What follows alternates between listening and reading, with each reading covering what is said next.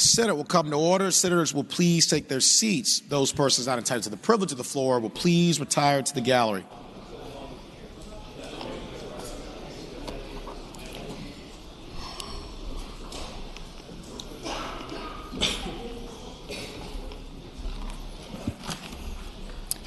Senate Bill 203, a bill relating to redistricting, Virginia Redistricting Commission, reported from the Committee on Privileges and Elections with a substitute, and from the Committee on Finance and Appropriations.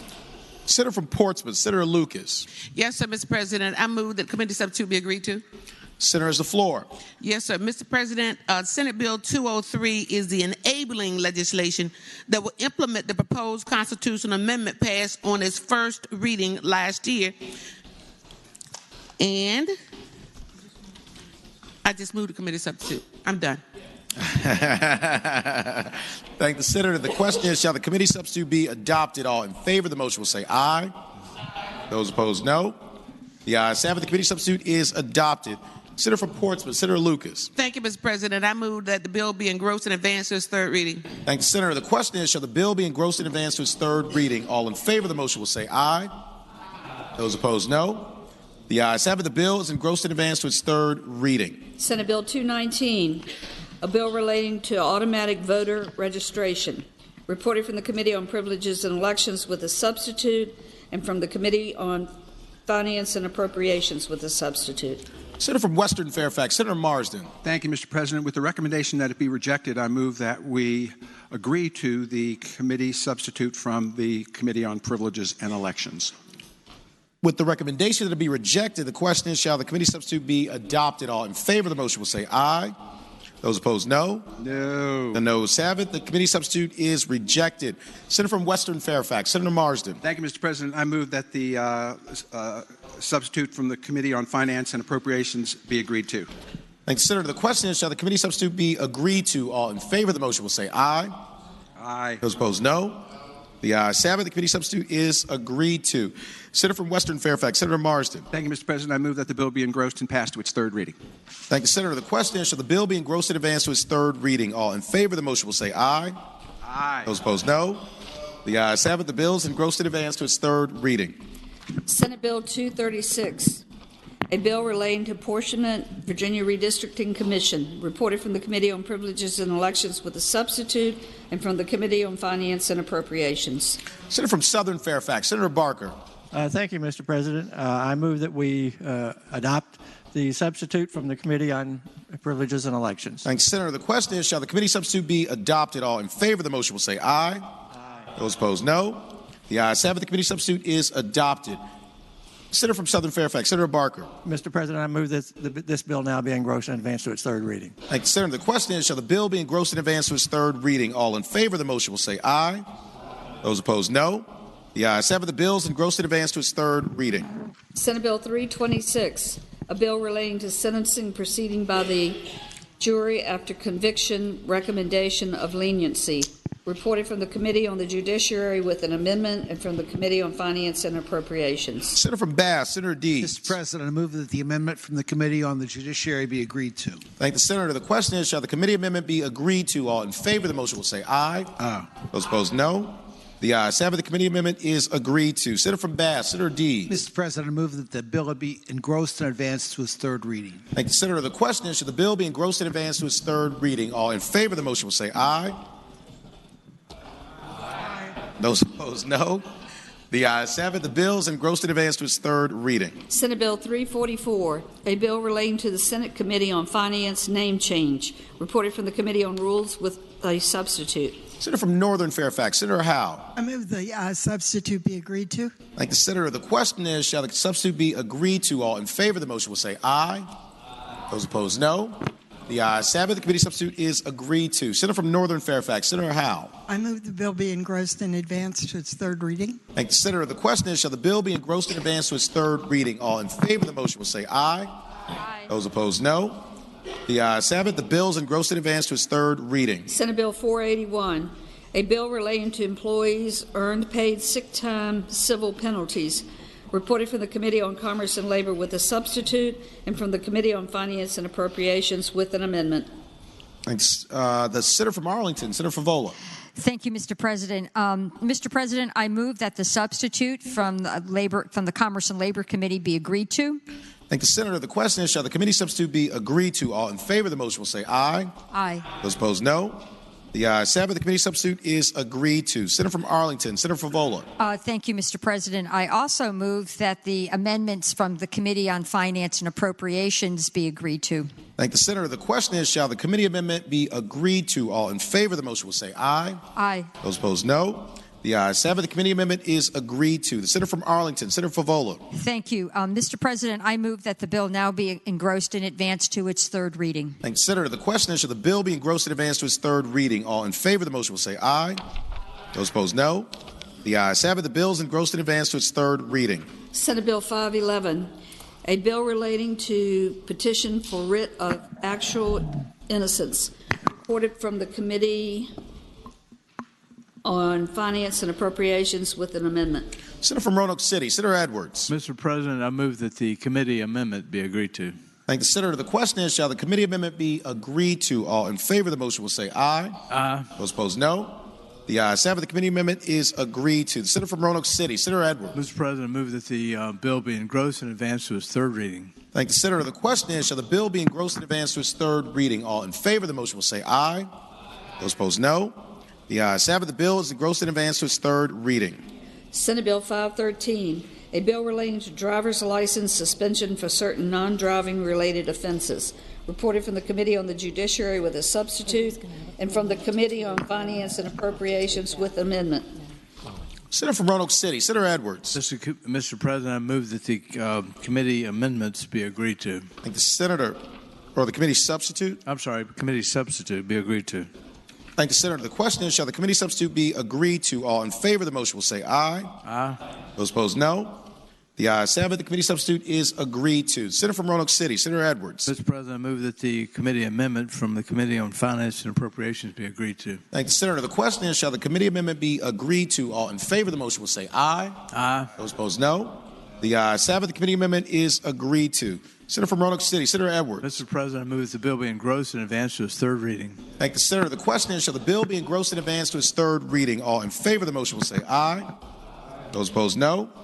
The ayes have it. The bill is engrossed in advance to its third reading. Senate Bill 702, a bill relating to oyster leasing, conservation, and repletion programs fees fine, reported from the Committee on Finance and Appropriations with an amendment. Senator from Williamsburg, Senator Mason. Thank you, Mr. President. Mr. President, I move the committee amendments be agreed to. Thank the senator. The question is, shall the committee amendment be agreed to? All in favor of the motion will say aye. Aye. Those opposed, no. The ayes have it. The committee amendment is agreed to. Senator from Williamsburg, Senator Thank Mason. you, Mr. President. I move the bill be engrossed in advance to its third reading. Thank the senator. The question is, shall the bill be engrossed in advance to its third reading? All in favor of the motion will say aye. Those opposed, no. The ayes have it. The bill is engrossed in advance to its third reading. Senate Bill 764, a bill relating to Certificate of Public Need, reported from the Committee on Education and Health with amendments and from the Committee on Finance and Appropriation with an amendment. Senator from Southern Fairfax, Senator Barker. Yes, I first move with the amendments from the Committee on Education and Health be adopted. Thank the senator. The question is, shall the committee amendments be adopted? All in favor of the motion will say aye. Aye. Those opposed, no. The ayes have it. The committee amendments are adopted. Senator from Southern Fairfax, Senator Barker. I also move that the amendment from the Committee on Finance and Appropriations be adopted as well. Question is, shall the committee amendment be adopted? All in favor of the motion will say aye. Aye. Those opposed, no. The ayes have it. The committee amendment is adopted. Senator from Southern Fairfax, Senator Barker. And I now move that the bill be engrossed in advance to its third reading. Question is, shall the bill be engrossed in advance to its third reading? All in favor of the motion will say aye. Those opposed, no. The ayes have it. The bill is engrossed in advance to its third reading.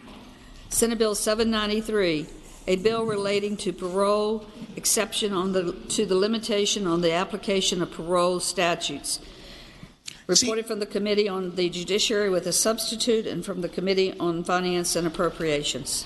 Senior Senator from Richmond City, Senator McClellan. Thank you, Mr. President. I move that the substitute be agreed to. Thank you, Senator. The question is, shall the committee substitute be agreed to? All in favor of the motion will say aye. Aye. Those opposed, no.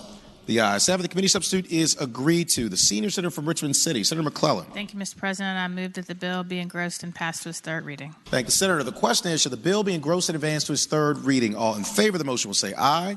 Aye. Those opposed, no. The ayes have it. The bill is engrossed and advanced to its third reading. Senate Bill 804, a bill relating to employees providing domestic service, applications of laws applicable to employment, unemployment benefits, and workers' compensation. Reported from the Committee on Commerce and Labor with a substitute. Senior Senator from Richmond City, Senator McClellan. Thank you, Mr. President. I move the committee substitute be agreed to. Thank the Senator. The question is, shall the committee substitute be agreed to? All in favor of the motion will say aye. Aye. Those opposed, no. The ayes have it. The committee substitute is agreed to. Senior Senator from Richmond City, Senator McClellan. Thank you, Mr. President. I move the bill be engrossed and passed to its third reading. Thank the Senator. The question is, shall the bill be engrossed and advanced to its third reading? All in favor of the motion will say aye. Those opposed, no.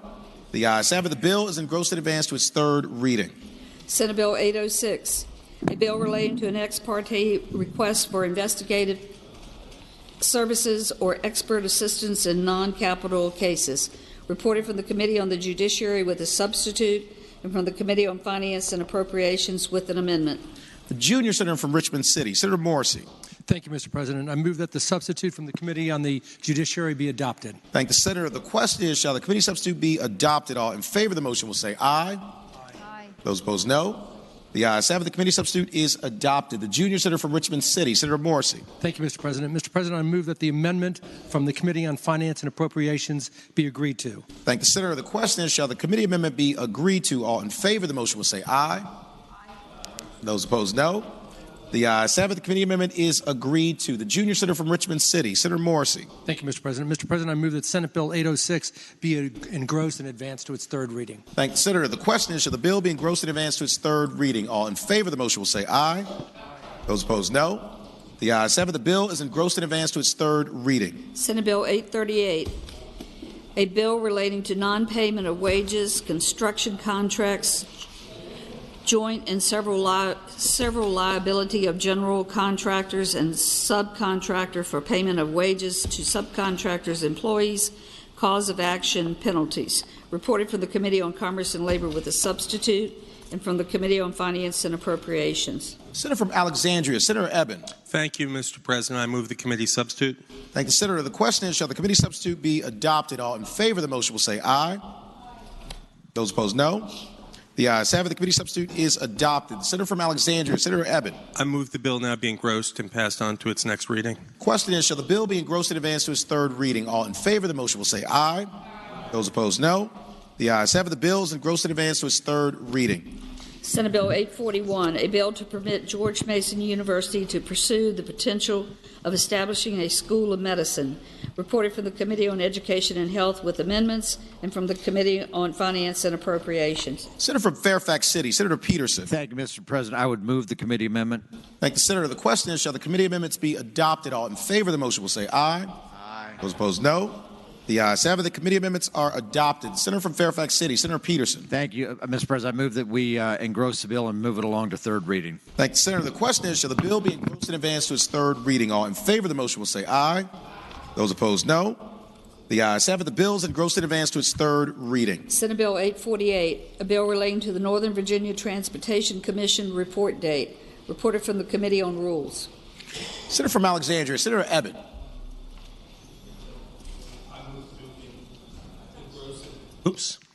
I move that SB 848 be engrossed and advanced to its next reading. Question is, shall the bill be engrossed and advanced to its third reading? All in favor of the motion will say aye. Those opposed, no. The ayes have it. The bill is engrossed and advanced to its third reading. Senate Bill 851, a bill relating to the regulation of electric utilities, ending carbon dioxide emissions, renewable portfolio standards for electric utilities, and so forth. Reported from the Committee on Commerce and Labor with a substitute. Senior Senator from Richmond City, Senator McClellan. Thank you, Mr. President. I move the committee substitute be agreed to. Thank the Senator. The question is, shall the committee substitute be agreed to? All in favor of the motion will say aye. Aye. Those opposed, no. The ayes have it. The committee substitute is agreed to. The Senior Senator from Richmond City, Senator McClellan. Thank you, Mr. President. I move the bill be engrossed and passed to its third reading. Thank the Senator. The question is, shall the bill be engrossed and advanced to its third reading? All in favor of the motion will say aye. Those opposed, no. The ayes have it. The bill is engrossed and advanced to its third reading. Senate Bill 860, a bill relating to electric utilities development of offshore wind. Reported from the Committee on Commerce and Labor with a substitute, and there are 7 floor amendments. Start. Senator from Williamsburg, Senator Mason. Thank you, Mr. President. Mr. President, the senior senator from Virginia Beach has the floor amendments, which I think he's going to withdraw. Okay, let's move the sub first. I beg your pardon. I'm sorry, Mr. President. I move the committee substitute be agreed to. Thank the senator. The question is, shall the committee substitute be agreed to? All in favor of the motion will say aye. Those opposed, no. The ayes have it. The committee substitute is agreed to. Senior senator from Virginia Beach, Senator D. Staff. Mr. President, I'd like to withdraw the floor amendments in speaking to that. Senator, it's the floor. I've talked to the gentleman, Mr. President, and on the equivalent one, the gentle lady from Portsmouth, Senate Bill 998, I'm going to withdraw both of those, but with a promise that they'll put in veterans as part of the preferred hiring status of the bills. Thank the senator. Without objection, the floor amendments are withdrawn. Senator from Williamsburg, Senator Mason. Thank you, Mr. President. I thank the gentleman. Now I move that we engross and advance the bill to its third reading. Thank the senator. The question is, shall the bill be engrossed and advanced to its third reading? All in favor of the motion will say aye. Those opposed, no. The ayes have it. The bill is engrossed and advanced to its third reading. Senate Bill 891, a bill relating to keeping of dogs, cats, and rabbits, animal welfare inspector regulations. Reported from the Committee on Agriculture, Conservation, and Natural Resources with a substitute, and from the Committee on Finance and Appropriations with an amendment. Senator from Western Fairfax, Senator Marsden. Thank you, Mr. President. I move the Agriculture Committee substitute. Thank you, Senator. The question is, shall the committee substitute be adopted? All in favor of the motion will say aye. Aye. Those opposed, no. The ayes have it. The committee substitute is adopted. Senator from Western Fairfax, Senator Marsden. Thank you, Mr. President. I move the Committee on Finance and Appropriations amendment. Question is, shall the committee amendment be adopted? All in favor of the motion will say aye. Aye. Those opposed, no. The ayes have it. The committee amendment is adopted. The senator from Western Fairfax, Senator Marsden. Thank you, Mr. President. I have 11 floor amendments. No, just kidding. I move that it engross the bill and pass to its third reading. Thank the senator. The question is, shall the bill be engrossed in advance to its third reading? All in favor of the motion will say aye. Those opposed, no. The ayes have it. The bill is engrossed in advance to its third reading. Senate Bill 894, a bill relating to the misclassification of workers' cause of action. Reported from the Committee on Commerce and Labor. Senior senator from Fairfax, Senator Saslaw. Mr. President, I move the bill be engrossed in advance to its third reading. Thank the senator. The question is, shall the bill be engrossed in advance to its third reading? All in favor of the motion will say aye.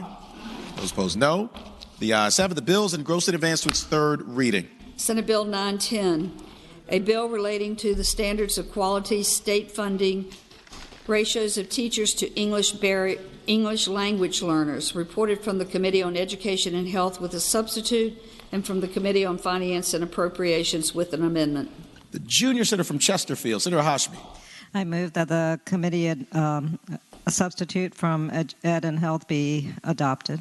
Thank the senator. The question is, shall the committee substitute be adopted? All in favor of the motion will say aye. Those opposed, no. The ayes have it. The committee substitute is adopted. The junior senator from Chesterfield, Senator Hashmi. I move that the amendment from the Committee on Finance and Appropriations be adopted. Thank the senator. The question is, shall the committee amendment be adopted? All in favor of the motion will say aye. Those opposed, no. The ayes have it. The committee amendment is adopted. The junior senator from Chesterfield, Senator Hashmi. I move that the bill be engrossed and advanced to its third reading. Thank the senator. The question is, shall the bill be engrossed and advanced to its third reading? All in favor of the motion will say aye. Those opposed, no. The ayes have it. The bill is engrossed and advanced to its third reading. Senate Bill 935, a bill relating to public institutions of higher education exemptions from out-of-state tuition rates. Reported from the Committee on Education and Health with a substitute, and from the Committee on Finance and Appropriations. Senator from Northwestern Fairfax, Senator Boysko. Mr. President, I move the committee substitute be agreed to. Thank the senator. The question is, shall the committee substitute be agreed to? All in favor of the motion will say aye.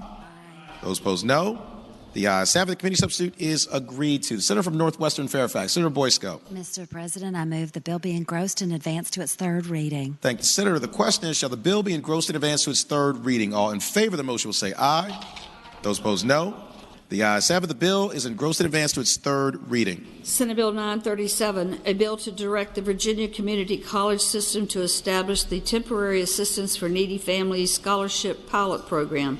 Reported from the Committee on Education and Health with an amendment, and from the Committee on Finance and Appropriations with an amendment. Senator from Eastern Fairfax, Senator Saravel. Thank you, Mr. President. I move the Committee on Education and Health amendment. Thank Thank you, Senator. The question is, shall the committee amendment be adopted? All in favor of the motion will say aye. Aye. Those opposed, no. The ayes have it. The committee amendment is adopted. The senator from Eastern Fairfax, Senator Servell. Thank you, Mr. President, and happily move the Committee on Finance and Appropriations amendment. Thank you, Senator. Question is, shall the committee amendment be adopted? All in favor of the motion will say aye. Aye. Those opposed, no. The ayes have it. The committee amendment is adopted. The senator from Eastern Fairfax, Senator Servell. Thank you, Mr. President. I move this bill that I took from Senator Stanley to be engrossed and advanced to its third reading. Thank you, Senator. The question is, shall the bill be engrossed and advanced to its third reading? All in favor of the motion will say aye. Aye. Opposed, no. The ayes have it. The bill is engrossed and advanced to its third reading. Senate Bill 939, a bill relating to employees of local governments, collective bargaining. Reported from the Committee on Commerce and Labor with a substitute, and from the Committee on Finance and Appropriations. Senior Senator from Fairfax, Senator Saslaw. Mr. President, I move we accept the committee substitute from the Commerce and Labor Committee. Thank you, Senator. The question is, shall the committee substitute be adopted? All in favor of the motion will say aye. Those opposed, no. The ayes have it. The committee substitute is adopted. The senior senator from Fairfax, Senator Saslaw. I move that it be engrossed and advanced to its third reading. Question is, shall the bill be engrossed and advanced to its third reading? All in favor of the motion will say aye. Those opposed, no. The ayes have it. The bill is engrossed and advanced to its third reading. Senate Bill 949, a bill relating to criminal injuries compensation fund, unreimbursed medical costs, victims of sexual assault. Reported from the Committee on the Judiciary with a substitute, and from the Committee on Finance and Appropriations with an amendment. Senator from Portsmouth, Senator Lucas. Yes, sir, Mr. President. I move that the committee amendments be agreed to. The Senator I'm sorry, the substitute. Yes, sir, be adopted. Thank you, Senator. The question is, shall the committee substitute be adopted? All in favor of the motion will say aye. Aye. Those opposed, no. The ayes have it. The committee substitute is adopted. Senator from Portsmouth, Senator Lucas. Yes, sir, Mr. President. I move that the committee amendment from the Committee on Finance and Appropriation be adopted. Thank you, Senator. The question is, shall the committee amendment be adopted? All in favor of the motion will say aye. Those opposed, no. The ayes have it. The committee amendment is adopted. Senator from Portsmouth, Senator Lucas. Thank you, Mr. President. I move that the bill be engrossed and advanced to its third reading. Thank you, Senator. The question is, shall the bill be engrossed and advanced to its third reading? All in favor of the motion will say aye. Those opposed, no. The ayes have it. The bill is engrossed and advanced to its third reading. Senate Bill 963, a bill relating to energy efficiency, Commonwealth Efficient and Resilient Buildings Board. Reported from the Committee on General Laws and Technology with amendments, and from the Committee on Finance and Appropriations. Senator from Eastern Fairfax, Senator Servell. Thank you. I move the committee amendment. Question is, shall the committee amendments be adopted? All in favor of the motion will say aye. Those opposed, no. The ayes have it. The committee amendments are adopted. The Senator from Eastern Fairfax, Senator Servell. Thank you, Mr. President. I move the bill be engrossed and advanced to its third reading. Thank you, Senator. The question is, shall the bill be engrossed and advanced to its third reading? All in favor of the motion will say aye. Those opposed, no. The ayes have it. The bill is engrossed and advanced to its third reading. Senate Bill 966, a bill relating to the sale or distribution of flavored nicotine vapor product, prohibition penalty. Reported from the Committee on Commerce and Labor with a substitute, and there is a floor amendment. Senator from Alexandria, Senator Eben. Thank you, Mr. President. I move the committee substitute. Question is, shall the committee substitute be adopted? All in favor of the motion will say aye. Those opposed, no. The ayes have it. The committee substitute is adopted. Senator from Alexandria, Senator Eben. I move the floor amendment. Going to waive the reading? I move that we waive the reading of the floor amendment. Question is, shall the reading of the floor amendment be waived? All in favor of waiving the reading will say aye. Aye. Those opposed, no. The ayes have it. The reading of the floor amendment is waived. Senator from Alexandria, Senator Eben. And move it pass. And speaking to that floor amendment. There is the floor. It just removes a few words to remove any ambiguity to the meaning of flavor in the bill. With that, I move it pass, the floor amendment. Thank you, Senator. The question is, shall the floor amendment be adopted? All in favor of the motion will say aye. Those opposed, no. The ayes have it. The floor amendment is adopted. Senator from Alexandria, Senator Eben. Thank you, Mr. President. I now move that the bill be engrossed and moved on to its third constitutional reading. Question is, shall the bill be engrossed and advanced to its third reading? All in favor of the motion will say aye. Those opposed, no. The ayes have it. The bill is engrossed and advanced to its third reading. Senate Bill 988, a bill relating to electric utilities, electric school bus projects. Reported from the Committee on Commerce and Labor with a substitute, and there are 7 floor amendments. substitute. Okay, move the sub first. Senator from yes, Portsmouth, sir. Senator Lucas. Thank you, Mr. President. I move that the committee substitute from the Committee on Commerce and Labor be adopted. Thank the Senator. The question is, shall the committee substitute be adopted? All in favor of the motion will say aye. Those opposed, no. The ayes have it. The committee substitute is adopted. Senior Senator from Virginia Beach. Senior Senator from Virginia Beach, Senator D. Steph. Mr. President, I'm going to withdraw my floor amendment in speaking to that. Senators, the floor. Just like with Senate Bill 860, as we give preference, I just wanted to ensure we added veterans to that, and the gentlelady from Portsmouth has agreed to that. Thank you very much. Thank you, Senator. Without objection, the floor amendments are withdrawn. Senator from Portsmouth, Senator Lucas.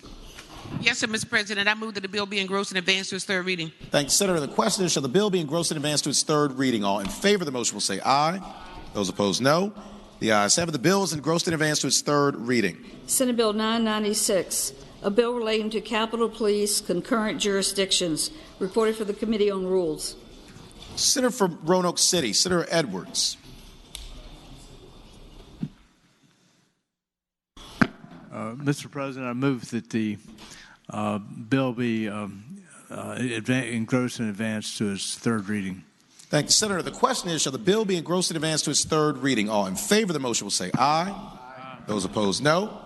The ayes have it. The bill is engrossed and advanced to its third reading. Senate Bill 998, a bill relating to the development of offshore wind generation capacity in the Commonwealth, reported from the Committee on Commerce and Labor with a substitute. Senator from Portsmouth, Senator Lucas. Thank you, Mr. President. I move that the committee substitute from the Committee on Commerce and Labor be adopted. Thank you, Senator. The question is, shall the committee substitute be adopted? All in favor of the motion will say aye.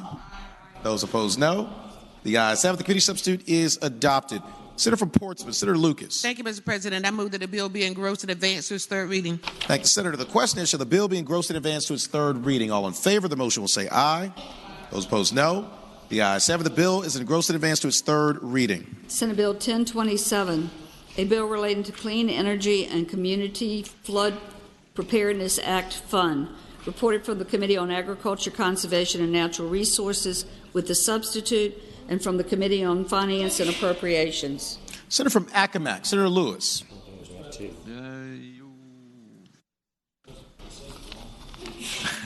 So, Mr. President, move the adoption of the amendment from the Committee on Agriculture and Natural Resources. Substitute, I'm sorry. Substitute? It's two amendments. We have two amendments to it also. Okay. So we'll start with the substitute, and I believe there are two amendments. So we'll start with the question being whether or not the Senate will agree to the committee's substitute. All in favor of the motion will say aye. Aye. Those opposed, no.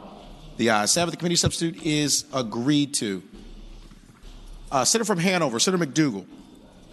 Mr. President, I have two floor substitutes. I think that they take up the same topic, so I would move to waive both of them and take them up together. Thank you, Senator. The question is, shall the reading of the floor amendments be waived?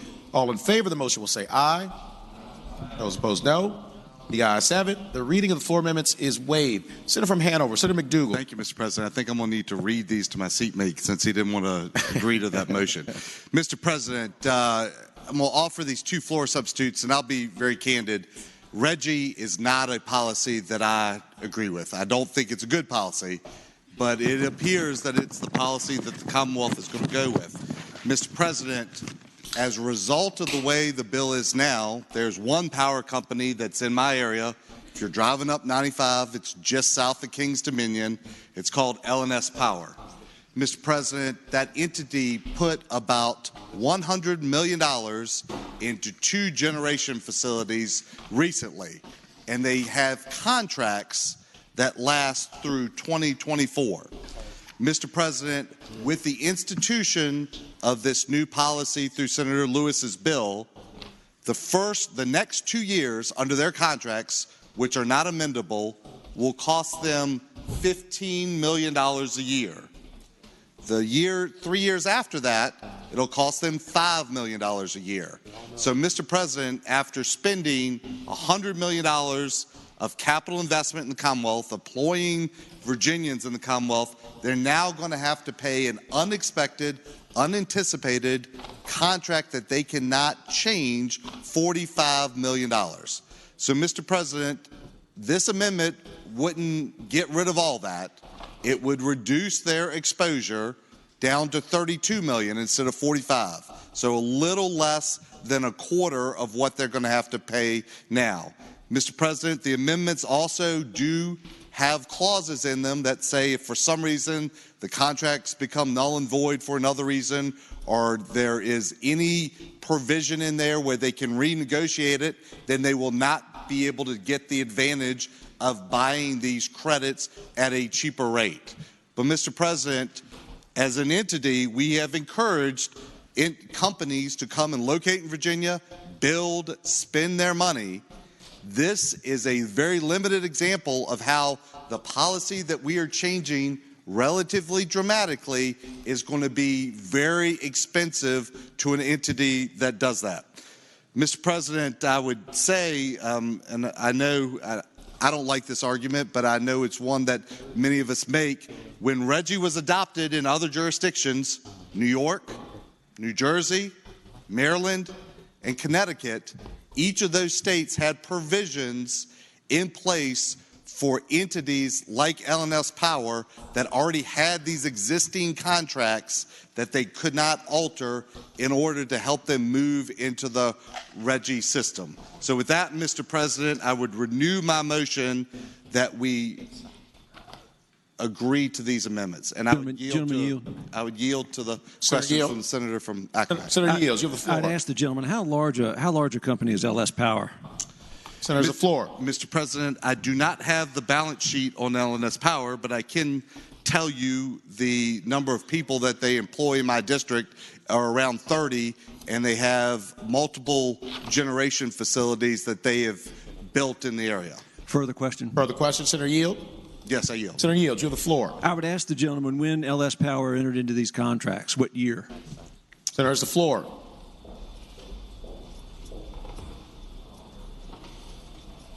Mr. President, I do have that somewhere, but I can't put my finger on it right now. But it was prior to this year. I would ask the gentleman, could it be 2016 and or 2017? Mr. President, very well could be. Further question? Further question, if the gentleman would yield. Yes. Senator Yield. I would ask the gentleman, how long have we been here in this assembly talking about joining the Regional Greenhouse Gas Initiative?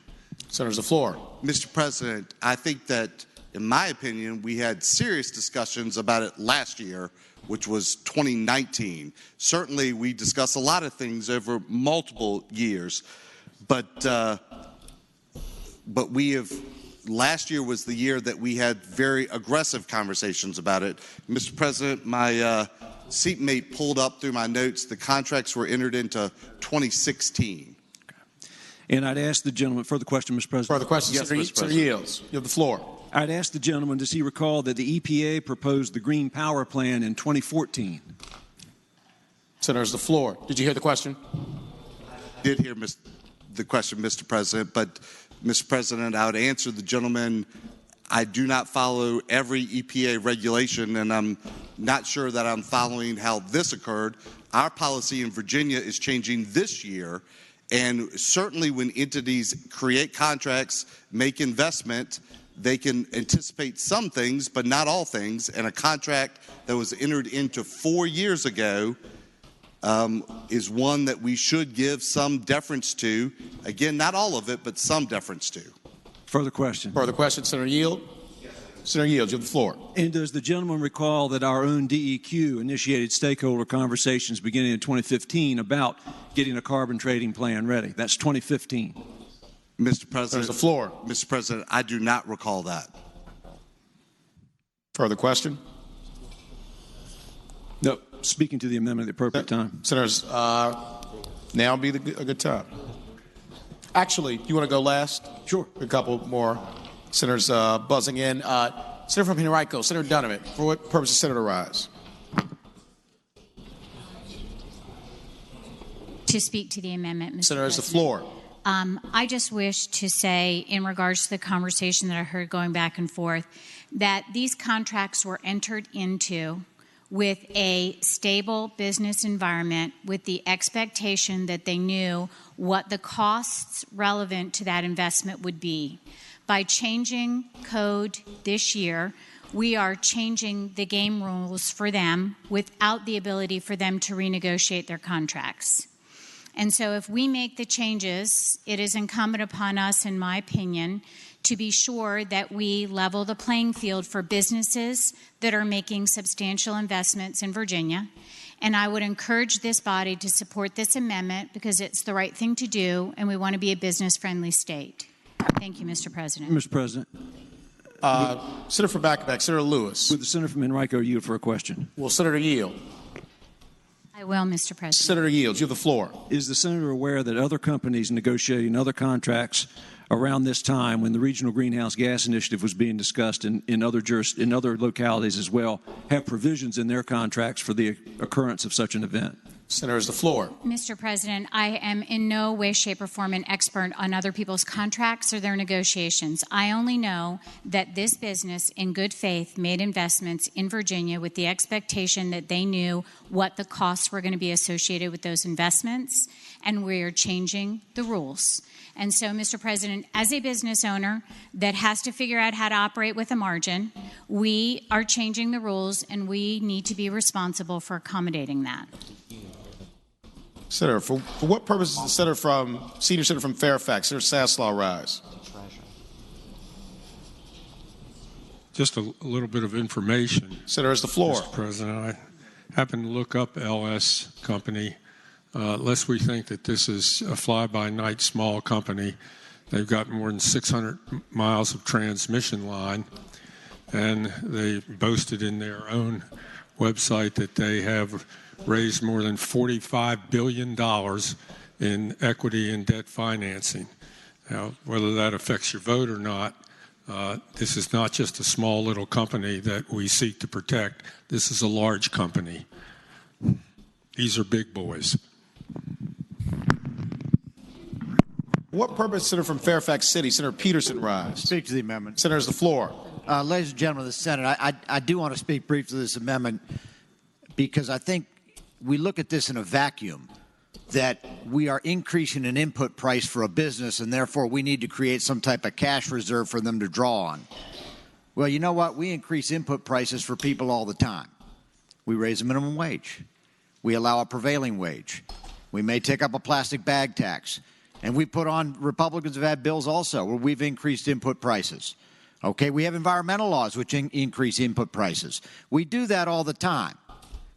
Having a successful business means you're adaptable to these types of changes. Now, we did have one example in the Ag Committee where we had a tolling facility, which is a sort of unique concept in the power industry, and we adapted to that. But to say any contract dealing with a power generation facility, well, power generation facilities basically light up this entire Commonwealth, okay? You can't do anything without involving a power generation facility. You can't turn on the lights of a small business. You can't walk across the street without a street light. So the bottom line is this is a deal killer. This is a bill killer. This is a concept killer, okay? These are intelligent business people that enter these power purchase agreements. I know because I used to represent them and they got rid of me, so they were smart enough to do that. These people knew that Reggie was coming down the street.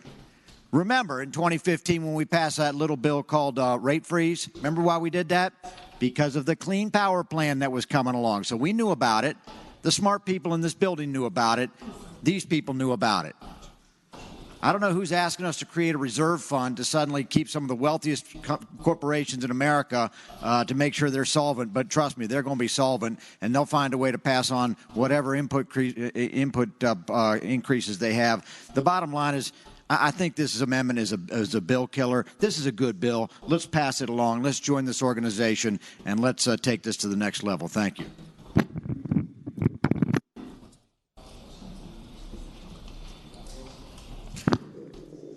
What purpose, Senator from Rockingham, Senator Obenshain, rise? Mr. President, rise to speak to the amendment. Senator has the floor. You know, it's kind of interesting to hear my friends on the other side talk about these big boys and why they don't want to allow any change to the deal. Last time I checked that there are a lot of changes to the deal in here for big boy located just down the street here that's going to be able to realize a rate of return on all of these improvements and changes that we're mandating as a result. So I really, I don't want to hear you talk about not wanting to change the deal for any of the big boys. This little company or big company, whatever it is, I wager it isn't quite as big as the big boy down the street on Cary Street or down next to the river. So I would respectfully submit that we might as well go ahead and accommodate this other company too, since we're changing the rules on them. For what purpose, Senator from Henrico? Senator Dunham, rise. Thank you, Mr. President. I apologize. I just feel the need to respond. Number one, there's the floor. I don't think you do the right thing in only certain situations. Doesn't matter how big this company is. We've seen what the best practices in other states that have adopted this policy is, and that is to make accommodations in contracts that cannot be negotiated. Everything we talked about on plastic bags and everything else are contracts that can be negotiated immediately, including minimum wage for businesses to adapt. This is not one. The right thing to do is to make this accommodation and approve this amendment.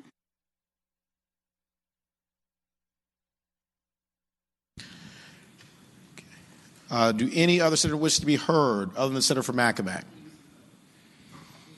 Seeing none, Senator from Accomack, Senator Lewis. Speaking briefly to the amendment. Senator, the floor.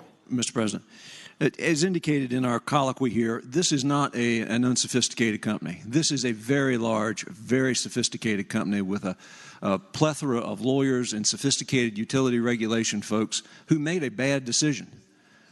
I mean, nobody was unaware that this Commonwealth was discussing the Regional Greenhouse Gas Initiative. In fact, Governor McAuliffe directed our DEQ to prepare the rules to begin to become part of the Regional Greenhouse Gas Initiative. It's my understanding that other companies similarly situated in this environment have made provisions in their contracts in case their particular state joined a carbon trading, cap and trade regime, such as RGGI. And not every state in RGGI has a carbon allowance account for situations like this. Some do, but some don't. This would blow a 42, contrary to what I think the senator from Senator McDougall said, I think this would blow about a $42 million hole in the allowances under RGGI for over the next 6 years. And there are allowances that go to the coastal communities. There are allowances that deal with flooding, that deal with resiliency and energy efficiency across this Commonwealth for one entity, on behalf of one entity. And so I would ask that you defeat this measure. It is adverse to the intention and the premises of the bill. It's adverse to the public policy in the bill, and I don't think there's good justification for it. So I'd ask we reject the amendment. For what purpose, Senator from Hanover, Senator McDougall, rise. Mr. President, just to close on my amendment. Senator has the floor. Mr. President, I would respond in just closing. This is going to generate almost $500 million. $500 million.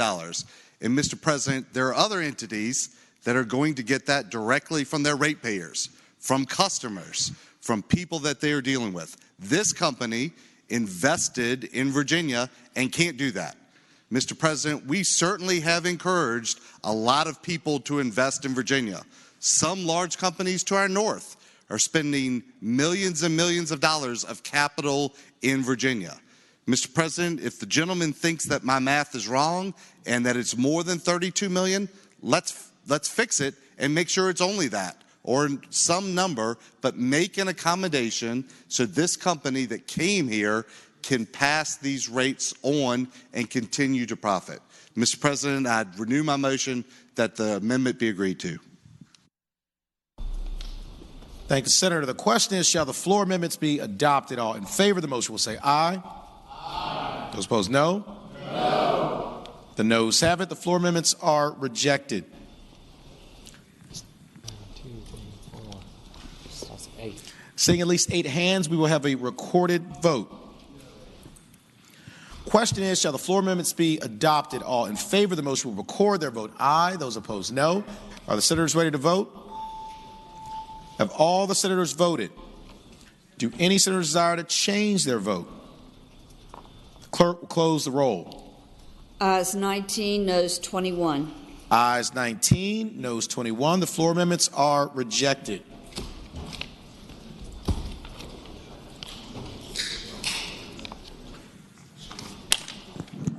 Senator from Accomack, Senator Lewis. Mr. President, I move that the bill be engrossed and advanced on to its third reading. Thank you, Senator. The question is, should the bill be engrossed and advanced to its third reading? All in favor of the motion will say aye. Those opposed, no. The ayes have it. The bill is engrossed and advanced to its third reading. Senate Bill 1032, a bill relating to civil actions, determination of indigency, reported from the Committee on Finance and Appropriations. Junior Senator from Chesterfield, Senator Hashmi. Mr. President, I move that the SB 1032 be engrossed and advanced to its third reading. Thank the Senator. The question is, shall the bill be engrossed and advanced to its third reading? All in favor of the motion will say aye. Those opposed, no. The ayes have it. The bill is engrossed and advanced to its third reading. Senate Bill 1047, a bill relating to health insurance narrow network plans, reported from the Committee on Commerce and Labor. Senator from Bath, Senator Deeds. Mr. President, I move that the bill be engrossed and advanced to its third reading. Thank you, Senator. The question is, shall the bill be engrossed and advanced to its third reading? All in favor of the motion will say aye. Those opposed, no. The ayes have it. The bill is engrossed and advanced to its third reading. Senate Bill 1058, a bill relating to corporate income tax returns of affiliated corporations, reported from the Committee on Finance and Appropriations with a substitute. Senator from Accomack, Senator Lewis. Mr. President, move adoption of the substitute from Committee on Finance and Appropriations. Thank you, Senator. The question is, shall the committee substitute be adopted? All in favor of the motion will say aye. Those opposed, no. The ayes have it. The committee substitute is adopted. Senator from Accomack, Senator Lewis. Mr. President, move that the bill be engrossed and passed on to its third reading. Thank you, Senator. The question is, should the bill be engrossed and advanced to its third reading? All in favor of the motion will say aye. Those opposed, no. The ayes have it. The bill is engrossed and advanced to its third reading. Senate Bill 1064, a bill to direct compliance with regulations of certain combined sewer overflow outfalls, James River watershed, reported from the Committee on Finance and Appropriations with an amendment. Senator from King George, Senator Stewart. Thank you, Mr. President. I move the amendment be adopted. Thank the Senator. The question is, shall the committee amendment be adopted? All in favor of the motion will say aye. Aye. Those opposed, no. The ayes have it. The committee amendment is adopted. Senator from King George, Senator Stewart. Mr. President, I move the bill be engrossed and advanced to its third reading. Thank the Senator. The question is, shall the bill be engrossed and advanced to its third reading? All in favor of the motion will say aye. Those opposed, no. The ayes have it. The bill is engrossed and advanced to its third reading.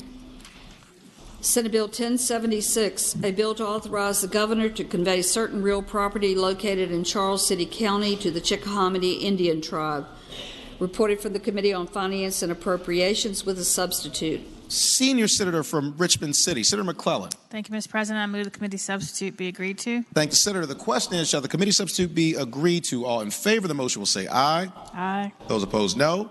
The ayes have it. The committee substitute is agreed to. The Senior Senator from Richmond City, Senator McClellan. Thank you. I move the bill be engrossed and passed to its third reading. Thank the Senator. The question is, shall the bill be engrossed and advanced to its third reading? All in favor of the motion will say aye. Those opposed, no. The ayes have it. The bill is engrossed and advanced to its third reading. Senate Bill 1087, a bill relating to the Department of Education School Construction Fund and Program, reported from the Committee on Finance and Appropriations. Senator from Washington, Senator Pillion. Mr. President, I move that the bill be engrossed and passed to its third reading. Does the Senator want to waive first? I'm totally messing with you. Thank you. Hadn't heard from y'all that. Wanted to say hi. Question is, shall the bill be engrossed and advanced to its third reading? All in favor of the motion will say aye. Those opposed, no. The ayes have it. The bill is engrossed and advanced to its third reading. Going back to page 52, Senate Bill 33. Senator from Eastern Fairfax, Senator Servell. Mr. Chairman, given the action we took earlier today on Senator Locke's bill, I'd move that this bill be re-referred to the Commerce and Labor Committee. Thanks, Senator. The question is, shall the bill be re-referred to the Committee on Commerce and Labor? Oh, recommit. Okay. Question is, shall the bill be recommitted to the Committee on Commerce and Labor? All in favor of the motion will say aye. Aye. Those opposed, no. The ayes have it. The bill is recommitted to the Committee on Commerce and Labor.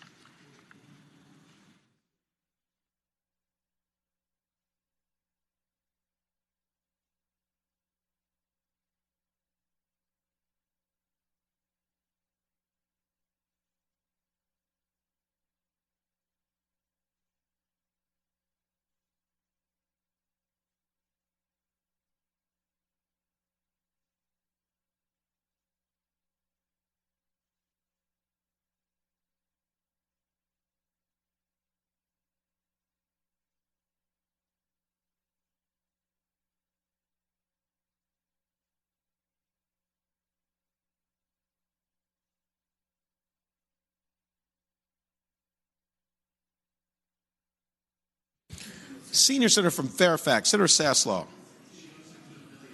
Mr. President, I now move that all Senate bills on third reading on the regular calendar, that's pages 50 through 74, Senate Bill 7 through Senate Bill 1087, that the rules be suspended and the third constitutional reading of the titles be dispensed with. Oh, yeah. Mr. President. Senator from Fauquier, Senator Vogel. Mr. President, I would like to request that Senate Bill 203 please come out of the block.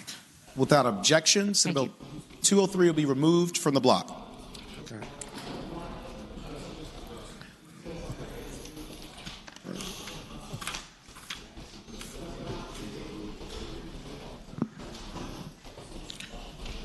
Question is, shall the rules be suspended and the third reading of the titles of the bills be dispensed with? All in favor of the motion will record their vote aye. Those opposed, no. Are the senators ready to vote? Have all the senators voted? Do any senators desire to change their vote? Clerk will close the roll. Ayes 40, no 0. Ayes 40, no 0. The reading of the titles is dispensed with. The bills are now before the Senate on final passage.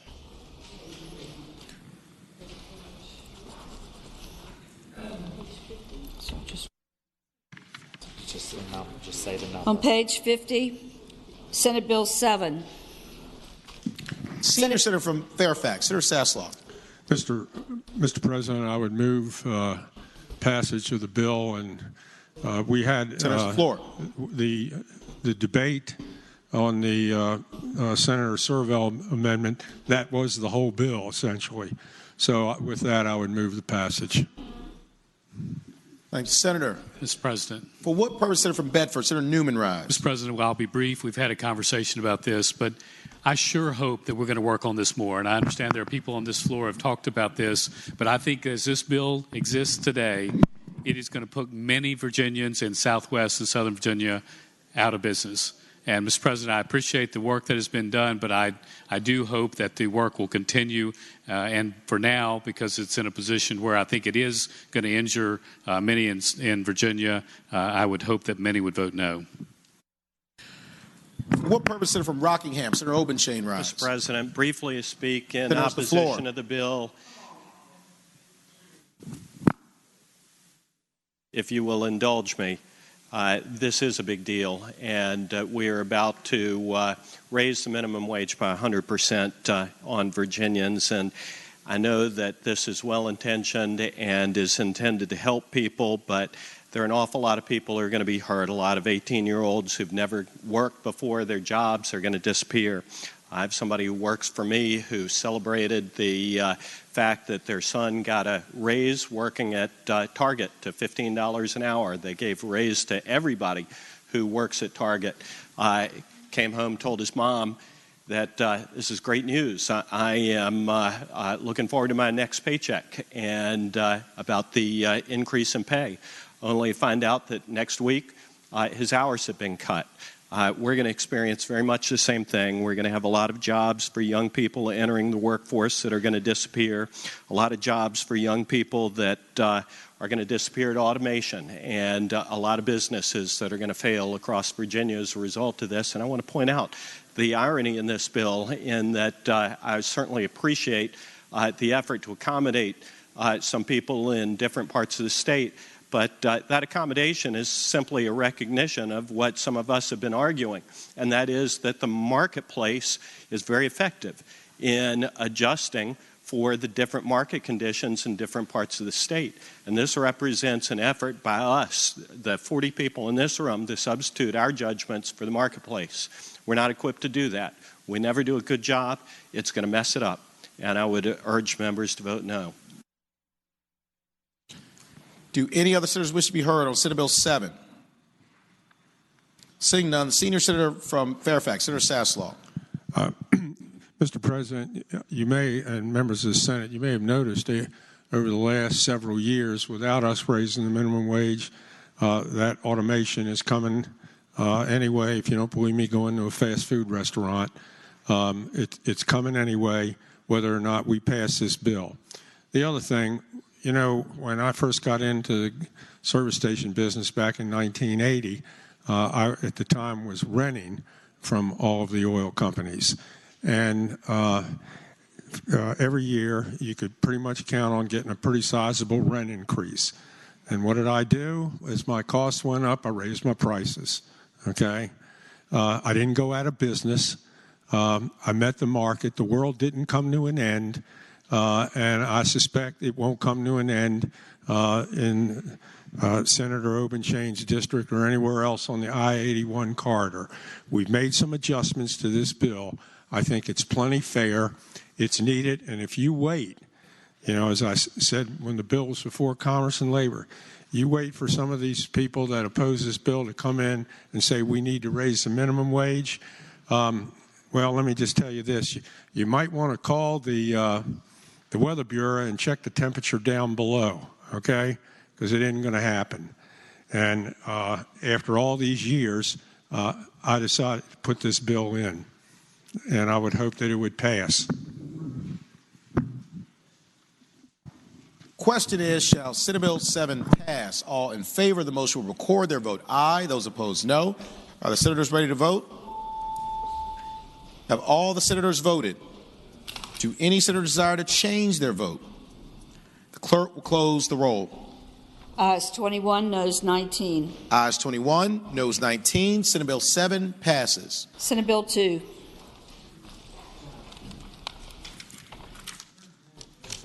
Senator from Alexandria, Senator Eben. Thank you, Mr. President. I move the bill pass. And speaking to the bill. Senator has the floor. This is the marijuana decriminalization bill.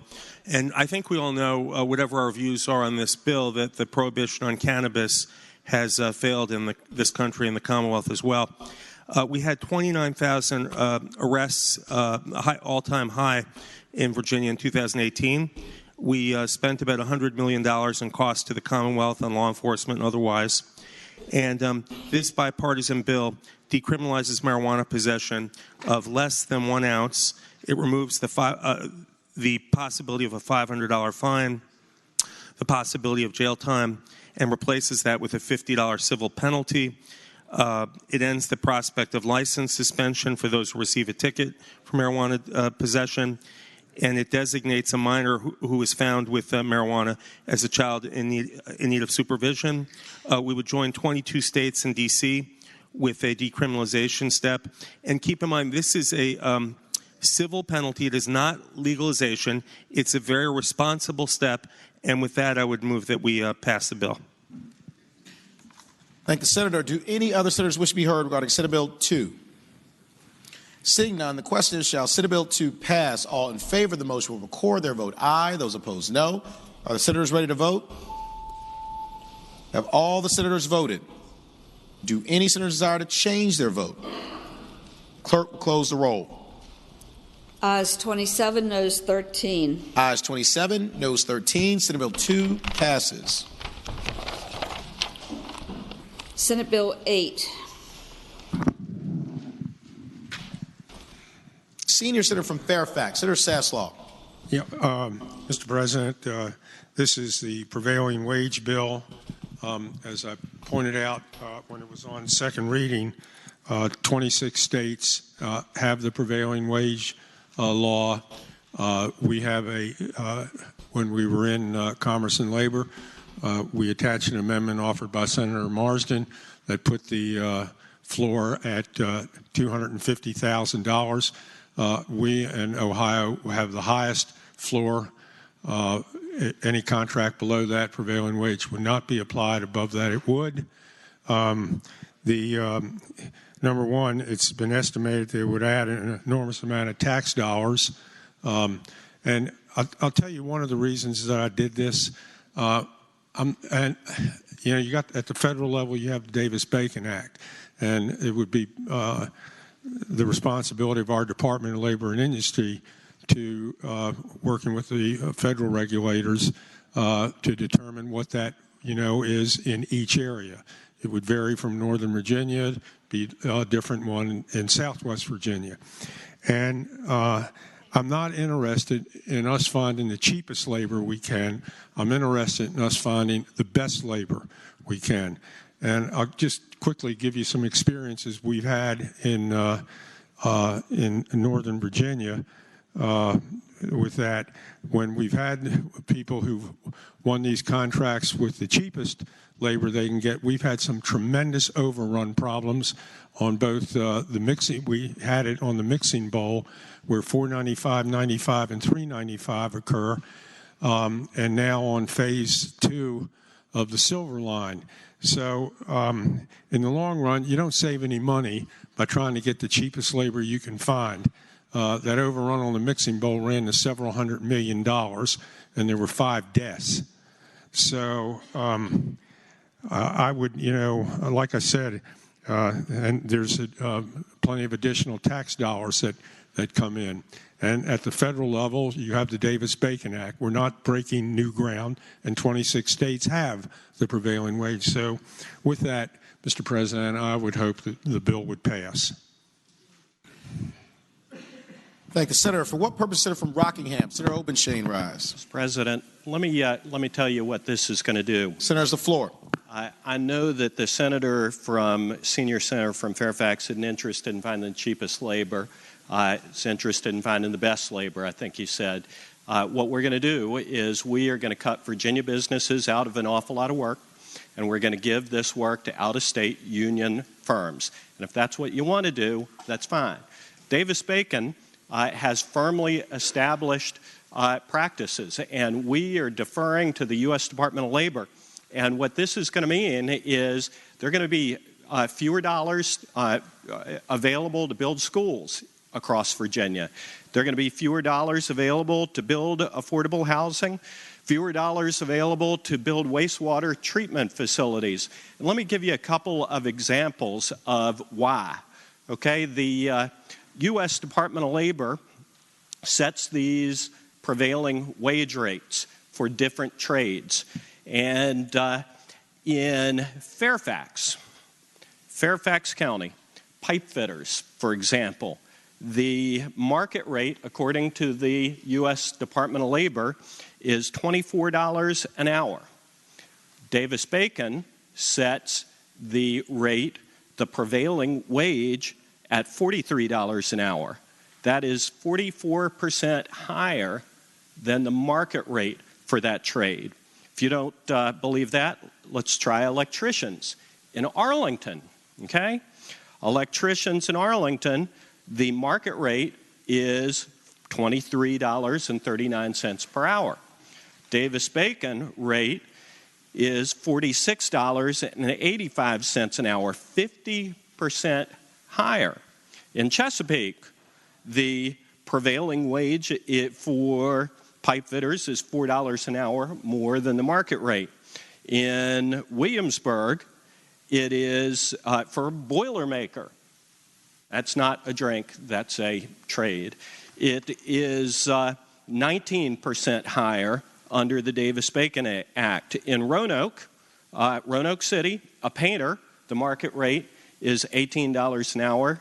Davis-Bacon rate is $25 an hour, 27% higher. And the fact of the matter is that these rates are 63% of the time reflective of union wage scales. But in Virginia, only about 12% of our workers are members of unions. And I know that there's legislation that would change that. This is, make no mistake about it, an artificial means to prop up union companies and get union shops to be able to compete for jobs that they otherwise couldn't compete for against Virginia contractors. And we have a lot of Virginia businesses in my part of the state and in your part of the state that are going to be out of business, and their workers may be going to work for these out-of-state union firms. And you may think that's a good thing because they're going to be making more money, but the people in your districts are going to get fewer new schools, fewer construction dollars, and they're going to suffer as a consequence. So I would hope that we will take a look at this and vote no. For what purpose does the senior senator from Virginia Beach, Senator D. Steph, rise? Mr. President, will the senior senator from Fairfax rise for a question? Senator Yield. Certainly. Senator Yield, you have the floor. Mr. President, can the senior senator tell me that CNBC selected what state as the top state in the nation for doing business in 2019? Senator's the floor. CNBC selected Virginia. Further question? Mr. President, one further question. Senator Yield?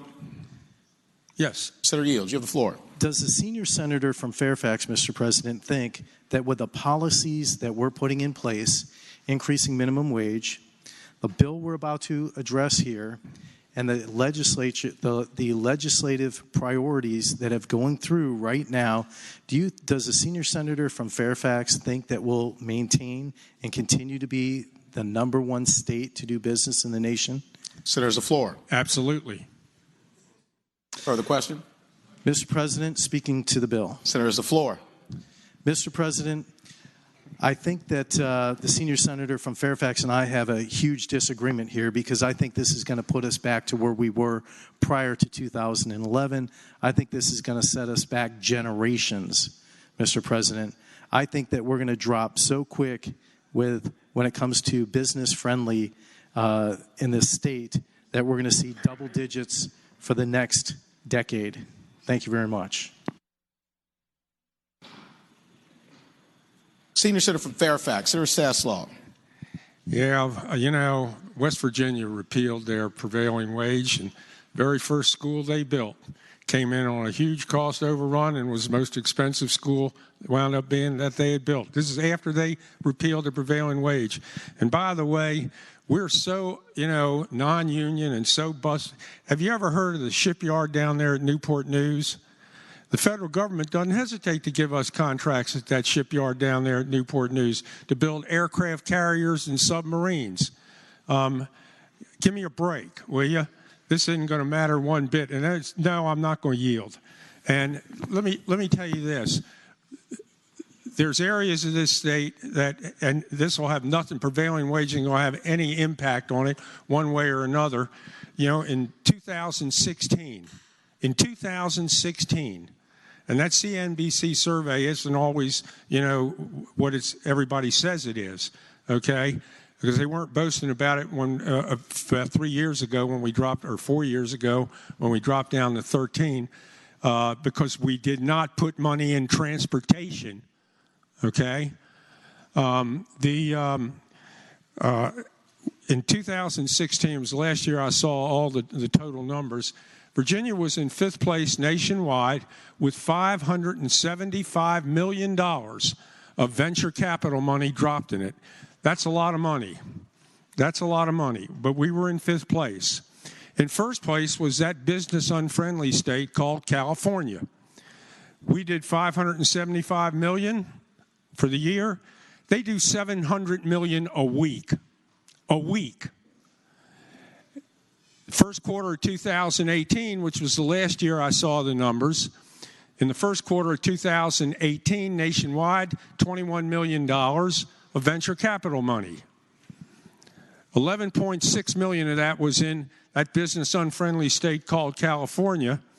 And of that 11.6 million in California, 6 million was in the even unfriendlier city of San Francisco. Let me tell you, if you've got the talent, they're coming, and they'll pay for that talent. And the prevailing wage, all that's doing, by not having that, is we're losing out on tax money, and I can guarantee you Virginia contractors aren't going out of business because they're going to be competing on a level playing field. And there's no reason we can't pass this bill.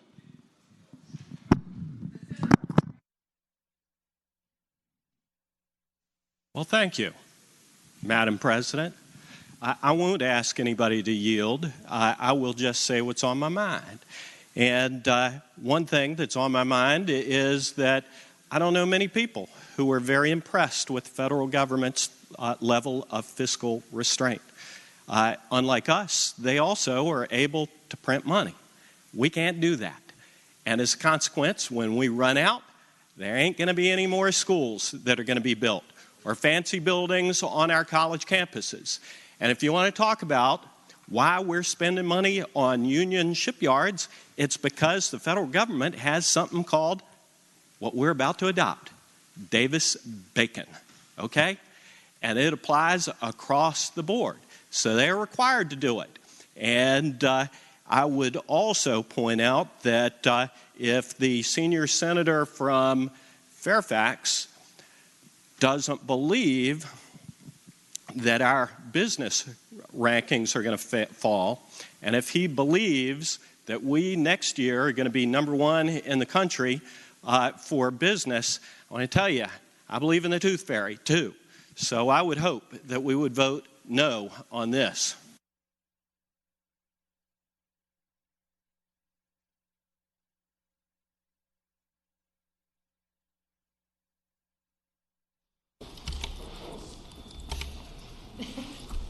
Susan, you do it. Mike, the question is, shall the bill pass? The question is, shall the bill pass? All in favor of the motion will record their votes aye. Those opposed, no. Are senators ready to vote? Have all senators voted? Do any senator desire to change their vote? The clerk will close the roll. Ayes 21, noes 19. Ayes 21, noes 19. The bill passed. Senate Bill 36.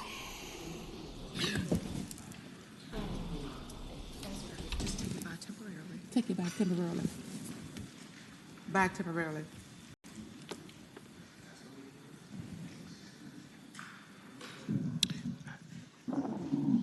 I move that we pass this by temporarily.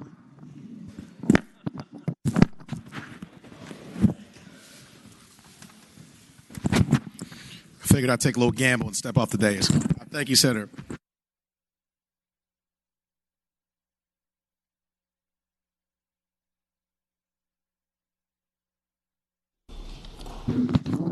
Returning to Senate Bill 36.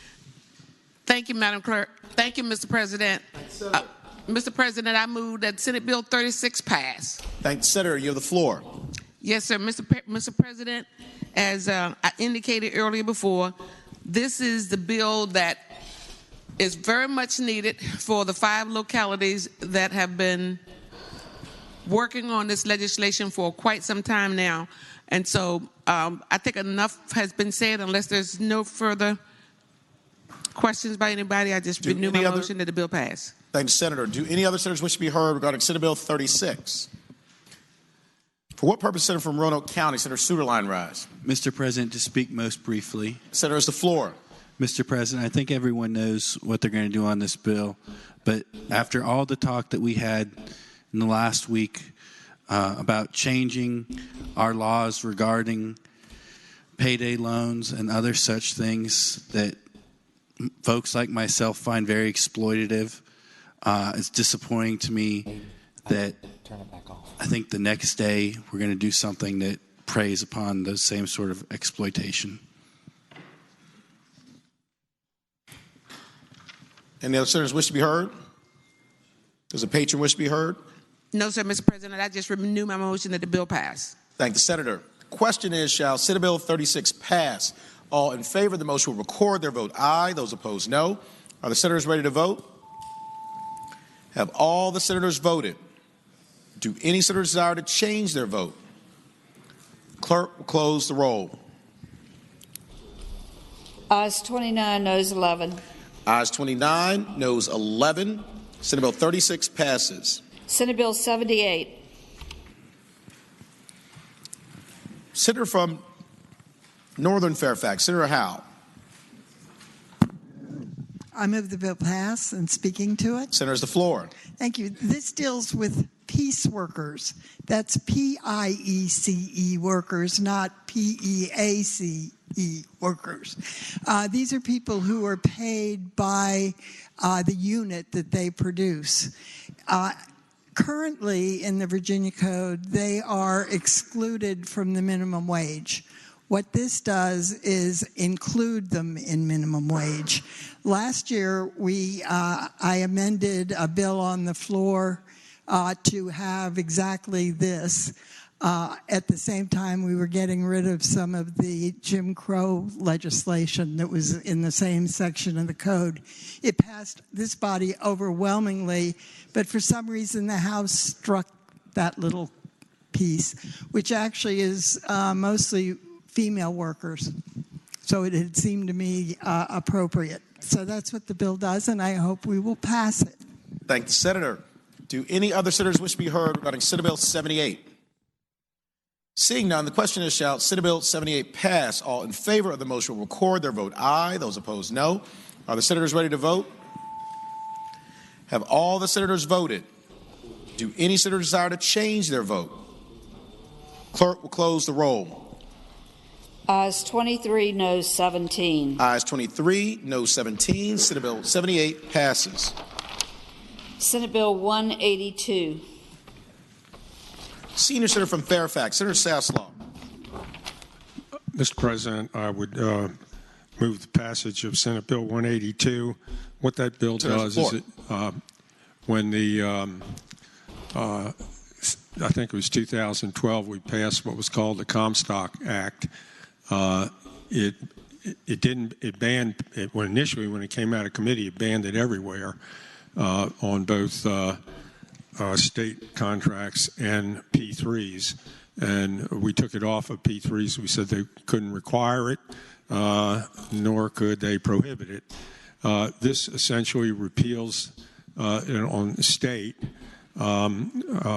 contracts, doesn't require it, and it allows local governments, if the people bidding on local government contracts want to have it, but and the one amendment that we had before to this made it clear that a local government couldn't, and it doesn't apply, it applies to just local governments, they couldn't require it or prohibit it. It would be up to the contractor. In Northern Virginia, I pointed out that one, we had the mixing bowl was a non-PLA. It was supposed to be, I think, about $550 million. It wound up over $800 million. The hot lanes done by Lane was contracted by Transurban. They came in, that was a PLA, that came in ahead of schedule by 4 or 5 months, and it came in $400 million under budget. Some of your bigger contractors, if it's requires a bridge or a tunnel, they won't work without it. They won't enter into it without a PLA. One of the things about PLAs that people are not aware of, you don't pay overtime on 8 hours or weekends, but you do pay it on over 40 hours. So, but again, there's nothing in here that requires it. The basic part of the bill just simply removed a ban that we had on it on state contracting. So with that, I would move passage of the bill. The Senator, do any other senators wish to be heard regarding Senate Bill 182? Seeing none, the question is, shall Senate Bill 182 pass? All in favor of the motion will record their vote aye. Those opposed, no.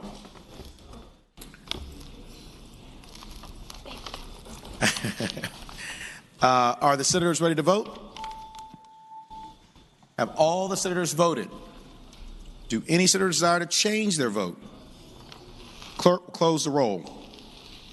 Ayes 21, noes 19. Ayes 21, noes 19. Senate Bill 182 passes. Senate Bill 199. Senator from Southern Fairfax, Senator Barker. Mr. President, I move that Senate Bill 199 be adopted. Senators, the floor. Speaking to that, this bill deals with charitable gaming, basically the bingo provisions that are in there.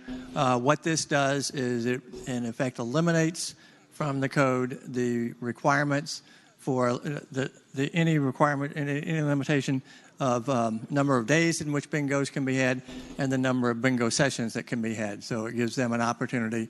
Many of the charities that in effect benefit significantly, have benefited in the past significantly from this, have been struggling recently. Some have gone under in terms of their operation of their bingo things.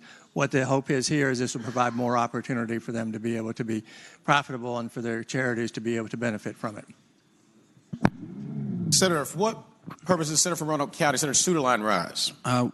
Will the senator from Southern Fairfax yield? Senator yield for a short question or two. Sure. Senator yields. You have the floor. Mr. President, when the patron said that we're removing the restriction on how frequently they can have the games, how frequently would these folks be able to have the games now? Senator, has the floor. Mr. President, what this does is they would be able to have them as many as 7 days a week. So the limitation, which has been in place for many, many years, would be gone. Further question. Speaking very briefly then. Senator, has the floor.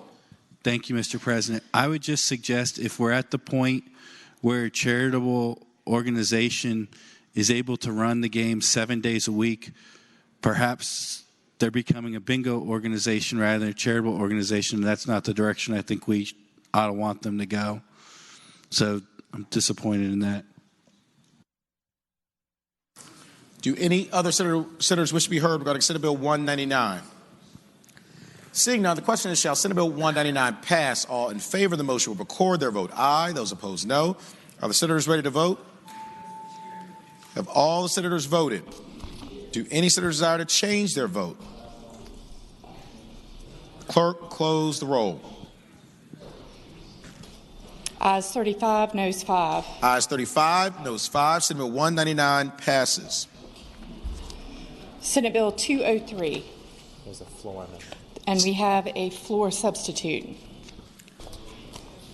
Senator from Portsmouth, Senator Lucas. Actually, Senator. Who has the floor sub? Senator from Fauquier, Senator Vogel. Sorry, Mr. President. That's I was okay. distracted for one moment. No worries. Mr. President, earlier when we came back in after a temporary recess, we moved immediately to move this bill, to advance this bill, and I wasn't fast enough. So I would like just an opportunity to speak to it, but it would require me to ask that you please reconsider the vote by which the bill was ordered to be engrossed and advanced to its third reading. Thank the Senator. The question is, shall the vote by which the bill was ordered engrossed and advanced to its third reading be reconsidered? All in favor of the motion will record their vote aye. Those opposed, no. Are the senators ready to vote? Have all the senators voted? Do any senators desire to change their vote? Clerk, close the roll. Ayes 39, no 0. Ayes 39, no 0. The motion is agreed to. Senator from Fauquier, Senator Vogel. Thank you, Mr. President. I'd like to request that we reconsider the vote by which the committee amendments were agreed to. Thank the Senator. The question is, shall the vote by which the committee amendments were agreed to be reconsidered? All in favor of the motion will record their vote aye. Those opposed, no. Are the senators ready to vote? Have all the senators voted? Do any senators desire to change their vote? Clerk will close the roll. Ayes 40, no 0. Ayes 40, no 0. The motion is agreed to. Senator from Fauquier, Senator Vogel. Thank you, Mr. President. I'd like to respectfully request that we reject the committee amendments. And speaking to that motion. Yeah, Mr. President, it's to get to this floor substitute. Okay. So we're... Mr. President. And speaking to that motion. Okay. Is that okay? The Senator yield? Yeah. The Senator yield? Senator yield. Senior Senator from Richmond City, Senator McClellan. Mr. President, I was just going to ask the senator from Fauquier what the difference is between the floor substitute and the committee substitute. Yes, Senator, Mr. President, I was just about to explain. What I would like to say to the body is that it is a really late hour, and I really regretted having to stand and take a minute or two extra to do this before we pass this bill. But I will tell you what the substitute does. In the past, we have considered the senator from Portsmouth's bill, which I very much support, and I want to emphasize that. I and others, including the senator from Augusta, who is in fact a co-patron on this bill, very much support the kind of reform commission that she is advancing in this legislation. In the past, we have advanced this legislation without the criteria included in the legislation, and that's all this does is this takes this back to the original clean bill where it started. And the reason that I hoped to have the opportunity to do that is because I'd very much like to have at least the opportunity to vote for the underlying commission that's a clean, straight commission bill. And The reason that I make that distinction is that for the body, just so you understand, we've already passed the criteria. That vote happened. We've adopted that criteria. That criteria applies whether a court draws the lines, whether this commission draws the lines, whether the legislature draws the lines, should the commission constitutional amendment not pass. So I know that I and others very much support this, and I just hope that we might have the opportunity to vote on this without the criteria being included, and that is the simple distinction between this bill, which is the vehicle for the commission, and the bill as it was amended earlier that included the criteria in it. So that's a distinction. With that, Mr. President, I would ask that we consider the floor substitute. Thank you. Mr. President. Senator, for what purpose, Senator from Bath? Would the gentlelady yield for a question? Will Senator yield? I would ask... Senator yields. You have the floor. Mr. President, I would ask the gentlelady if this is an alternative that she proposed in the committee that was rejected by the committee. Senator, has the floor. Yes, Mr. President, and it is something that we'd reject in the committee. And as I mentioned to the patron, the gentlelady from Portsmouth, I'm not trying to hold this up or do any harm to her underlying bill. I just want the opportunity to vote on the underlying bill. I'd just like to speak to the motion, Mr. President. Senator, has the floor. The hour is very late. This is an idea that has been considered and rejected by the Committee on Privileges and Elections. I would suggest we stick with the committee amendment and we stay on the course we're on. For what purpose is Senator from Northern Chesapeake? Senator Spruill will rise. You okay? No problem.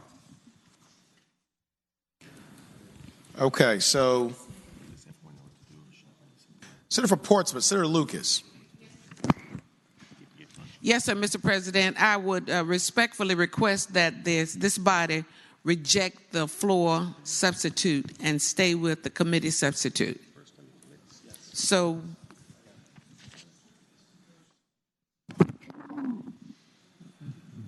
Mr. President, parliamentary procedure. Hold on one second.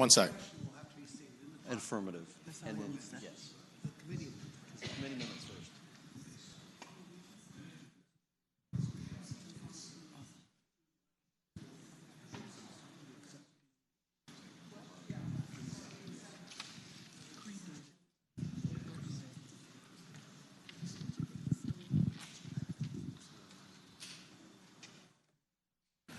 Sorry, Senator from Prince William County, Senator McPike. Mr. President, just inquiring the status of the question. The current question is in regards to the committee rolling back the vote which we considered, or are we in the posture to accept the committee amendment? I think where we are, just to clarify, is that we're now considering the committee substitute, which had previously been adopted. So we took a vote to reconsider, and so that is what's now before us. The floor sub is not yet before us. We have to first take the vote on the committee substitute. But to make it more interesting, it is with the recommendation that it be rejected from Senator Vogel. So let me just state this really quickly. It's the committee substitute. Senator Vogel's moved with the recommendation that it be rejected. Shall it be adopted? So we're voting on the committee sub. So, Mr. President, if the recommendation of the senator from Bath were to be held, the vote would be to yes, to accept and go green on this. So voice vote green on this to follow through on the senator from Bath's recommendation. Senator from Bath, Senator Deeds, want to be heard? Senator from Portsmouth, Senator Lucas. Yes, sir, Mr. President. My motion was that we reject the floor substitute and that we're right, but we're not floor substitute's not before us yet. Right, so that we agree to the committee substitute, Mr. President. That's the one. That's the motion. Correct. Do you want to be heard again? Senator from Prince William? Okay. Senator from Augusta, Senator Hanger, you okay? Thank you, Mr. President. I would ask the senator from Bath if he would resume the floor for purposes of a question. Will Senator yield for a question? I will gladly. Senator yields. You have the floor. Thank you, Mr. President. I would ask the senator from Bath if he recalls, did we not pass a criteria bill earlier today on the floor of the Senate? I would say to the gentleman that we absolutely did pass a criteria bill. The criteria is put in this enabling legislation as well. I don't think it does any harm. Mr. President, I would ask the gentleman a further question. Senator Yield. I would ask the senator from Bath if there is anything in this particular bill, Senate Bill 203, that differs from the criteria bill that we previously passed. Senator's the floor. I would say to the gentleman that the criteria contained in this bill is absolutely the same that is in the other legislation we passed. Thank you, Mr. President. Further question, then, I would ask the senator then yield. You have the floor. Thank you for yielding. Is there any reason then why it would not be in order to reject the committee substitute in favor of addressing the senator from Fauquier's substitute on the floor, which basically presents us with the option of voting for a bill supporting the redistricting commission without the criteria which some of us do not support? Senator's the floor. I would say to the gentleman that I think it's important to connect the procedure for the committee with the criteria that it will consider next year. In a perfect world, as the gentleman may recall, I introduced legislation for many years that put the criteria in the constitutional amendment. We chose to go a different path last year, but this bill is the vehicle that connects the criteria to the commission, and I think that's very important. I thank the gentleman. Thank the senator. For what purpose is the senator from Southern Fairfax? Senator Barker rise. Mr. President, just inquiry here. If we were to reject the committee substitute and then were to reject the floor substitute, am I correct in understanding that we would not be able to go back and adopt the committee substitute unless there were unanimous consent provided? That's correct. So, and if I might just opine, Senator's then the floor. I think that's why it's particularly important that we adopt the committee substitute now. Thank the senator. Do any other senators wish to be heard regarding the motion on the committee substitute? Okay, seeing none, and we will state it this way for clarity. And Senator from Portsmouth, Senator Lucas, it will be just on adopting the committee substitute. Okay, so if you want to adopt it, you'll vote yay. If you don't want to adopt it, you will vote nay. Okay? Question is, shall the committee substitute be adopted? All those in favor of adopting the committee substitute will say aye. Aye. Those opposed, no. No. The ayes have it. The committee substitute is adopted. Seeing 8 hands, we will have a recorded vote. Question is, shall the committee substitute be adopted? All in favor of the motion will record their vote aye. Those opposed, no. Are the senators ready to vote? Have all the senators voted? Do any senators desire to change their vote? Clerk will close the roll. Ayes 21, noes 19. Ayes 21, noes 19. Senate Bill 203 passes. I'm sorry, the substitute is agreed to. Senator from Portsmouth, Senator Lucas. Yes, sir, Mr. President. I move that Senate Bill 203 be engrossed and advanced to its last reading. And I would just note I know it's third is last. Just note that the third constitutional reading, Mr. President. Thank the senator. I would note that the floor substitute is now ruled out of order. We've adopted the committee substitute. The question now is whether or not the bill be engrossed in advance to its third reading. All in favor of the motion will say aye. Aye. Those opposed, no. The ayes have it. The bill is engrossed in advance to its third reading. Senator from Portsmouth, Senator Lucas. Yes, sir, Mr. President. I move that the third constitutional reading be dispensed with. And the rules be suspended? Yes, sir. Suspend the rules and the constitutional reading be dispensed with. Thank the senator. The question is, shall the rules be suspended and the third constitutional reading be dispensed with? All in favor of the motion will record their vote aye. Those opposed, no. Are the senators ready to vote? Have all the senators voted? Do any senators desire to change their vote? Clerk, close the roll. Ayes 40, noes 0. Ayes 40, noes 0. The rules are suspended and the third constitutional reading is dispensed with. Senator from Portsmouth, Senator Lucas. Thank you, Mr. President. I move the Senate Bill 203 pass. Thank the senator. For the reasons previously explained? Yes, sir. Thank the senator. The question is, shall Senate Bill 203 pass? All in favor of the motion will record their vote aye. Those opposed, no. Are the senators ready to vote? Have all the senators voted? Do any senators desire to change their vote? Clerk, close the roll.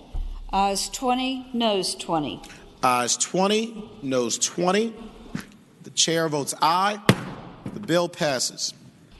Senate Bill 219.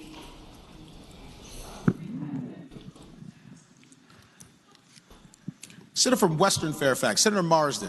Thank you, Mr. President. Senate Bill 219, I move that the bill pass. And speaking to the measure. Senators, the floor. Thank you, Mr. President. What this bill does is that when people come into the DMV to get a driver's license or to get it renewed or to change their address, any of those things, they'll be offered the opportunity to decline if they don't want their information sent to the Electoral Board to register to vote or to change their voter information. And they'll also be given an advisory that any false information is a felony under Virginia law. And that's what the bill does. It changes things from an opt-in to an opt-out, and that's all the bill does. And I would ask the body to pass the bill. Thank the Senator. Do any other senators wish to be heard regarding Senate Bill 19? For what purpose, Senator from Roanoke County, Senator Suderline rise? Senator, has the floor. If the senator from Western Fairfax would yield for a question. I yield.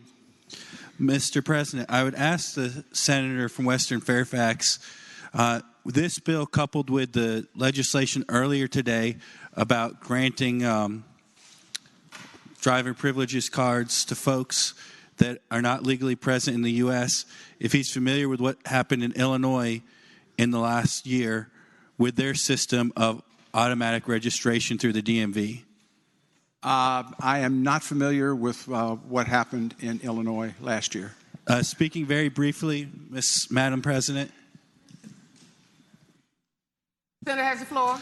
Just very briefly, as I was reading the Roanoke Times, I read an article about how in Illinois they had a similar program, and significant numbers, hundreds of folks, were, even though they did not intend to register, they were automatically registered even though they weren't citizens, and more than a dozen of them cast ballots, and it created issues for some of the folks that had no intention of doing this. So it's just something that I understand it's going to happen, that this bill is going to pass, but I hope Virginia doesn't fall into the same situation Illinois is in right now. Madam President, I would respond to the gentleman that there is a citizenship question asked also at the time to ensure that that people are eligible. Madam President, just very briefly, that question was also asked. Thank you. That question was also asked in Illinois. That's why I hope that if we implement the system, we do a better job than Illinois, so we don't fall in the same system. Well, thank you, Madam President. Virginia always does a better. Thank you. Virginia always does a better job. Thank you.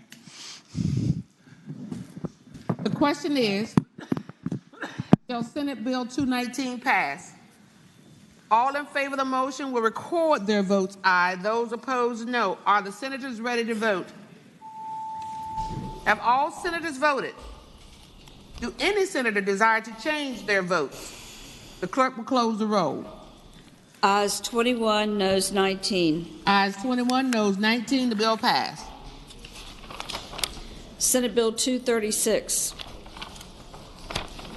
The senator from Eastern Fairfax, Senator Barker. Thank you, Madam President. What this bill is this is the bill that contains the language that will be used on the ballot should the redistricting constitutional amendment pass in the General Assembly this year. I thank the senator from Southern Fairfax. Yes. Southern, Eastern, I'll take it any way you give it to me. So, and with that, I'd move that we adopt this bill. The question is, shall Senate Bill 236 pass? All in favor of the motion will record their votes aye. Those opposed, no. Are the senators ready to vote?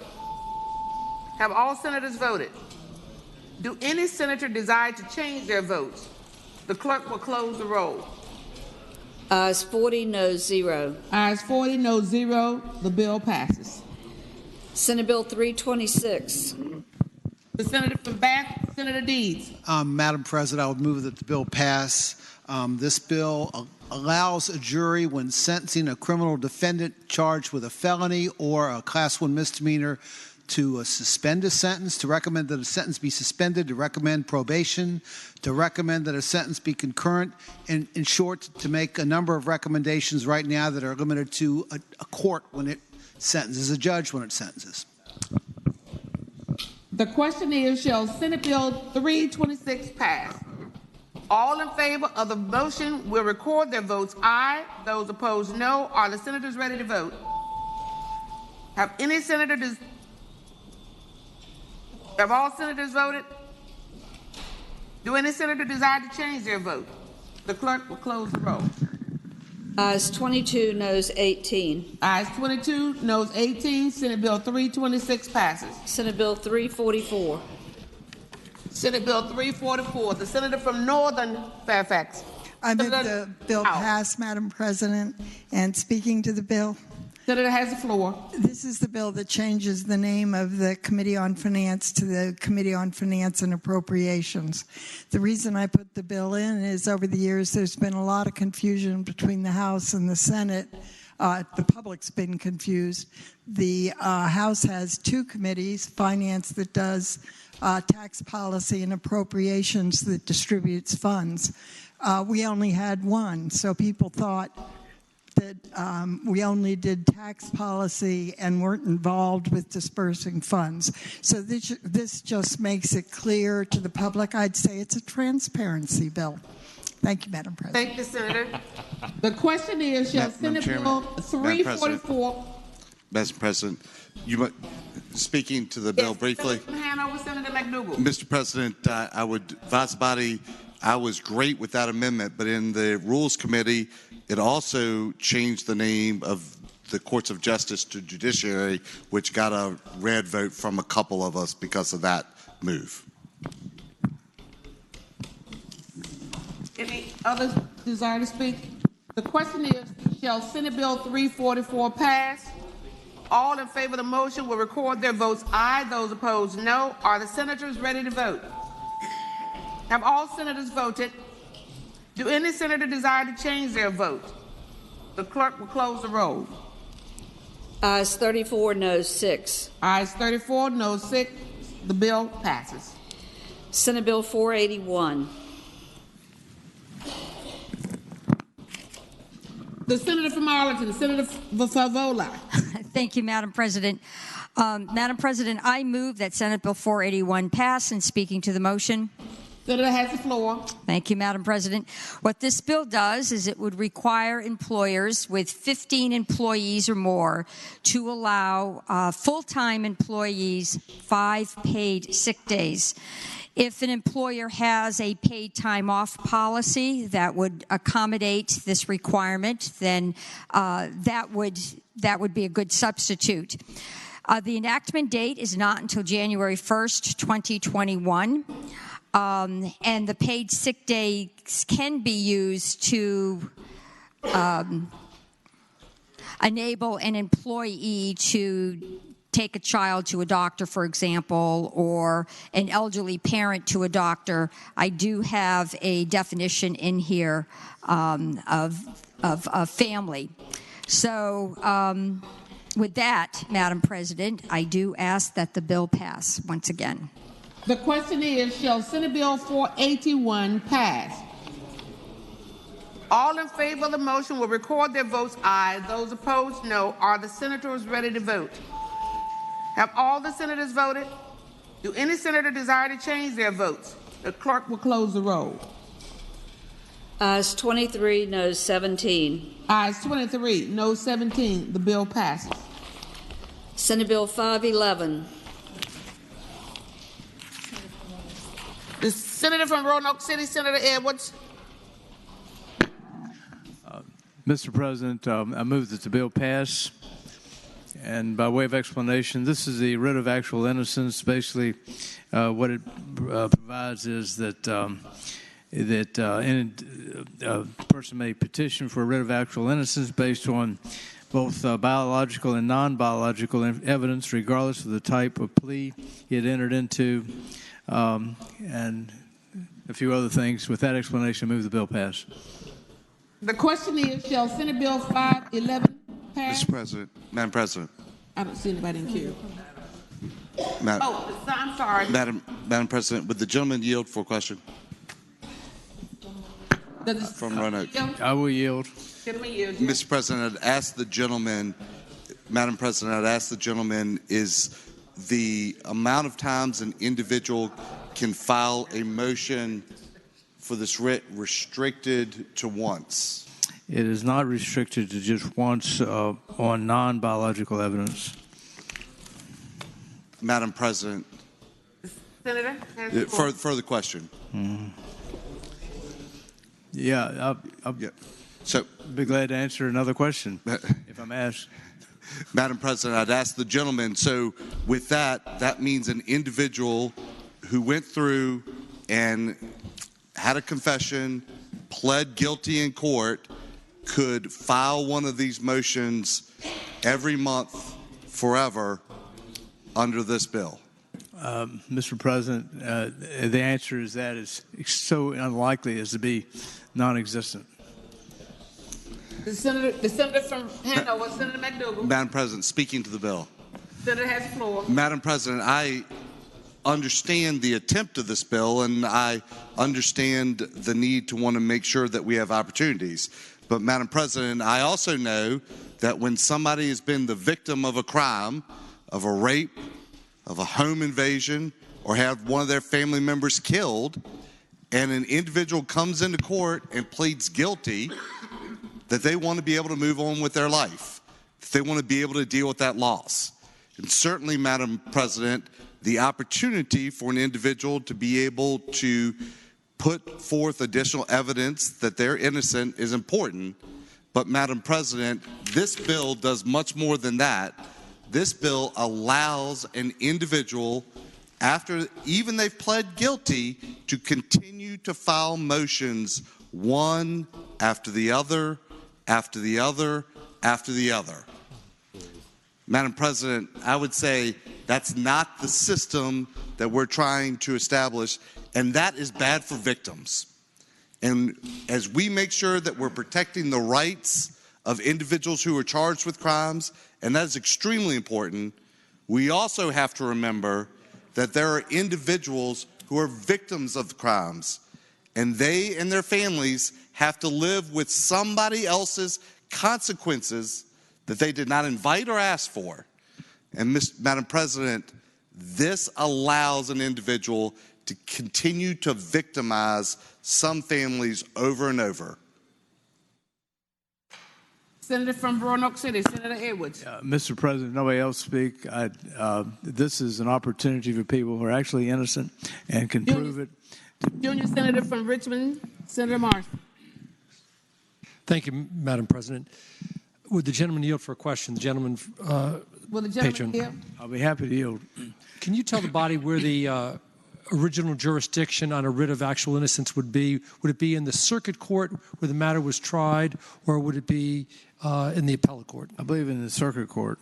All right. Speaking to the measure. The Senator from Junior Senator from Richmond City.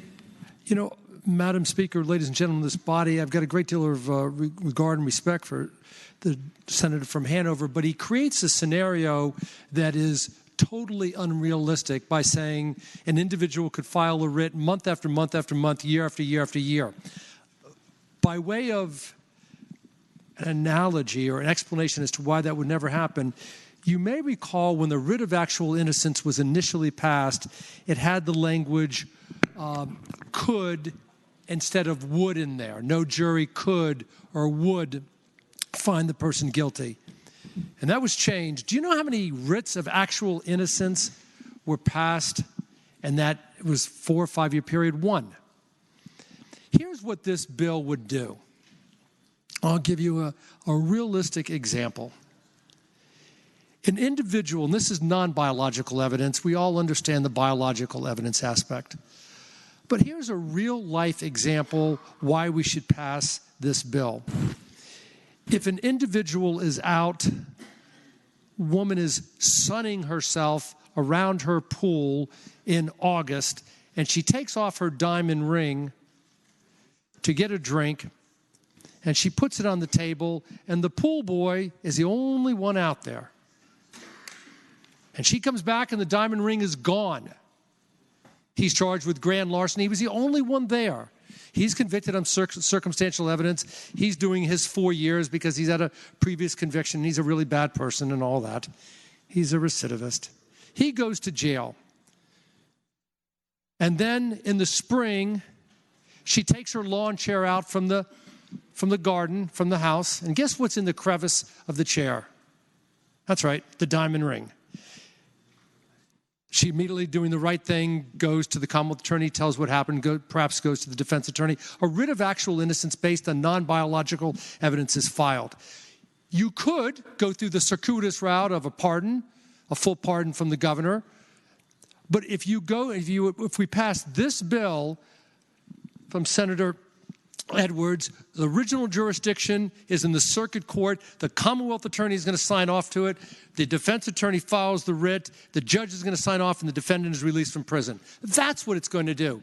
It is totally unrealistic to believe that somebody is sitting and filing writ after writ. It was addressed earlier in a committee meeting, and somebody said it better than I'm saying it.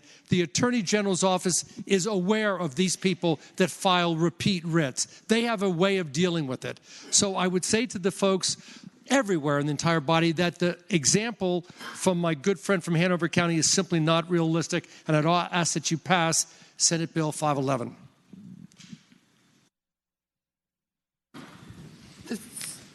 The question is, shall Senate Bill 511 pass? All in favor of the motion will record their votes aye. Those opposed, no. Are the senators ready to vote? Have all senators voted? Do any senator desire to change their votes? The clerk will close the roll. Ayes 23, noes 17. Ayes 23, noes 17. The bill is passed. Senate Bill 513. Mr. President, I move that... Senator from Roanoke City, Senator Edwards. Mr. President, I move that Senate Bill 513 pass. And by way of explanation... the Senator has the floor. Okay. Mr. President, what this bill does is simply provide that eliminate the suspension of a driver's license for drug crimes, and it would also remove the suspension of a driver's license for failure to pay jail fees and for driving away without paying for fuel, for example. And with that explanation, I move the bill pass. The question is, shall Senate Bill 513 pass? All in favor of the motion will record their votes aye. Those opposed, no. Are the senators ready to vote?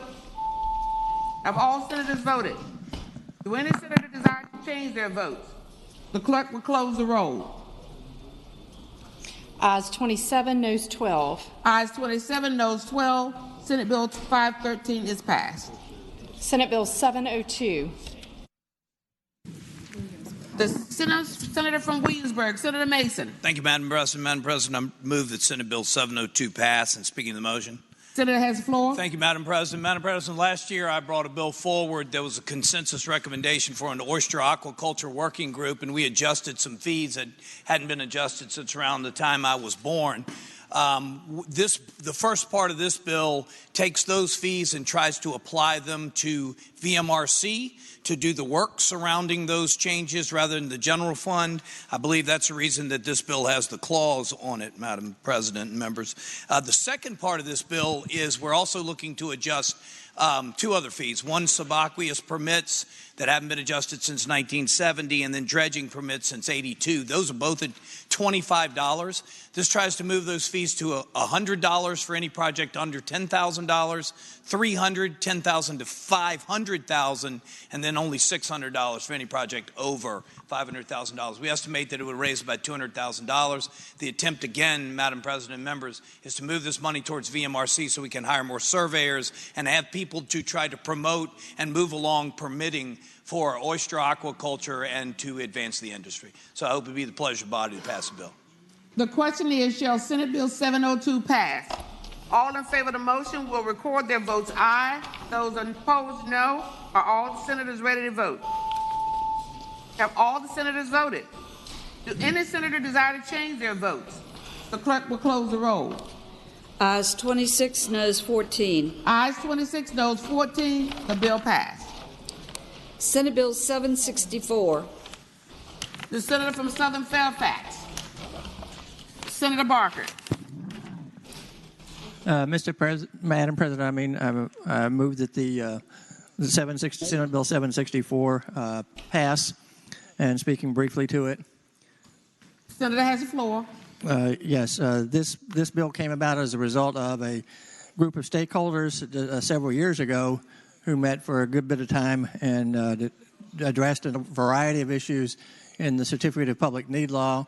As a result of that, what this bill does is it eliminates coverage of certain types of services when there was consensus that it was no longer needed to be covered, and it streamlines the process and it addresses some of the issues that some people have had concerns with. And with that, I would hope it would be the pleasure of the body to pass the bill. The question is, shall Senate Bill 764 pass? All in favor of the motion will record their votes aye. Those opposed, no. Are the senators ready to vote? Have all the senators voted? Do any senator desire to change their votes? The clerk will close the roll. Ayes 20, noes 19. Ayes 20, noes 19. The bill passed.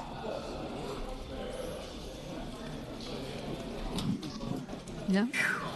No? Okay. You don't want to vote for it? Go ahead. 793. Senate Bill 793. The senior senator from Richmond City, Senator McClellan. Thank you, Madam President. I move that the bill pass. Senator has the floor. Thank you, Madam President. This bill would make those defendants known as the fishback defendants eligible for parole. When we abolished parole and the idea was to go to truth in sentencing, unfortunately, juries were not informed that parole was no longer an option, and the Supreme Court in Fishback versus Commonwealth found that they should have been notified that parole was no longer an option going forward. Juries were, but there are several defendants who were caught in that gap between when we abolished parole and when the court issued its opinion. This just makes them eligible for parole. The parole board still would have to decide whether to grant it, and I ask the bill pass. The senior senator from Virginia Beach, Senator D. Stafford. Madam President, I just want to clarify something with my vote. I'm about to vote no on this bill because of the underlying policy. When we were in Senate rehab, I voted yes on this bill. The reason I voted yes was to re-refer it to courts. I'm sorry, to judiciary. So with that said, I just wanted to speak on the bill and justify why I'm about to vote no on this bill because of the underlying policy. Thank you very much. Junior senator from Richmond City, Senator Morrissey. Speaking to the bill. Yep, senator has floor. Madam President, I'm hoping I can convince the senator from Virginia Beach and perhaps others to support Senator McClellan's bill. Here's what occurred. In the year 2000, the decision, as Senator McClellan said in Fishback, came down, and it said the following, that judges have to tell the juries that Virginia has abolished parole. Going forward, they have to tell all juries that there is no parole in Virginia. They have to be advised of that during jury instructions. However, for the previous 5 years, from 1995 until the time parole was abolished until 2000, it wasn't retroactive. So there's a group of people called fishback defendants that were tried between 1995 and 2000 that went before a jury, and the jury was never told that a parole in Virginia was abolished. It's so inherently unfair, and that's why SB 793 needs to get a few votes from the other side, including Senator DeSeff's. Thank you, Madam President. The senior from Western Fairfax. Thank you, Madam. Marsden. Thank you, Madam Chair. It is actually even more unfair than Senator McClellan and Senator Morrissey has stated. People actually in a jury, I heard this story where somebody who's watched too much television told his fellow jurors, I know how this works. We give him 20 years. He only has to do 5. He gets out after a quarter of his sentence.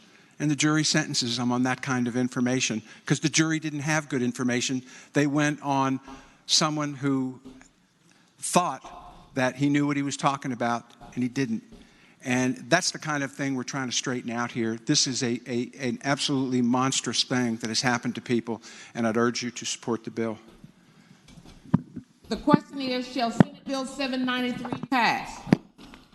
All in favor of the motion will record their votes aye. Those opposed, no. Are the senators ready to vote? Have all senators voted? Do any senator desire to change their votes? The clerk will close the roll.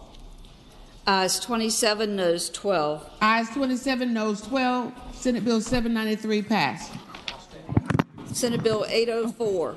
Madam President, having voted, I'm sorry. The senator from Virginia Beach, Senator Higgins. Madam President, having voted on the prevailing side of Senate Bill 702, I respectfully request that we reconsider that vote. On page 59. The question is, shall Senate Bill 702 be reconsidered? All in favor of the motion will record their votes aye. Those opposed, no. Are the senators ready to vote? Have all senators voted? Do any senator desire to change their votes? The clerk will close the roll. Ayes 39, noes 0. Ayes 39, noes 0. The bill is reconsidered. The senator from Williamsburg, Senator Mason. Thank you, Madam President. Having previously explained the bill, I hope you passed the bill. Thank you, ma'am. The question is, shall Senate Bill 702 pass? All in favor of the motion will record their votes aye. Those opposed, no. Are the senators ready to vote? Have all senators voted? Do any senator desire to change their votes? The clerk will close the roll. Ayes 25, noes 15. Ayes 25, noes 15. Senate Bill 702 passed. Senate Bill 804. The senior senator from Richmond City, Senator McClellan. Thank you, Madam President. I move that Senate Bill 804 pass. The question is, shall Senate Bill 804 pass? Would you like to explain, Senator? Sure. Yes. Senate Bill 804, as amended now, just removes the exemption from the minimum wage for domestic workers, and then convenes a working group to look at other workplace protections to see how they can feasibly be applied to domestic workers. This is a workforce that is over 90% women, and over half of them are women of color, and this just adds them to those that are able to get the minimum wage. Thank you for that explanation. The question is, shall Senate Bill 804 pass? All in favor of the motion will record their votes aye. Those opposed, no. Are the senators ready to vote? Do any senator desire to change their vote? The clerk will close the roll. Ayes 40, noes 0. Ayes 40, noes 0. Senate Bill 804 passes. Madam President. The senator from Henrico, Senator McDougal. Hanover, but Madam President, having voted on the prevailing side by which we passed 793, some members were persuaded by the gentleman from Richmond but still hit the wrong button. If we could reconsider that. The question is, shall Senate Bill 793 be reconsidered? All in favor of the motion will record their votes aye. Those opposed, no. Are the senators ready to vote? Have all senators voted? Do any senator desire to change their vote? The clerk will close the roll. Ayes 39, noes 0. Ayes 39, noes 0. The bill is reconsidered. The senior senator from Richmond City, Senator McClellan. Thank you. Having previously explained the bill, I move that it pass and ask the senior senator from Fairfax to go vote. The question is, shall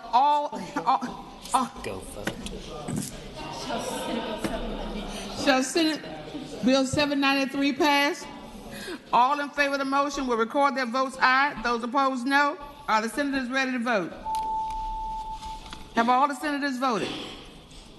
Do any senator desire to change their vote? The clerk will close the roll. Ayes 30, noes 10. Ayes 30, noes 10. The bill passed. Senate Bill 806. Junior Senator from Richmond City, Senator Morrissey. Thank you, Madam President. Madam President, I move that SB 806 pass, and with your permission, I'd speak briefly to the bill. Senator has the floor. Ladies and gentlemen of this body, this bill would allow an indigent defendant in a non-capital case to seek an ex parte hearing from a judge in order to get two types of services: investigative services and expert and expert services. The reason it would be ex parte is because, for obvious reasons, the defendant and his attorney would not want to disclose to the Commonwealth what their trial strategy was. It can only be done if it can be, and the services can only be given to the defendant if the services will materially assist the defendant, and if you did not give him those expert services, he would not be guaranteed an adequate defense. All of the ex parte proceeding would be recorded if it ever needed to be reviewed. And for those reasons, Madam President, I'd ask that the body pass SB 806. The question is, shall Senate Bill 806 pass? All in favor of the motion will record their votes aye. Those opposed, no. Are the senators ready to vote? Have all senators voted? Do any senator desire to change their votes? The clerk will close the roll. Ayes 35, noes 4. Ayes 35, noes 4. Senate Bill 806 passed. Senate Bill 838. The senator from Alexandria, Senator Eben. Thank you, Madam President. I move that Senate Bill 838 pass, and speaking to that motion. Senator has the floor. Thank you. This is about wage theft prevention. Currently, employees do not have the ability to sue their employers for wage theft unless they proceed through the breach of contract, which only allows them to sue to reclaim their wages, and lawyers rarely, if ever, take on such cases. Currently, otherwise, their only remedy for unpaid wages is filing a complaint with the understaffed Department of Labor and Industry. If an employer is found to be guilty of not paying those wages, the employer must only pay the worker the lost wages, no damages or legal fees whatsoever. Under this bill, the contractor, or I shouldn't say the contractor, the bill makes contractors liable for subcontractors on their project in regards to payment of wages. There are 10 states that rank at the top of CNBC's Best States for Business in 2019. 9 of them have a private right of action law. The only exception is Virginia. We also have in this bill a treble damages provision that allows workers to acquire up to 3 times the wages that were denied them or stolen from them. And the lack of consequences for general contractors that knowingly hire cheating subcontractors in order to cut costs and underbid honest employers allows bad actors in the industry to erode area wages and standards. And with that, I move the bill pass. Thank the Mr. Senator. President. One Senator from King George, Senator Stewart, rise. Would the patron yield for a question? Will Senator yield? I do. Senator Yields, you have the floor. Thank you, Mr. President. I'd ask the gentleman, I just had an opportunity to read this. And on line 40, section E, it says, lack of privity between the general contractor and the employees of the subcontractor shall be no defense in an action against the general contractor or rising from the non-payment of wages. I asked the gentleman, does that mean that employees of a subcontractor can sue a general contractor when there's absolutely no relationship between the two? Yeah, I stated that in my explanation, and there is a relationship. The contractor has the ability to make sure that subcontractors engage in honest practices on their work sites and pay workers for wages due rather than skip town and not pay them. Mr. President, speaking to that. Senator Speak, Senator has the floor. Mr. President, that is a provision like I've never seen before, and I don't know how the general contractor knows exactly who the employees of the subcontractor even is. Well, the general contractors have a responsibility to know what goes on in their work site in terms of workers' comp, in terms of safety. Mr. President, I'm not yielding. I was speaking to the bill. Senator's not yielded. Senator still has the floor. Mr. President, this sets up a cause of action where people who say they're employees of a subcontractor can sue a general contractor, and that general contractor may even know who those folks are. Now, it's one thing to say this subcontractor can sue the general contractor and recover that. I mean, I understand that. But we cannot create causes of action between people who have no relationship. That's what privity means. And there's no way for the general contractor to even identify who these folks are unless the subcontractor cooperates. And if the subcontractor's not paying these folks, he's not going to cooperate. So I think this bill needs a lot more work. I hope we don't vote to pass it. Do any other senators wish to be heard regarding Senate Bill 838?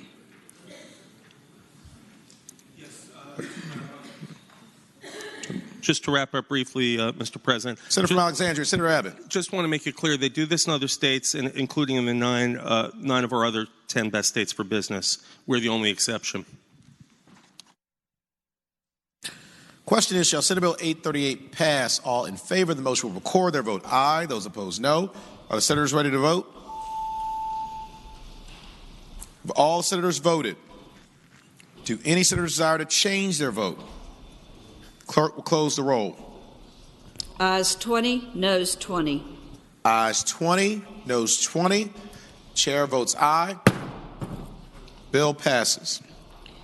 Senate Bill 841. Senator Mr. from President. Fairfax City, Senator Peterson. Thank you, Mr. President. I move the bill pass and speak to the measure. There's the floor. Mr. President, ladies and gentlemen of the Senate, I'll be quick. George Mason University has a school of nursing. It has a school for physician's assistants. It has a school for biomedicine. It does not have a medical school. This bill merely puts in place a language that allows them to go out and seek funding partners. It does not commit the state or commit any funds from this body, but it just allows them to seek funding partners to see if there's an appetite for a medical school in Northern Virginia, which is the largest metro area without a medical school in the United States. But you already knew that. I hope you'll pass the bill. Thanks, Senator. Do any other senators wish to be heard regarding Senate Bill 841? Seeing none, the question is, shall Senate Bill 841 pass? All in favor of the motion will record their vote aye. Those opposed, no. Are the senators ready to vote? Have all the senators voted? Do any senators desire to change their vote? Clerk, close the roll. Ayes 38, noes 2. Ayes 38, noes 2. Senate Bill 841 passes. Senate Bill 848. Senator from Alexandria, Senator Eben. Yes, thank you, Mr. President. This bill comes at the request of the Northern Virginia Transportation Commission. I move the bill pass. Senator, speak to that. Senator, the floor. As I said, the bill comes at the request of the Northern Virginia Transportation Commission. We tasked them a few years ago with providing us with an annual report on Metro Rail or Washington Metropolitan Area Transit Association, particularly Metro, and how it was doing with the new funds that we gave it. However, we require them to provide the report that includes some federal data before that data is available. So right now what they do is they give us one report with the previous year's data, then 6 weeks later they give us a new report. This bill would just move the date of the report by 6 weeks. And with that, I renew my motion the bill pass. Thanks, Senator. Do any other senators wish to be heard regarding Senate Bill 848? Seeing none, the question is, shall Senate Bill 848 pass? All in favor of the motion will record their vote aye. Those opposed, no. Are the senators ready to vote? Have all the senators voted? Do any senators desire to change their vote? Clerk will close the roll. Ayes 40, noes 0. Ayes 40, noes 0. Senate Bill 848 passes. Senate Bill 851. Senior Senator from Richmond City, Senator McClellan. Thank you, Mr. President. I move that Senate Bill 851 pass, and speaking to that. Thanks, Senator. You have the floor. Thank you, Mr. President. This is the Virginia Clean Economy Act that represents hours and weeks and months of negotiation among a wide group of stakeholders that include environmental groups, renewable energy, businesses, business interests, and the utilities. This is a transformative bill that will take our Commonwealth to a 100% clean energy standard by 2050. Takes a comprehensive and deliberate approach to get there in a measured way by addressing both the supply side and the demand side. You've heard several components of this. I'm sure there will be some questions. And in the light of the hour, I will jump ahead to anticipating a couple of questions about some cost analysis that the State Corporation Commission presented in the committee. Needless to say, I disagree with their cost analysis for a few reasons.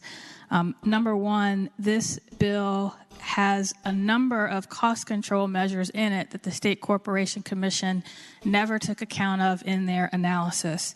As a matter of fact, an analysis done by GreenLink Analytics actually shows that this legislation could help the average Virginia family save $3,500 over the next 30 years compared to business as usual. I can go through those one at a time if you need me to, but I suspect there'll be some questions, and so I'll just wait and see if there are any questions and answer those in the light of the hour. Thank the Senator. Do any other senators wish to be heard regarding Senate Bill 851? Mr. President.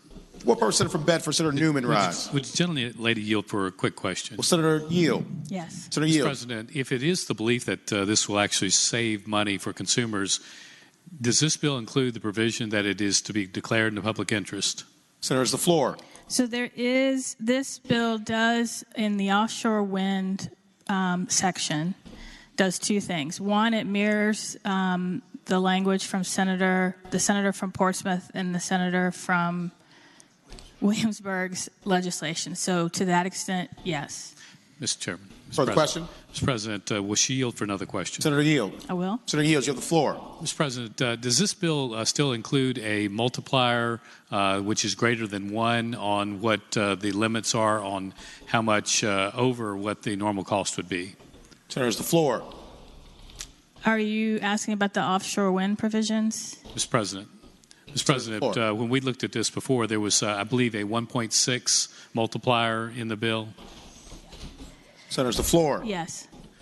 Mr. President, just speaking briefly. Senator, the floor. Mr. President, I know there's a lot of desire to pass this, but make no mistake about it, this one not only is in the public interest, but it's being declared that in parts that as long as it is 60% more expensive than everything else, it does have the capability of going through. And Mr. President, I just know people in my district have been injured so badly for rates going up. This one is probably the largest one we've seen in a decade or so. Thank you, Mr. President.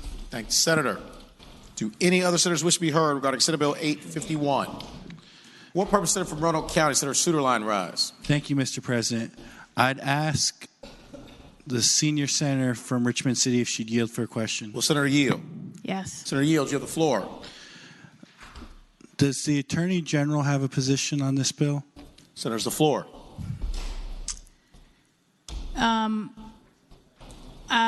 To be honest, don't remember exactly what they said. I think the Attorney General's office said something to the effect that they are in support of the direction in which it is going, but has some concerns on what impact it could have on rates.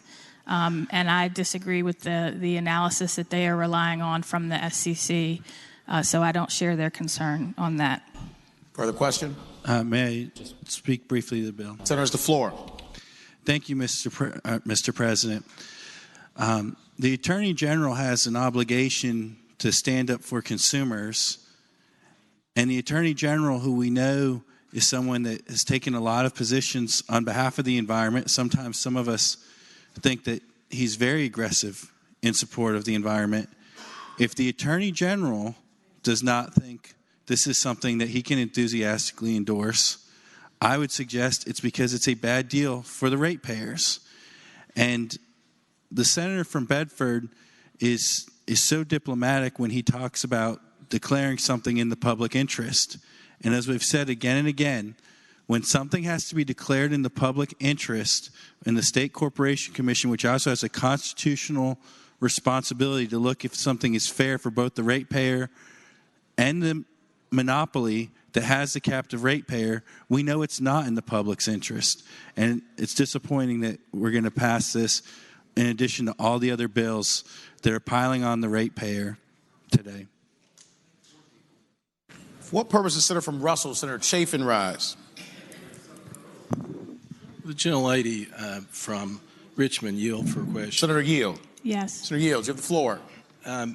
Is it true, Mr. President, I would ask the gentlelady, is it true that the Virginia City hybrid plant located at St. Paul, Virginia would be closed by 2030?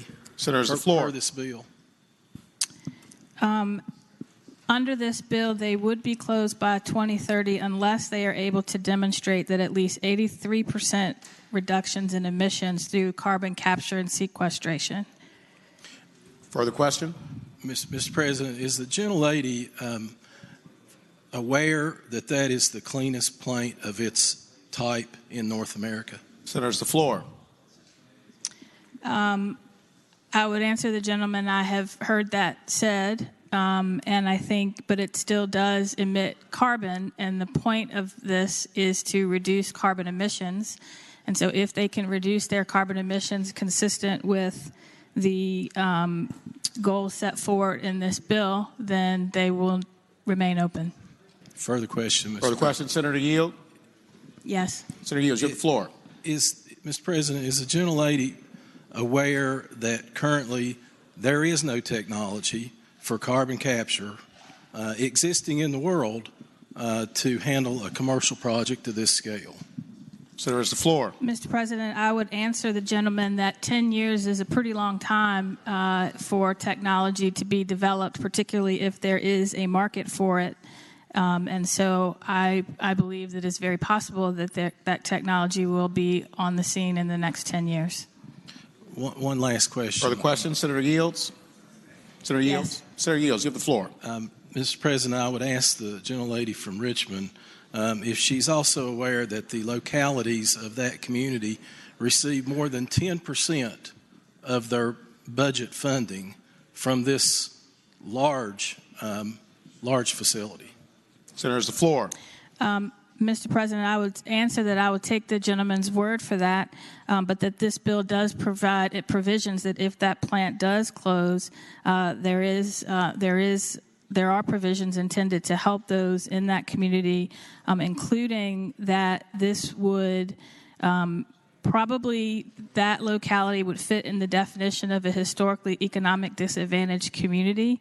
There would be a number of accommodations to support such communities, including prioritizing them for job training and the development of new renewable energy projects. 50% of all revenues from deficiency payments, which is what the utilities would pay if they can't reach their goals, would go to DMME programs in those communities. And DMME would be directed to develop reporting to ensure that this bill does not impose a disproportionate burden on historically advantaged communities. And so I think we have put some protections in place for that community. Further question? Mr. President, speaking to the bill. Senators, the floor. So, Mr. President, the communities of Southwest Virginia have historically been the communities which powered the Commonwealth and came up with the energy needs for the Commonwealth. This particular plant, the Virginia City Hybrid Center, was only completed in 2012, and at that time and today, it is the cleanest producer of energy of its type. And I think it's important for the members of this body to understand that this particular facility, this particular generator, is cleaning up Southwest Virginia, and that's what it was intended to do. So this bill, the unintended, perhaps unintended consequences of this bill is to take away from us the largest tool that we have to clean up Southwest Virginia from the residue leftover coal piles left from 100 years of coal mining, or more than 100 years of coal mining. In fact, during decades of mining, waste material that didn't have enough BTU in it to be used to make steel or just wasn't marketable. It was just kind of cast aside by the coal companies, and it laid there, and those are commonly called gob piles. This particular center was constructed to process gob coal along with biomass, wood, and to assist in reclamation of the gob coal storage sites, which have been sitting in piles unused and creating water quality problems in our streams and rivers. So as of July 2019, there have been 9 gob reclamation projects completed, which has removed 3 million tons of gob coal from our environment. Now, if this plant is closed, that gob that gob coal, all that residue coal, is just going to lay there from now on, Mr. President, because there'll be no use for that gob coal or anything else. This particular plant was Virginia's baby. All right, it's the last coal plant that was built. It was built in such a manner that we thought it was safe to build it. It was safe to build it in the community, and quite honestly, the communities of Virginia didn't want any more coal-fired plants. They wanted them to be built in Southwest Virginia. So this plant came to Southwest Virginia, Mr. President, and we have worked long, tirelessly, 24/7, up all night, doing everything within our power, trying to turn our industries around, trying to create other opportunities for Southwest Virginia. But, Mr. President, this particular plant provides over $7 million annually to our schools and to our counties and to the counties there. And if it is allowed to be closed down because it is the last cleanest plant in the Commonwealth, Mr. President, that would just be truly a tragedy under these circumstances. There are 167 full-time employees there. There's 400 other jobs that are related to the production of energy at that center. And I would just simply ask the members of this body to consider, as this bill goes along, please consider, don't throw this baby out with the bathwater. This particular coal-producing generator, gob-producing generator, biomass generator is really important to the economic future of Southwest Virginia. Not just because of the money, but because of the cleaning up of our gob piles, the cleaning up of what generations of mining coal to build these cities, to build these skyscrapers, to build these railroads, to build every piece of infrastructure that is around the Commonwealth of Virginia. That money and that steel came from coal in Southwest Virginia and in Eastern Kentucky and in Southern West Virginia.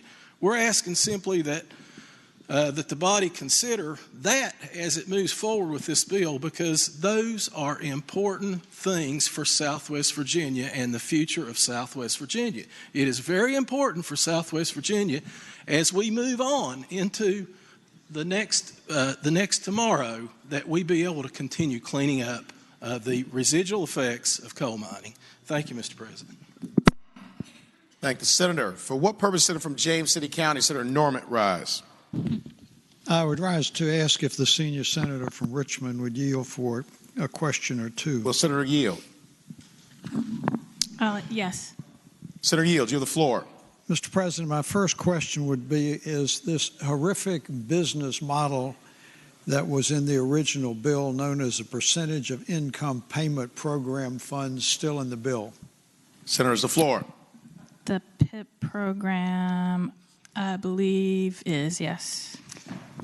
Further question? Further question, Mr. President. As I understand, this is in essence, that program is in essence a subsidization for lower income and people of color. Is that correct? Senator's the floor.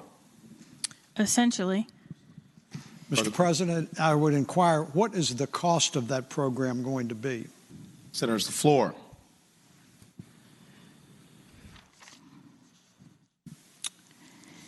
Mr. President, I do not have that figure at my fingertips.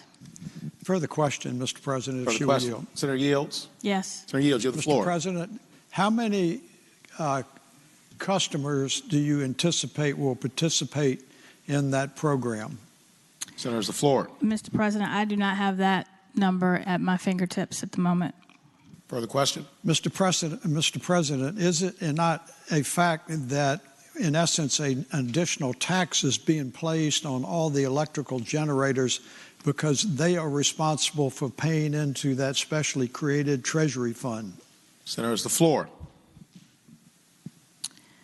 Mr. President, I am afraid I have lost my cheat sheet on the PIP, and so I can't answer that right now. Further question?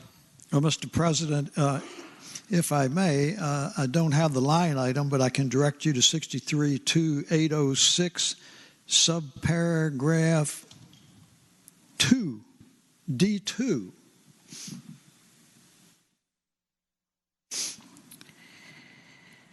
So, Mr. President, my understanding of this program is that it is one that helps support individuals that are on government assistance and caps their bills. Are you pointing to a line number in the bill? I apologize. Mr. President, I apologize. I don't have a line item in front of me. Mr. President, speaking to the bill. Senator's the floor. Mr. President, this bill is much more than about reading certain altruistic carbon constraint goals and alternative energy goals. It is a very, very extensive bill, and I am even more concerned after I have heard that the patron of the bill cannot answer some very relevant and important business questions. There is a provision in there for lower income and people of color who meet certain criteria to receive a subsidization of their electrical bill. And the subsidization is in an indirect way by reducing that they are restricting the amount of their electrical utility bills either to 6% of their household income or 10% of their household income, depending upon the type of heat that they use. There is a fund that is created which the generators, the electrical companies must pay into, and it is a fund that is created by a treasury fund. From a business perspective, we don't know how many people are going to participate in it. We don't know what the cost is. We do know that the generators are going to have to pay it. But what I can assure you is that the cost of that subsidization program, which in fact is going to become an entitlement program, is going to be distributed amongst those consumers of the electrical generation who are not beneficiaries of the program. That cost is not going to be absorbed. So I respect what the senator is trying to do, but this bill is much more pervasive and just about conservation of energy. What purpose does Senator from Franklin County, Senator Stanley, rise? Thank you, Mr. President. Speak to the bill. Senator's the floor. Mr. President, members of the Senate, Senate Bill 851, by its probably unintended consequence, but in the demand and the desire to make us a more green environment, more environmentally friendly, reduce the carbon footprint, is creating what has started in my area in central, south side, and southwest Virginia. And that will be exacerbated because what we're doing is creating economic isolation of the rest of Virginia, and especially my area, from the more affluent parts of the state, Northern Virginia, Richmond, Hampton Roads. What you're doing here is you're creating a benchmark that my area cannot get to, and will do so at great cost, and will do so at stifling our economic revitalization, will do so at costing those people living at economic levels much lower than the people you represent to pay more for their energy, or to sign up for a subsidization that says we're doing this, this, and this to reduce our carbon footprint. May I remind you, as I have, and I'll do it every year, and I'm going to do it right here one more time. We built Virginia through the Industrial Revolution with coal, textile, manufacturing, tobacco. And every time the government has said, this will be for you because this will be good for us, we pay a price. I've even heard senators, when we're talking about the minimum wage, how devastating a raise in the minimum wage will be to my area. Well, let me tell you something. You can't do any more to us than you've already done. A family of four in my area has a per capita income average of $30,000. Try feeding a family on that, keeping a roof over their head. You knock up electric rates just $40, $50, $60. That's the difference between a pair of shoes or a meal or clothes so the children can go to high school or school and be warm. Industry will not come to our area because of these regulations, these benchmarks being imposed. And we have slowly but surely been building back our economy. Job by job, brick by brick, as I've said. And what this is going to do is stifle that, hinder that, stop that. You know that I've always put in legislation that tries to help the poor break the cycle of poverty. Well, if you care about the poor, if you care about the people of Virginia who helped build this great commonwealth, then this bill hurts them, and we should not be passing it. Ladies and gentlemen, I lived in Northern Virginia. I grew up in Virginia Beach in Northern Virginia. I watched it go from a rural area to what it is today, and that's great, and I'm happy for Northern Virginia. But when you're talking about reducing carbon footprints and emissions, don't forget, I'd like you to come down there and see, we got a lot of trees. We got a lot of green fields. You can see all of the stars and the Milky Way.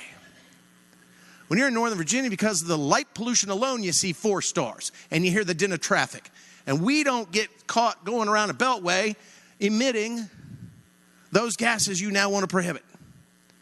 And so punish the people that just want to dig the coal out of the ground to make energy efficient and affordable. That's how we'll take care of what you're doing. You come down to my area and you tell me I got to fence off my creeks so my cows don't poop in the creek.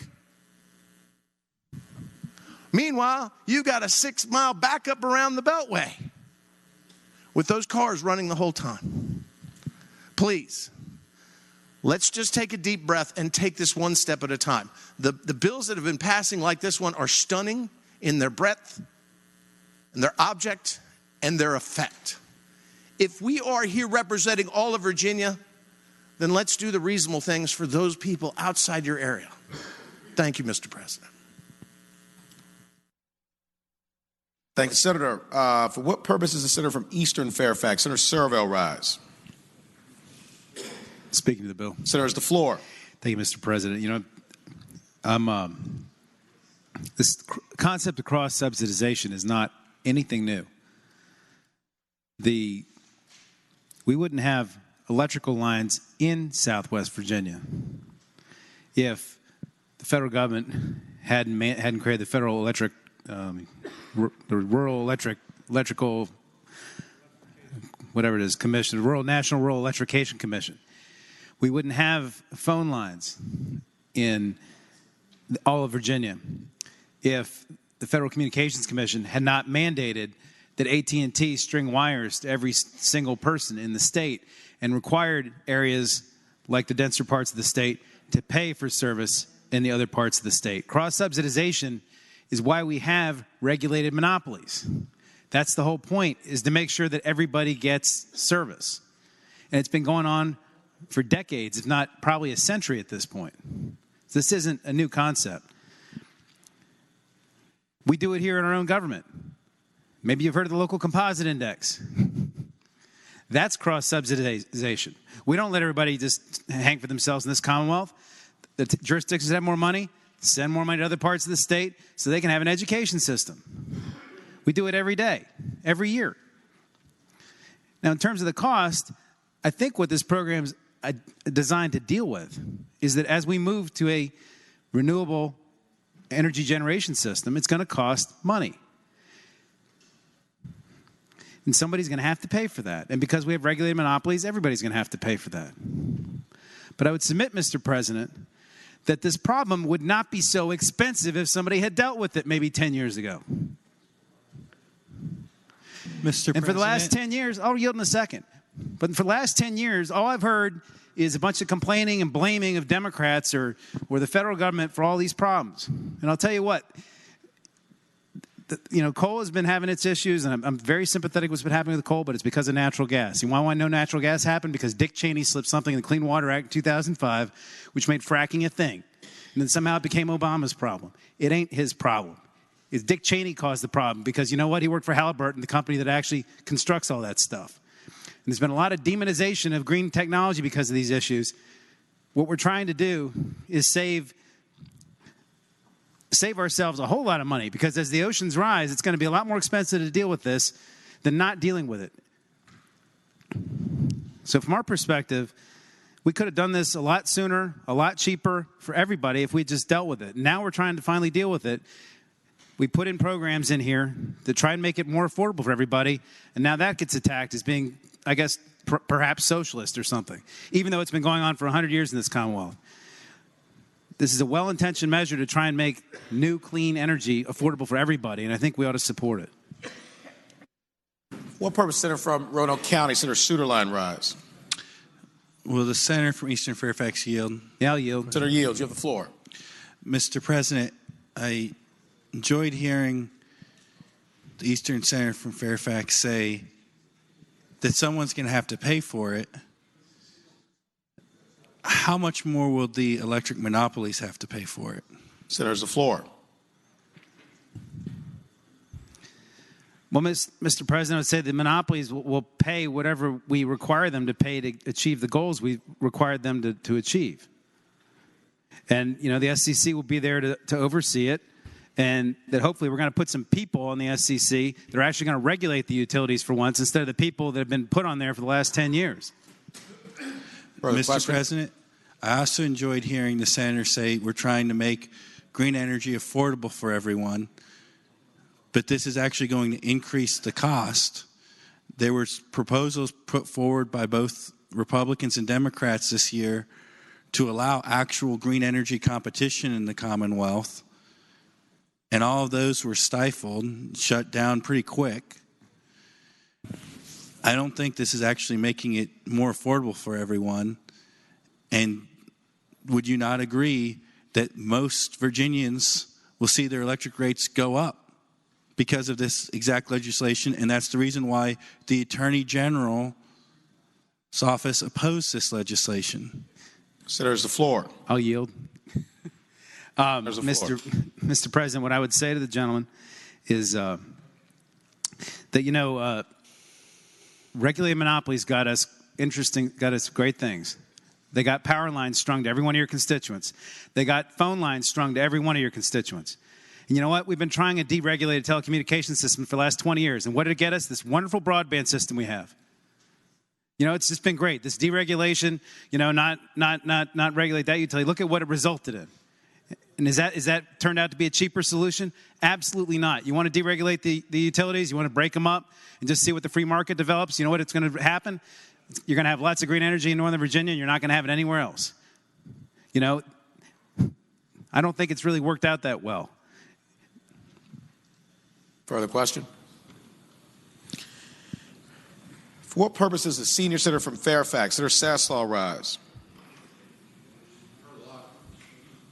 Heard a lot of talk about cost, and the SEC's name has been mentioned.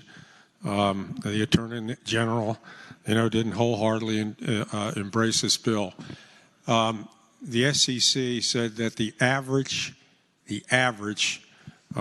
bill in 2030 would go up about $22.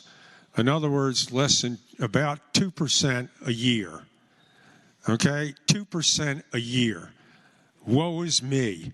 You're complaining about the minimum wage doubling, going up in 5 years, 100%. But all of a sudden, 2% is terrible. Give me a break. And, you talk about how Northern Virginia is this and Northern Virginia is that. But let me tell you something. Northern Virginia is footing the bill for a large part of this state. And quite frankly, I'm sick and tired of that being demagogued.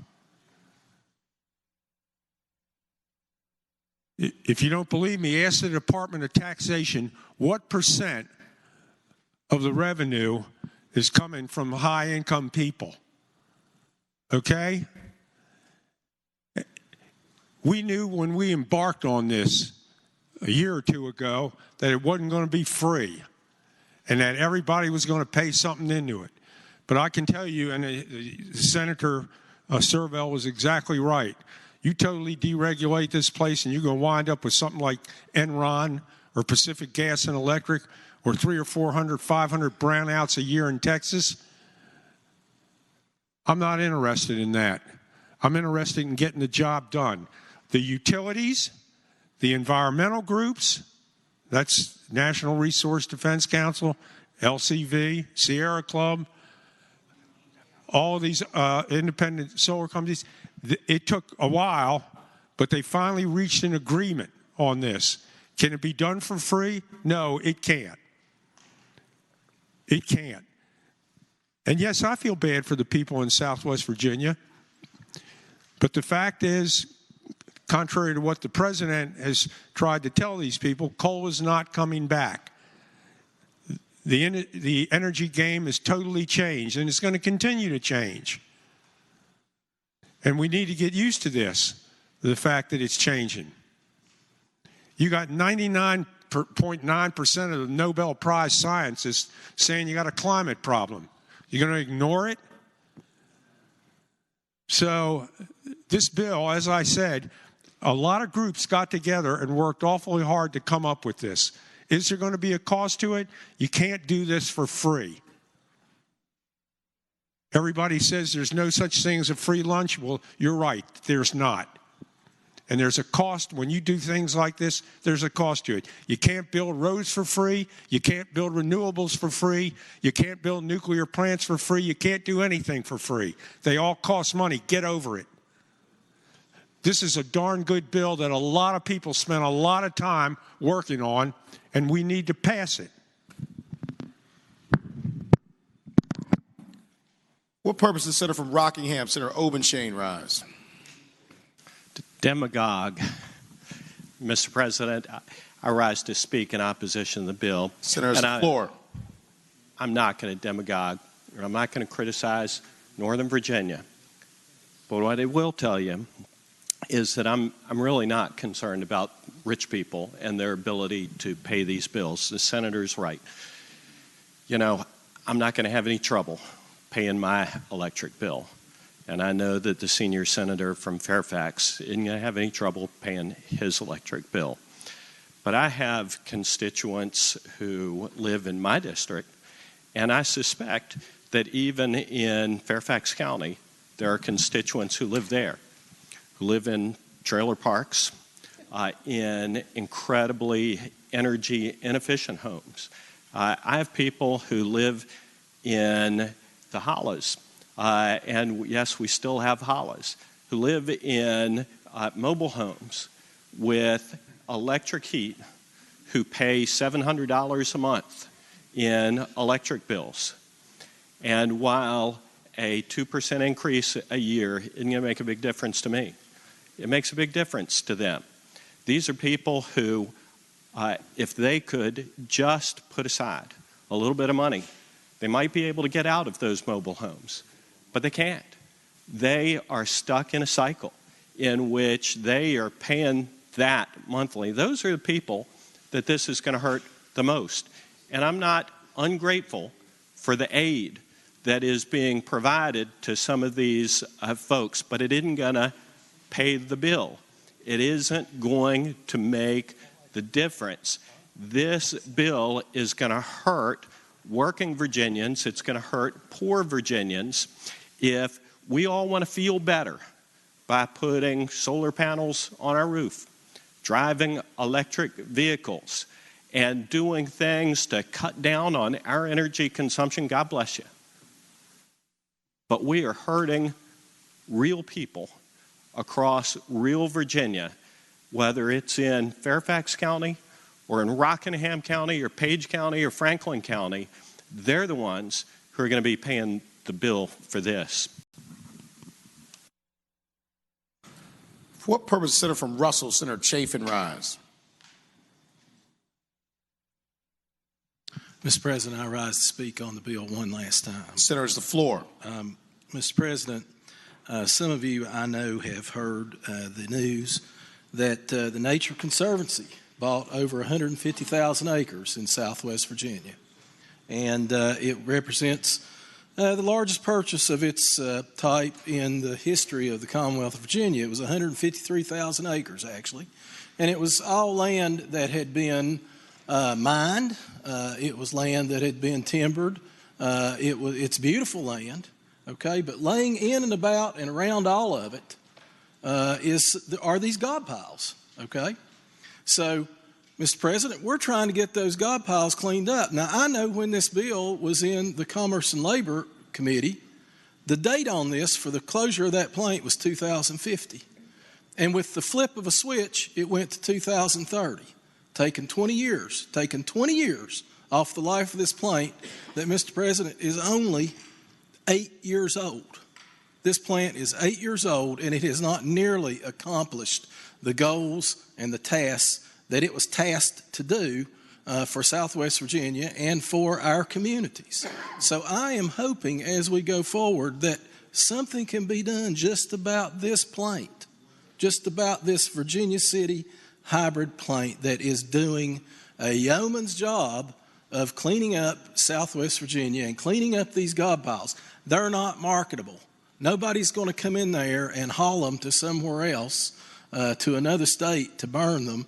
They're able to be used in that particular plant using other biomass in order to provide generating needs to about, I want to say that the plant provides heating sources. Let's see, I had that written down here, but it's escaped me how many. It heats around 150,000 homes, provides energy needs to 150,000 homes. So that's a lot of homes in Southwest Virginia that are served by that plant.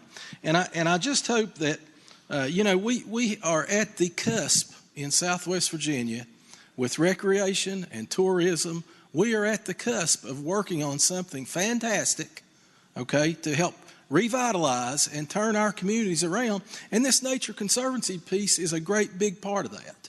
It's a great big part of it. This cleaning up these gob piles. They're mountains of coal, okay, if you've ever been over there. And I would encourage you to come. I would encourage, Mr. President, all the members of the Senate to come and look at these huge masses of coal. We want rid of them. We want to get them. We want to get them burned up. We want to get them utilized, and it's going to help us revitalize our communities. That's all we're asking for is a fair shake on that issue. Thank you. Thank you, Senator. Do any senators other than the patron wish to be heard on Senate Bill 851? Seeing none, the senior senator from Richmond City, Senator McClellan. Thank you, Mr. President. Speaking to the bill. Senators, the floor.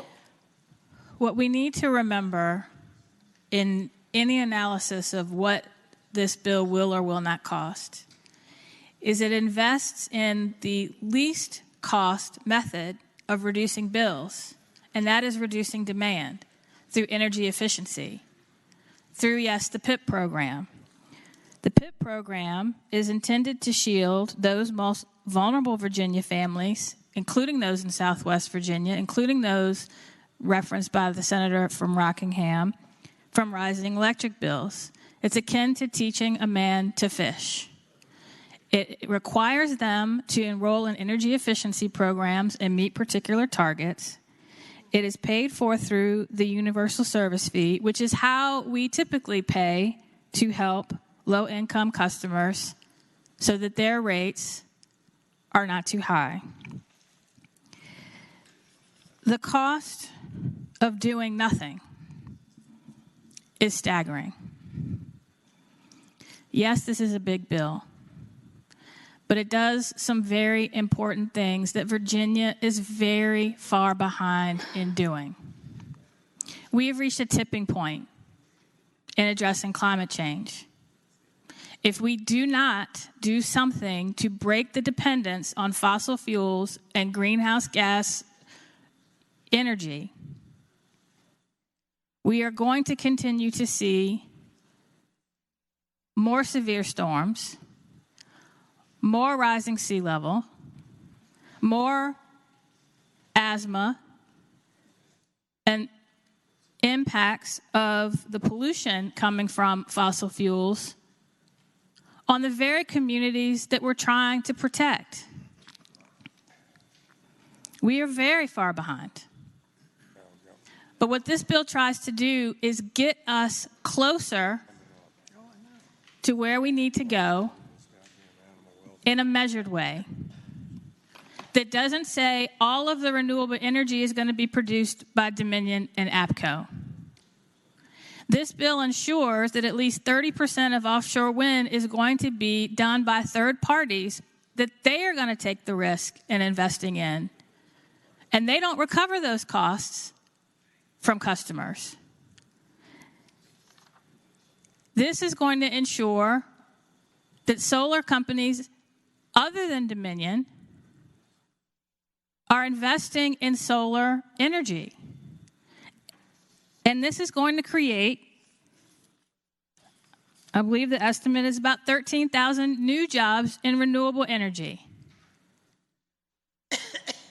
Now, I could give you a blow-by-blow rebuttal of the SCC's cost analysis. My guess is at this hour you don't want me to do that.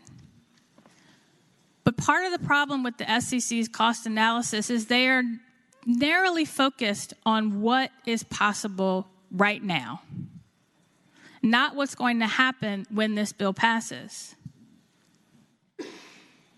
They've never looked at the cost of doing nothing. They've never looked at the societal cost of new fossil fuel plants. Now, for the first time, they're going to have to. Mr. President, I know change is hard, but sometimes change is necessary to meet a greater good. And that is, we have got to do something to break our dependence on energy that is destroying our planet. Period. It is Generation Z's number one fear. Number one fear is that the planet they inherit will be unlivable. And if we don't address climate change, it's going to lead to increases in refugees fleeing from places where they can no longer live. It is going to affect other industries, crops, fish in the water. We have got to do something, and this bill does it in the most measured way we can do it while still achieving 100% renewable energy.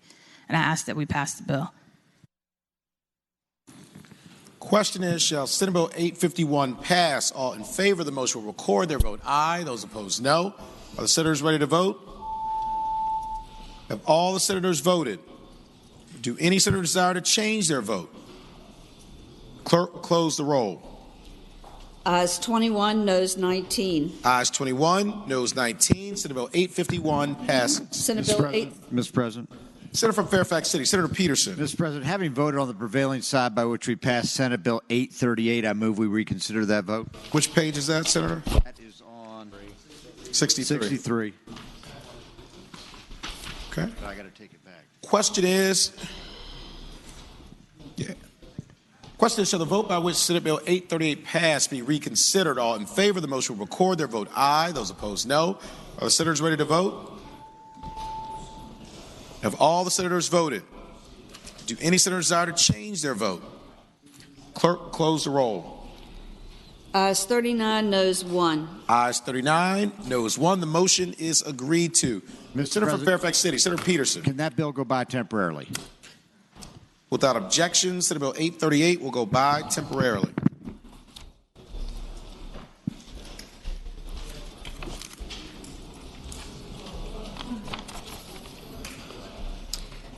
Senate Bill 860. Senator from Williamsburg, Senator Mason. Thank you, Mr. President. Mr. President, I move that Senate Bill 860 pass. And speaking of the motion. Thank you, Senator. You have the floor. Mr. President, it's good that this is back to back with the senior senator from Richmond's bill, because this is the offshore wind energy effort. This reads 5,200 megawatts of energy required by 2034 into the Code of Virginia, stating to the industry that we are serious about developing offshore wind. It speaks to, and this senator from Portsmouth and I have very similar bills. I'll point out a difference, but she and I have been working closely with folks to try to develop this. We know that we are along the way on a project to be 2,500 to 3,000 megawatts. This calls out that that'll be done or begun between 2024 and 2028. Again, signaling to the industry that we're serious about developing, because, Mr. President, ladies and gentlemen of the Senate, this is one place where there is a fully mature supply chain and industry in Europe and in the world that nothing exists in the United States of America. Now, Mr. President, the senator from Bedford called this one out particularly. Yes, sir. We call this in the public interest. We say that the costs are presumed reasonable and prudent if competitive solicitation and procurement is done. This is the 1.6% cap, 1.6% cap over and above the comparable combustible turbines. Wind energy is simply more expensive, Mr. President and ladies and gentlemen of the Senate, but it is worth us pursuing. And we are reading these numbers in to try to do so.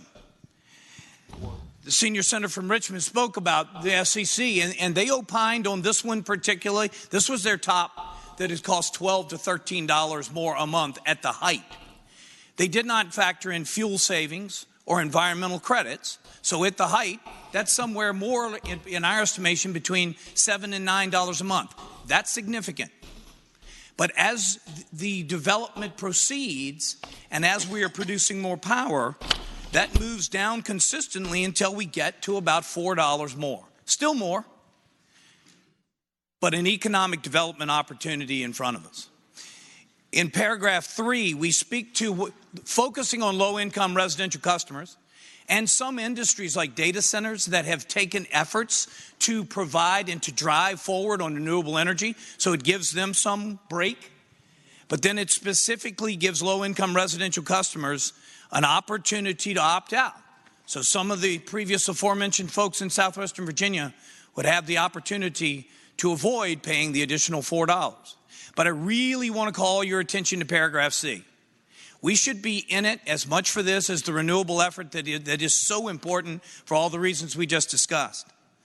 Identify economic development benefits of the project. Work with VEDP and the Chief Workforce Development Officer. Already one of the developers has taken about a 2-acre site looking to be a 25-acre site in Portsmouth with the Port of Virginia, looking to invest $30–40 million. They're estimating 20,000 jobs. An economist in southeastern Virginia that's been telling us for years that we need to diversify our economy says, I'm not sure it's going to be that much. But they're new jobs, they're new opportunities, which is why the Port of Virginia is so supportive.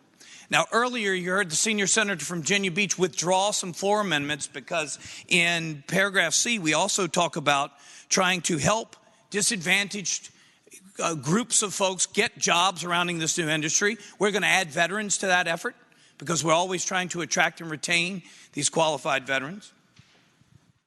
And we speak to a substantial majority of services and equipment and using experienced developers. So we try to map this out, utilizing experience, attracting as much new economic development as possible, and trying to target it to low-income areas to give them jobs and opportunity. Mr. President and members, I'll point you to paragraph E. This is the difference between the senator from Portsmouth's bill and mine. I serve on the Atlantic States Marine Fisheries Commission. There is significant concern around fisheries and environmental factors when you go to develop these wind farms in the ocean. So from the outset, we're going to look at that, study that, try to get out front of that and make sure that we do no harm and to begin to mitigate those factors from the beginning. And finally, we'll have quarterly reporting on the timelines and budget, the ongoing cost, and to make sure we're on track. So, Mr. President, this is the poster child for more expensive energy. I submit that. But this is also an economic development opportunity and an opportunity for us to drive forward with proven technology that does not yet exist in the United States of America and to be the epicenter of it. The chairman of the ASMFC said, this is great for our ports, but boy, we've all got impeded ports. These things are huge. Well, not Virginia, Mr. President. We have an unimpeded port. We're trying to set up manufacturing opportunities, and we're trying to grow a nascent industry in Virginia and in the United States out of the Port of Virginia in the Commonwealth. So, Mr. President, for those reasons, I'd ask you to support the bill. Thank you, Senator. Do any other senators wish to be heard regarding Senate Bill 860? Seeing none, the question is, shall Senate Bill 860 pass? All in favor of the motion will record their vote aye. Those opposed, no. Are the senators ready to vote? Have all the senators voted? Do any senators desire to change their vote? Clerk, close the roll. Ayes 22, noes 18. Ayes 22, noes 18. Senate Bill 860 passes. Senate Bill 891. Senator from Western Fairfax, Senator Marsden. Thank you, Mr. President. Let's bring the intensity level down from about 11 to a 2. Move that the bill pass. Senator has the floor. Thank you, Mr. President. Then speaking to the measure, there have been a lot of concerns in the Ag Committee over the years around the operation of pet stores. Some people truly don't want these companion animals sold, and they're buying pets from puppy mills and all of these things, and the care and feeding of these animals has been poor. We have localities. They have localities that are taking action, and some feel they're taking action in inappropriate ways. So what we're attempting to do here is basically set up a regulatory structure here in the Commonwealth to keep these matters out of the General Assembly and into the regulatory process. And what it calls for is that it asks the Board of Veterinary Medicine to set up a regulatory scheme through the APA to govern the care and feeding of these animals, the creation of an inspector to make sure that they're all doing their job and doing it appropriately. And it brings, we've brought together the advocates for animals, for companion animals, and the pet store owners into agreement on this bill. They're all behind it. It creates that inspector position, and that's what the bill does, and I urge the body to pass the bill. Thank the Senator. Do any other senators wish to be heard regarding Senate Bill 891? Seeing none, the question is, shall Senate Bill 891 pass? All in favor of the motion will record their vote aye. Those opposed, no. Are the senators ready to vote? Have all the senators voted? Do any senators desire to change their vote? Clerk will close the roll. Ayes 38, noes 2. Ayes 38, noes 2. Senate Bill 891 passes. Senate Bill 894. Senior Senator from Richmond City, Senator McClellan. Thank you. Having voted on the prevailing side by which we passed Senate Bill 860, I move that we reconsider that vote. Question is, shall the vote by which Senate Bill 860 passed be reconsidered? All in favor of the motion will record their vote aye. Those opposed, no. Are the senators ready to vote? Have all the senators voted? Do any senators desire to change their vote? The clerk will close the roll. Ayes 38, noes 1. Ayes 38, noes 1. The motion is agreed to. Senator from Williamsburg, Senator Mason. Thank you, Mr. President. Having been previously explained, I move we pass the bill. Thank you, Senator. The question is, shall Senate Bill 860 pass? All in favor of the motion will record their vote aye. Those opposed, no. Are the senators ready to vote? Have all the senators voted? Do any senators desire to change their vote? The clerk will close the roll. Ayes 22, noes 18. Ayes 22, noes 18. Senate Bill 860 passes. Senate Bill 894. Senior Senator from Fairfax, Senator Saslaw. Mr. President, 894 deals with something that we've dealt with or tried to deal with from time to time called misclassification of workers. And what this bill seeks to do is to try to correct this problem. It creates a private cause of action for these individuals who've been misclassified, and the employer was aware of it. It allows for damages under the bill and up to including attorney's fees. Just for background, for over a decade we've tried to look at this. There was a 2012 report by JLARC that found up to 1/3 of the audited, the industries that they audited, and they didn't pick all industries. Certain industries where the complaints were, they found that up to 1/3 of the audited employees in industries were misclassified, and it cost our state a lot of tax money. It said, based on a state and national studies, the JLARC report estimated that worker misclassification lowered state income tax as much as $28 million. And what this bill does, it seeks to do this. I think there have been no amendments along the way. Thanks, Senator. Do any other senators wish to be heard regarding Senate Bill 894? Seeing none, the question is, shall Senate Bill 894 pass? All in favor of the motion will record their vote aye. Those opposed, no. Are the senators ready to vote? Have all the senators voted? Do any senator desire to change their vote? Clerk will close the roll. Ayes 21, noes 19. Ayes 21, noes 19. Senate Bill 894 passes. Senate Bill 910. Junior Senator from Chesterfield, Senator Hashmi. Thank you, Mr. President. I move that we pass the bill. And speaking to the motion. Senator, it's the floor. SB 910 seeks to address the disparity that we have in terms of our ratio of English language learners to teachers in our public school systems throughout Virginia. Virginia is currently woefully lagging behind in this particular area. Especially among southern states. We have a ratio currently of 1 teacher to close to 60 English language learners. By contrast, Georgia has a 1-to-7 ratio, North Carolina has a 1-to-20 ratio, and Tennessee has a 1-to-30 ratio. This disparity has significantly affected our English language learners. They are behind on SOL reading test by about 47 points when compared to their non-English language learner peers. And we really have to address this issue because the rate of our English language learners in our Virginia public schools are growing tremendously. While we have a slow growth in the regular population of 6.2%, our English language learner population has grown by 48% in just the last 15 years. For this reason, I encourage everyone to support this bill so that we can continue to improve the educational opportunities for all students in Virginia.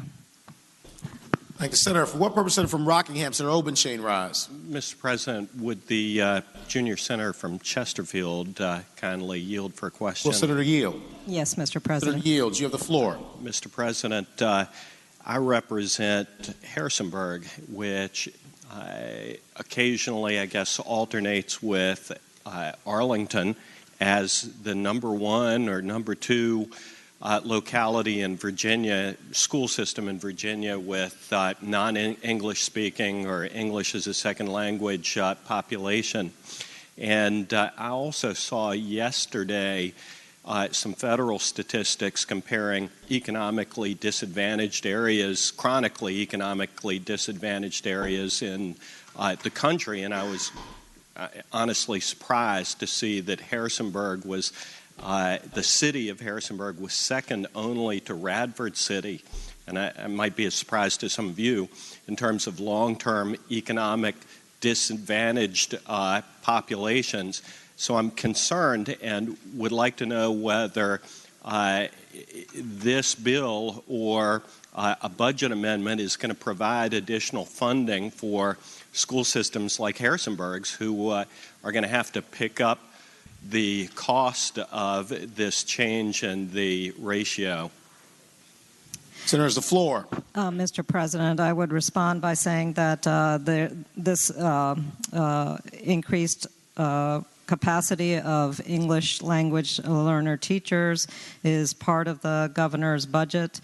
It includes $13 million in FY21 and $14 million in FY22 to help us implement this change throughout Virginia schools. Further question? Mr. President, I would ask a further question. Senator yield? Yes, I'll yield. Senator yields, you have the floor. My question would be whether the governor's budget funds this or whether it is putting an additional burden on Harrisonburg or Arlington public schools. Arlington may be able to afford it. Harrisonburg, I can tell you, it's a real challenge. Senator, the floor. Mr. President, I would answer that it is funded by the governor's budget. Further question? Yes, Mr. President. I'm sorry to belabor the point, but... Senator yield?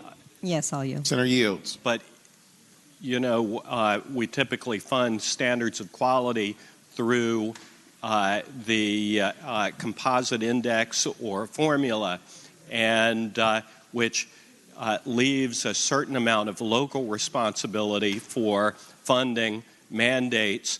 Of course, the governor has the option in the budget of fully funding it. My question is this fully funded, or is the city of Harrisonburg or any other school division across the state going to be required to pick up the local or a local portion of this burden if this bill were to pass? Senator, has the floor. Mr. President, I would respond that this is a critical priority for the governor. In the administration recognizes the fact that English language learners are a very critical priority for our school systems, and this is funded within the budget and is not an imposition on the localities. The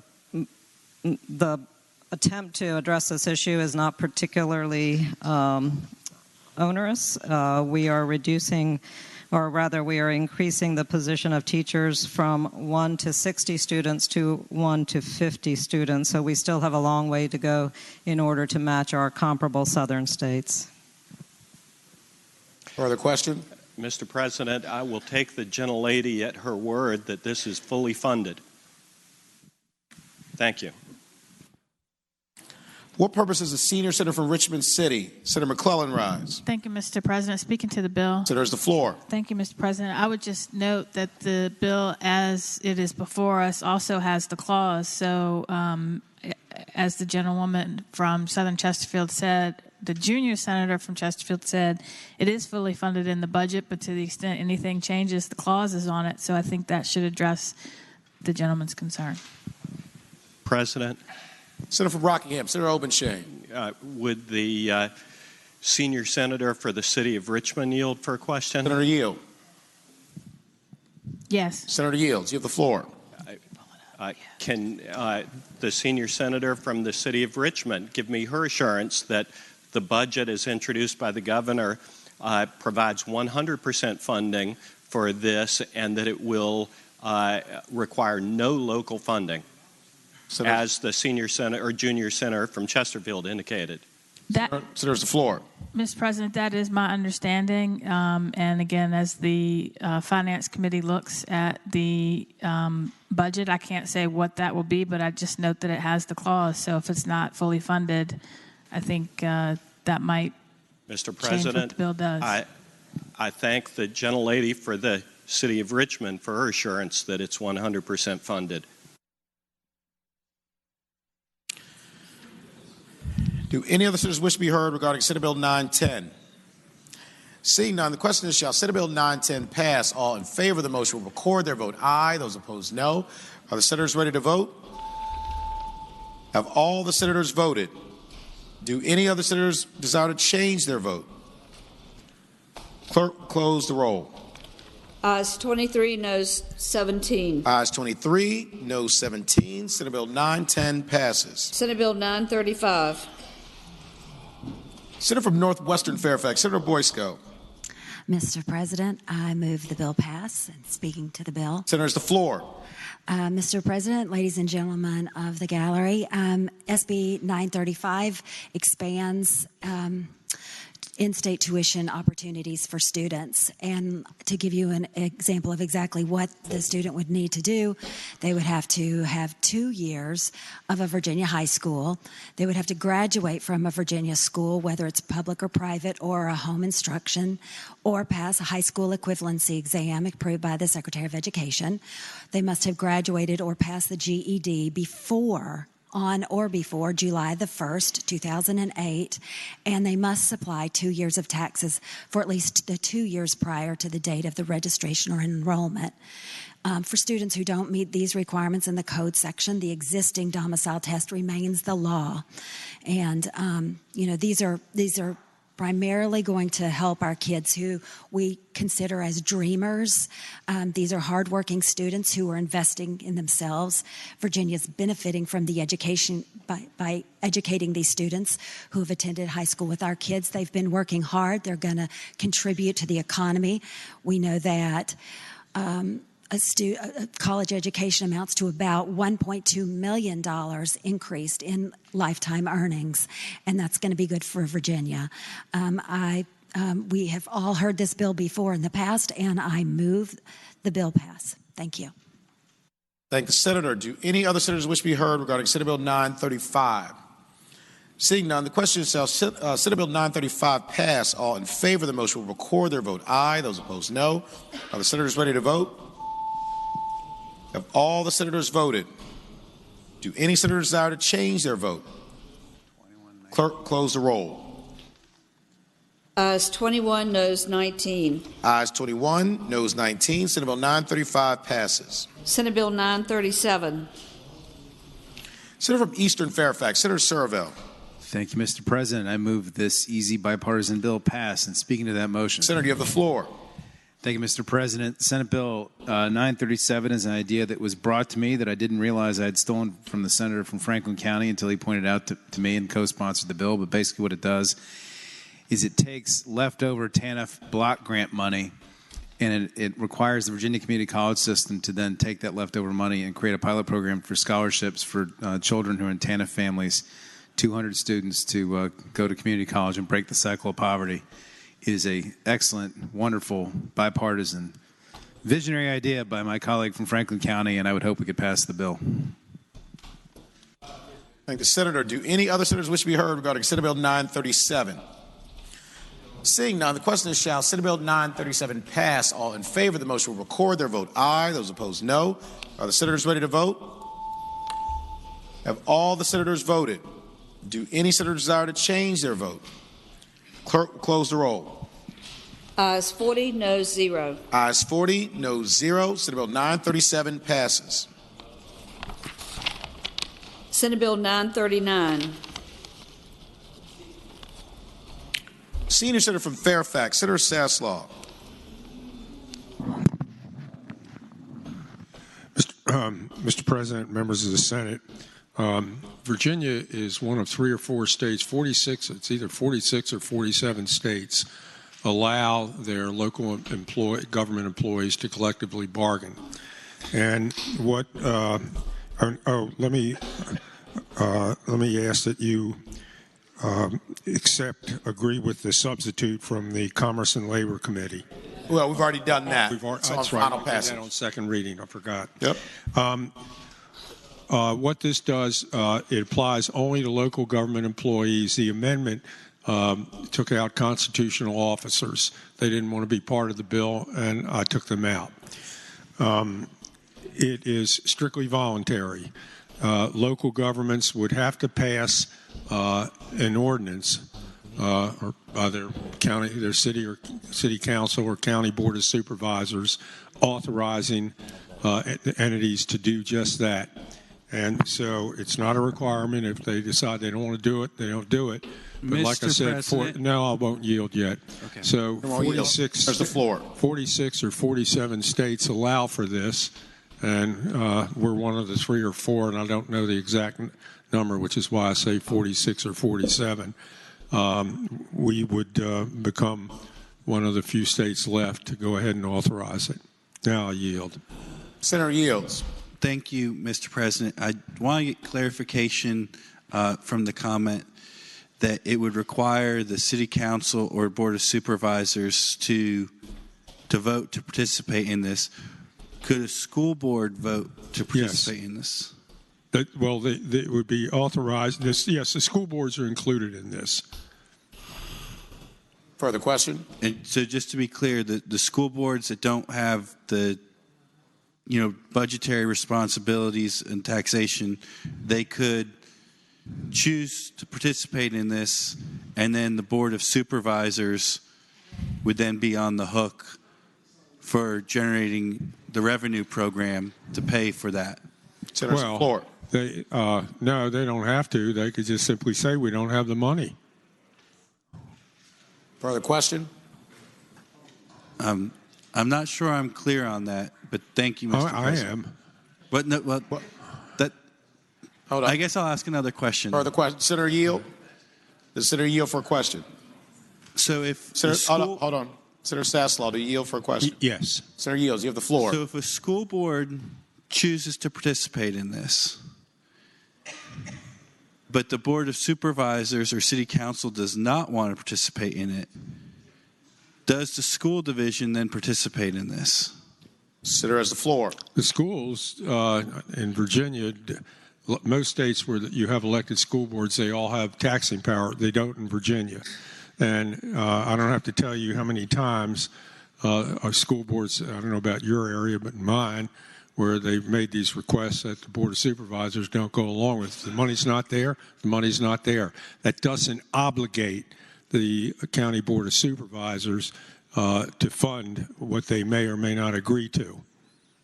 Further question? Mr. President, would the gentleman yield? Sure. Mr. President, would the gentleman agree with me that throughout the bill it requires a local ordinance being passed, which can only be passed by the local government? A school board cannot do this on their own. That's correct. But it is a local government that does it. That's correct. Thanks, Senator. For what purpose, Senator from Rockingham, Senator Obenshain, rise? Mr. President, I just rise to speak in Senator's connection floor. with the bill. Mr. President, members of the Senate, I was in the Commerce and Labor Committee, and there was an abbreviated presentation about this bill. There was a long line of organized labor who were there, many public employee union representatives, other representatives of organized labor. They lined up and spoke unanimously, not unsurprisingly, in favor of this bill. Then we cast a vote, and you will see that there were 3 of us who voted no. And one of the questions that I asked of one of the patrons was, tell me what local governments are asking for this. And what we were told was that local governments were asking for it, and that there was maybe the Fairfax County Board of Supervisors that wanted it. Unfortunately, no local government was able to speak to this. No college or university, no counties, cities, or towns, no member of VACO, no member of the VML, no school boards. They were all there. They were all lined up and ready to speak in opposition to this bill. Rest assured, your local governments are going to be adversely impacted by this. They do not want this legislation. This is going to increase the cost of the administration of local government, much as some of the other legislation that has been passed is going to increase the cost of construction. This is going to make fewer funds available for projects like new schools, higher salaries for teachers. And I would respectfully submit that we should listen to our local governments and not pass this legislation. Mr. Chairman, Mr. President. What purpose is the Senator from Northwestern Fairfax? Senator Boyce, go rise. Speaking to the bill. Senator has the floor. Mr. President, thank you. I want to just follow back up on what the senator just said. I've actually had personal conversations with the chair of Loudoun County Board of Supervisors, who expressed very strong interest in seeing this pass. They want to have collective bargaining, and so I just wanted to make sure that the record was set straight. Also, to just re-clarify, this version of collective bargaining allows the locality to opt in. No one is forced to do this if they don't wish to.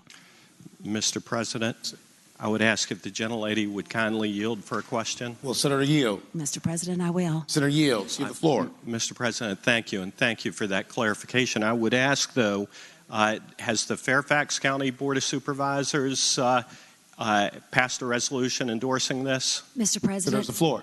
I have had personal conversations with a member of the Board of Supervisors who expressed interest. However, it is not my understanding that there is a formal endorsement of this. Okay. Well, thank you. Yes. Senator yield. Senator Yield for another question. Yes, sir. Senator Yield, you have the floor. Mr. President, Senator just indicated that she had also spoken with the chairman of the Loudoun County Board of Supervisors. Has the Loudoun County Board of Supervisors passed a resolution asking for this? Senators, the floor. Mr. President, I do not have that information. Mr. President. Mr. President, but I would expect that if the chair of the Board of Supervisors called me personally to say she wants it and this is something that they're interested in, I would expect that there would be support among the board members. Okay. So, and Further I question? appreciate that the chairman of the Board of Supervisors indicated that the whole board supports it. So Loudoun County Board of Supervisors has conveyed its position in support, as I understand it, of the bill. Can the senator name another local governmental entity of any kind, school board, Board of Supervisors, city council, town council, anywhere in Virginia that supports this? Mr. President, I represent 2 counties, and those are the localities that I had correspondence with. Thank you very much. Mr. President, how about a college board of visitors? I don't think the senator yields. Okay. For what purpose does the senator from Arlington, Senator Favola, rise? Speaking to the bill, Mr. President. Senators, the floor. Thank you. I am asking my colleagues to support this measure, and I don't think we need to torture ourselves too much. I will reiterate, has been said before, this bill is permissive. A local government would have to, which would be your Board of Supervisors or governing body, would have to pass an ordinance to implement this, using whatever guidelines or format that the local government thinks is appropriate. And this is not news to you, but local governments have to, by law, have a balanced budget each year. So decisions they make about what they pay their employees or what kind of benefits they offer to employees are factored in all the time and balanced against revenues that local governments have to raise, and primarily through real estate taxes, although hopefully this body will see fit to pass our equal taxing authority bill, the bill that the senator from Augusta County and myself and others are carrying regarding taxing authority between counties and cities. So this should not give you any reason to fret. This is something local governments can handle. Their representatives are elected. They are held accountable. They have responsibilities to run the day-to-day operations of their jurisdictions. This is okay, and I ask the body to pass it. Thank you. For what purpose does the senator from Henrico, Senator Donovan, rise? I'll be very brief, Mr. President, but I have heard from my counties that I represent, and they are very much opposed to this. They would have liked to have had the opportunity to speak their opposition in committee. But we have received formally in writing that they are opposed to this, even in its permissive state, because of how it will change elections and outside money in their local Board of Supervisors elections. And they have opined that this could cost tens of millions of dollars in Henrico County alone. I urge you to vote against this bill. For what purpose does the senior senator from Fairfax, Senator Saslaw, rise? Do any other senators wish to be heard regarding Senate Bill 939? Seeing none, Senator has the floor. You know, Mr. President, I can't speak for Henrico Board or out in the Shenandoah area, but I can tell you this, the people on the Fairfax County Board of Supervisors, maybe unlike the people in supervisors in Henrico, they got a backbone. And when they don't like what I'm doing down here, they don't hesitate for one split second to let me know it, whether if they like a bill or dislike a bill.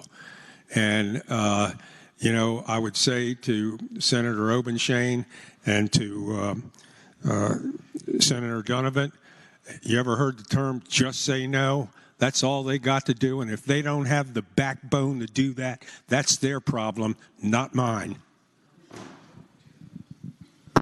What purpose? Senator from Henrico. Senator Dunham, rise. Thank you, Mr. President. I rise to remind the body that dignity results from treating each other with respect. And my Board of Supervisors are outstanding representatives for the locality, and they do not deserve to be demeaned, especially by somebody who has admitted they do not know them. So I know we're all tired, Mr. President. Everybody needs to hold it together. We need to move forward with dignity and respect for our local electeds. Do any other senators wish to be heard regarding Senate Bill 939? Seeing none, the question is, shall Senate Bill 939 pass? All in favor of the motion will record their vote aye. Those opposed, no. Are the senators ready to vote? Have all the senators voted? Do any senators desire to change their vote? Clerk, close the roll. Ayes 21, noes 19. Ayes 21, noes 19. Senate Bill 939 passes. Mr. President. Senator for Prince William County, Senator McPike. One point of inquiry of the clerk. We have approximately 56 bills left. That's correct. 56 bills. And you've got first reading that you've got to take all the way through. Moving with alacrity. Thank you. Mr. President. Senator from Northern Chesapeake. Senator do we have to have this done by midnight tonight? Yes, sir. I'm informed it's actually the legislative day, so it does not need to be by midnight, but also does not need to be after midnight either. So if you want to get it done before, I'm happy to do that. Mr. President? Yes. Are you the Madam Secretary, are y'all in order to tell these people to stop talking so we can vote and get out of here? I'm not a miracle worker. All right. We're on Senate Bill 949. 949. Senator from Portsmouth, Senator Lucas. Thank you, Mr. President. I move that Senate Bill 949 pass. Senator, has the floor. Thank you, Mr. President. Senate Bill 949 is a compilation of several policy options approved by the Joint Commission on Healthcare based on staff study of forensic nursing in Virginia. And you move the bill pass? I move the bill pass, Mr. President. Thank you, Senator. Do any other senators wish to be heard regarding Senate Bill 949?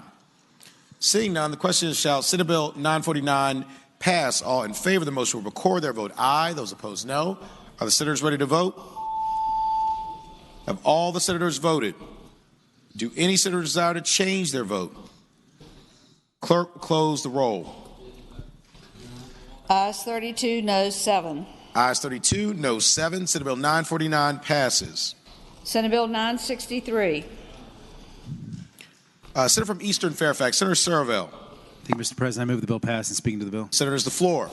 Thank you, Mr. President. This bill that's had one no vote throughout the entire process basically just creates an energy efficiency board to coordinate the savings of energy in state agencies. It requires every agency to designate an energy manager, and it will hopefully lower our Commonwealth energy bills over the next 10 years. Again, I move the bill pass. Do any other senators wish to be heard regarding Senate Bill 963? Seeing none, the question is, shall Senate Bill 963 pass? All in favor of the motion will record their vote aye. Those opposed, no. Are the senators ready to vote? Have all the senators voted? Do any senators desire to change their vote? Clerk will close the roll. Ayes 40, noes 0. Ayes 40, noes 0. Senate Bill 963 passes. Senate Bill 966. Senator from Alexandria, Senator Eben. Thank you, Mr. President. I move that SB 966 passes. And speaking to that motion, Senator has the floor.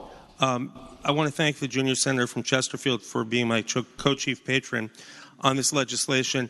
And as a way of background, the FDA banned youth-friendly e-cigarette flavors in non-refillable pods just a few days ago. We started this effort earlier. But they left open a large loophole for flavored, refillable, and disposable e-cigarettes. And youth are already transitioning to these products. This would close the loophole. We know that kids who are using e-cigarettes, 4 out of 5 of them are using the flavors. They're the most popular among young people. We know that nicotine harms brain development. We know that flavoring agents like cinnamon and vanilla bean have been linked to toxicity themselves. And we know that the new FDA ban has loopholes. And very, very briefly, I'll just say a quote a few teenagers who say they're now using something called puff bars. Jules, so yesterday we moved on. Teens are very savvy, and if they're addicted, they're going to do what it takes to continue a habit that's now plaguing their lives. And then one young man said that it made him want cigarettes. So right now, these are already illegal in certain systems. There's a loophole. We're just trying to close it here. And I would move that the bill pass. Mr. President, would the gentleman yield for a question? Well, Senator Yield. Senator Yield, you have the floor. Mr. President, would the gentleman tell us what the penalty of a Class 4 misdemeanor consists of? If I can get to my desk here, I've got it written down. How much? $250. A $250 fine. So, further question? Mr. President, would the gentleman yield for additional question? Senator Yield. I yield. So, Mr. President, is that 5 times the penalty in your possession of marijuana bill that passed this body earlier? Senator's the floor. That's right. I thank the gentleman. Senator, for what purpose, Senator from Lynchburg, Senator Peake rise? I pushed my button, and then he called on me. Thank you, Mr. President. That's how I like to do it. Rules. Senator has the floor. Would the patron yield for a question? Will the Senator yield? Happy to yield. Senator Yield, you have the floor. Thank you. Just for a point of clarification, Senator Abbott, is it my understanding that Juuls are not included in this, and that the reason that Juuls are not included is because the feds have already addressed that issue? That's correct. And in fact, Juul had decided not to sell flavors earlier, their own corporate responsibility. And Logic, one of the largest suppliers of e-cigarettes and vapor products in the United States, has endorsed this, as well as the Medical Society of Virginia. And I should say, in response to the previous question, marijuana is not as addictive as nicotine, does not lead to smoking cigarettes, and we're still banning kids from smoking marijuana. And I hope this body agrees that kids shouldn't be smoking when they vote for this bill. What purpose is the senior senator from Virginia Beach, Senator D. Steph, rise? Mr. President, will the gentleman rise for or yield for a question? Senator Yield. Yeah, depending on how late we want to be here, I'm happy to yield. Senator Yield, you have the floor. I've got all night, Mr. President. Mr. President, can the gentleman please tell me what is the age to drink alcohol in the state of Virginia? Senator's the floor. 21. Mr. President, can the gentleman tell me what's the age to purchase tobacco in Virginia? Well, as the gentleman knows, it's 21. Mr. President, do we change the flavor? Can you ask the gentleman if we've changed the flavor of our specialty drinks so they're not attractable to children? Senator's the floor. Not to my knowledge, no. Mr. President, speaking to the, actually one more question, Mr. President. Will the gentleman yield for one more question, Yield? Mr. President? This will be the final time I yield, yes. Senator Yields, you have the floor. Mr. President, can the gentleman tell me if the governor's budget relies on the taxes from these 300 to 400 vape shops in Virginia that sell these products in the governor's budget? Senator's the floor. I don't know if the governor is relying on children being addicted and getting into vape shops, no. Mr. President, if I may, the floor. My question was actually, does the governor's budget rely on taxes from these 300 to 400 vape shops that sell these flavored products? Senator will not yield. Does Senator want to speak to the bill? Mr. President, if I may, I'm happy to speak to the bill, and I'm glad the gentleman doesn't want to yield. But I will tell you, Mr. President, that the governor's budget does rely on taxes from these 300 to 400 vape shops that sell these products. And Mr. President, I'd like to also say that when it comes to alcohol, tobacco, or anything else that underage individuals are using or getting into, that when something's not working, we normally enforce what's not being what is being violated in these laws. We up enforcement. Mr. President, I'd like to also say that there are a lot of people who are addicted to nicotine, and I understand that. But this is a way for those who are addicted to nicotine to go from 24 milligrams of nicotine down to 18, down to 12, down to 3, down to 2, down to 0. Mr. President, I might want to say that, and I will say, Mr. President, that if you're smoking something that is 0, or you're vaping something that is 0 milligrams of nicotine, and you want some flavor in that other than menthol or nicotine, and you want grape or apple or cherry pie that you should be able to because there's no nicotine in there, Mr. President. And Mr. President, I'm glad the gentleman from Henrico pointed out that the penalty on this is a Class 4 misdemeanor, 5 times the usage of that of marijuana, which is illegal to smoke for anyone unless you have a medical prescription for it. And Mr. President, I think it's crazy that we just passed gambling bills. We just passed bills to decriminalize marijuana and make it a $50 fine, yet we're saying that if you vape 0 milligrams of nicotine with a flavor in it, that we're going to charge you $250, Mr. President. I think that's ridiculous. And I hope, Mr. President, that we will vote no on this bill. Thank you very much.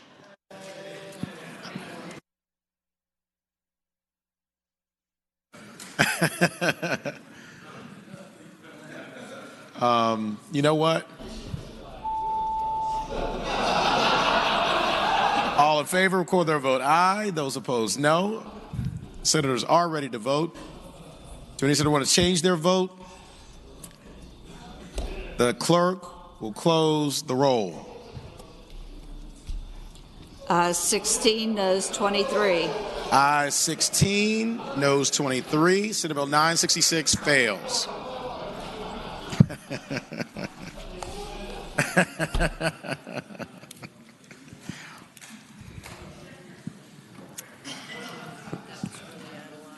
I told Tara it's okay.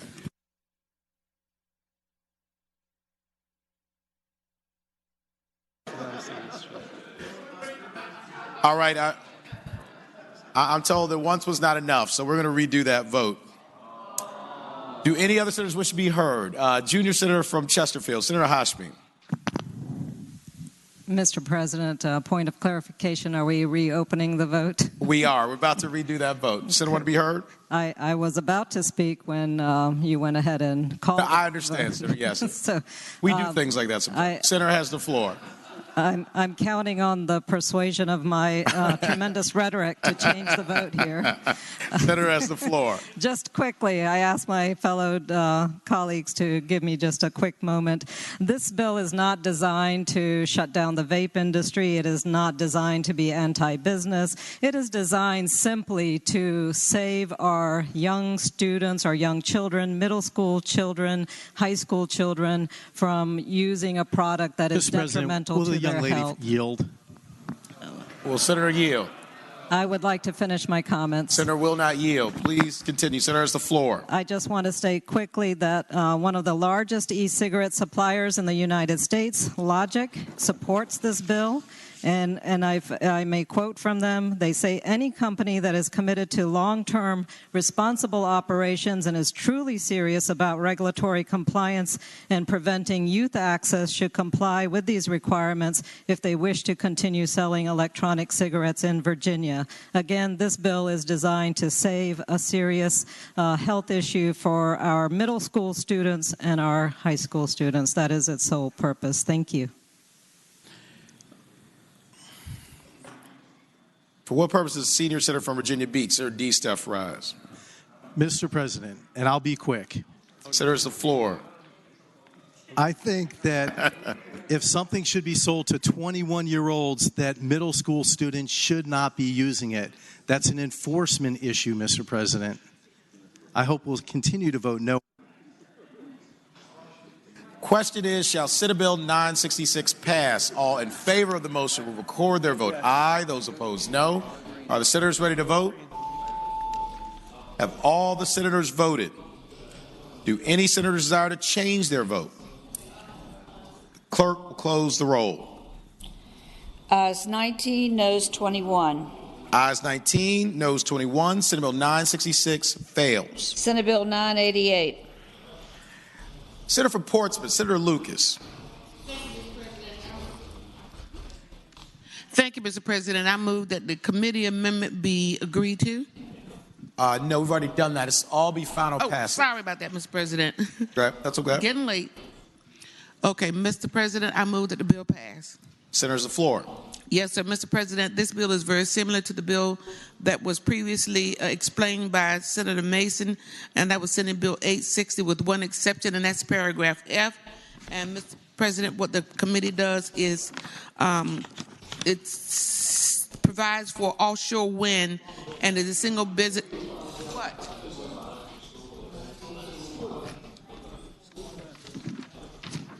Wrong paper, Mr. President. The bill authorized a large-scale pilot program on electric school buses.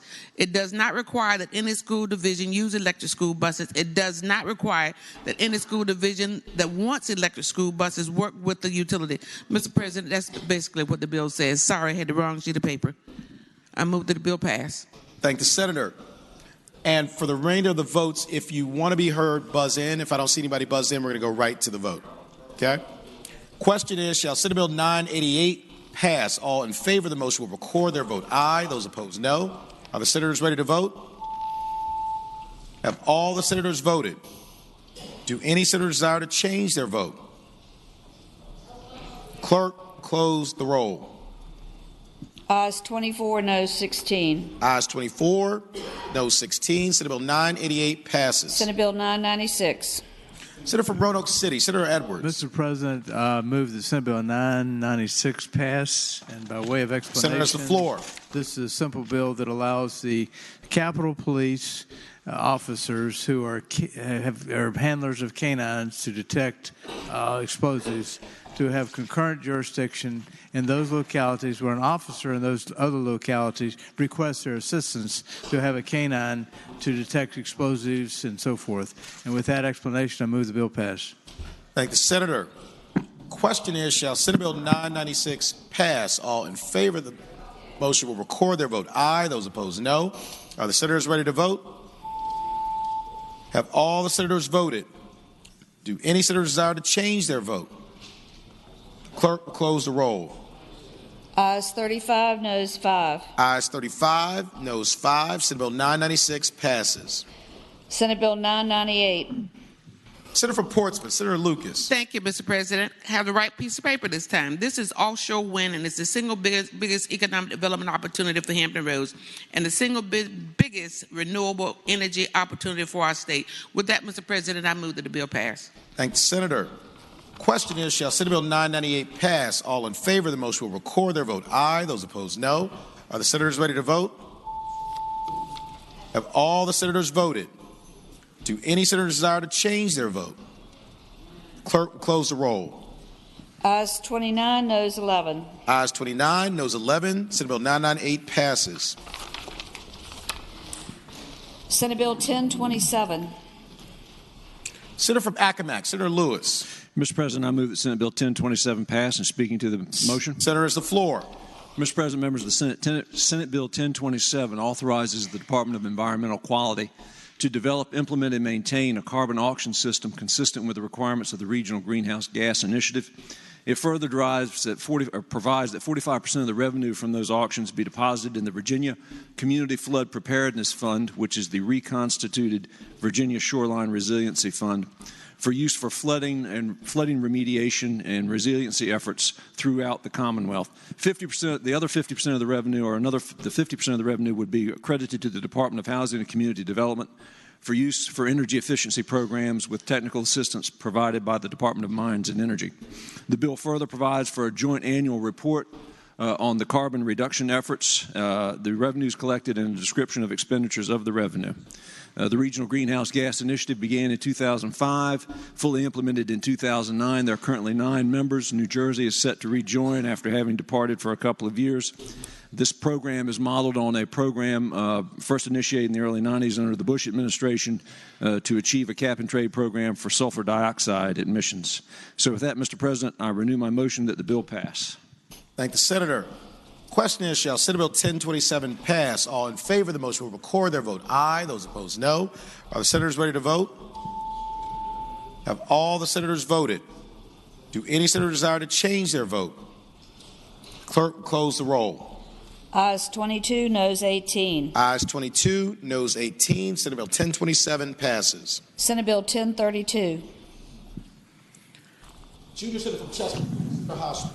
Thank you, Mr. President. I move passage of SB 1032 and speaking to the bill. Consider pause 1 second. I think our battery died.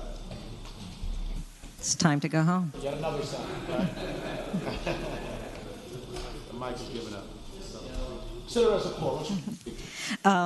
1032 seeks to increase access to justice for low-income civil litigants while also reducing the administrative burden on the courts. Civil litigants, low-income civil litigants are required to go through a secondary process to prove their indigency, and this bill simply seeks to remove that extra step and thus make it easier for the court system as well as the litigants themselves. There is a presumption that these individuals will need public assistance if they are already if they receive public assistance, then they fit within the court's indigency calculations. And additionally, if they are legal aid clients, they too then are automatically pre-screened to assure that they satisfy the same poverty threshold that the courts use. So there's no need to have a secondary process to prove that they need this support. So I move passage of the bill. Thank you. Thank the senator. For what purpose, Senator from Rockingham? Senator Obenshain rise. Mr. President, rise to speak to the bill real briefly. There's the floor. First of all, I apparently voted for this bill in committee, and I don't know why or who cast my vote for me. But I do want to point out a couple of things about this real quickly. Part of what this does, I think, is really good. I think it's well-intentioned. But filing fees in cases of any size are $200-300.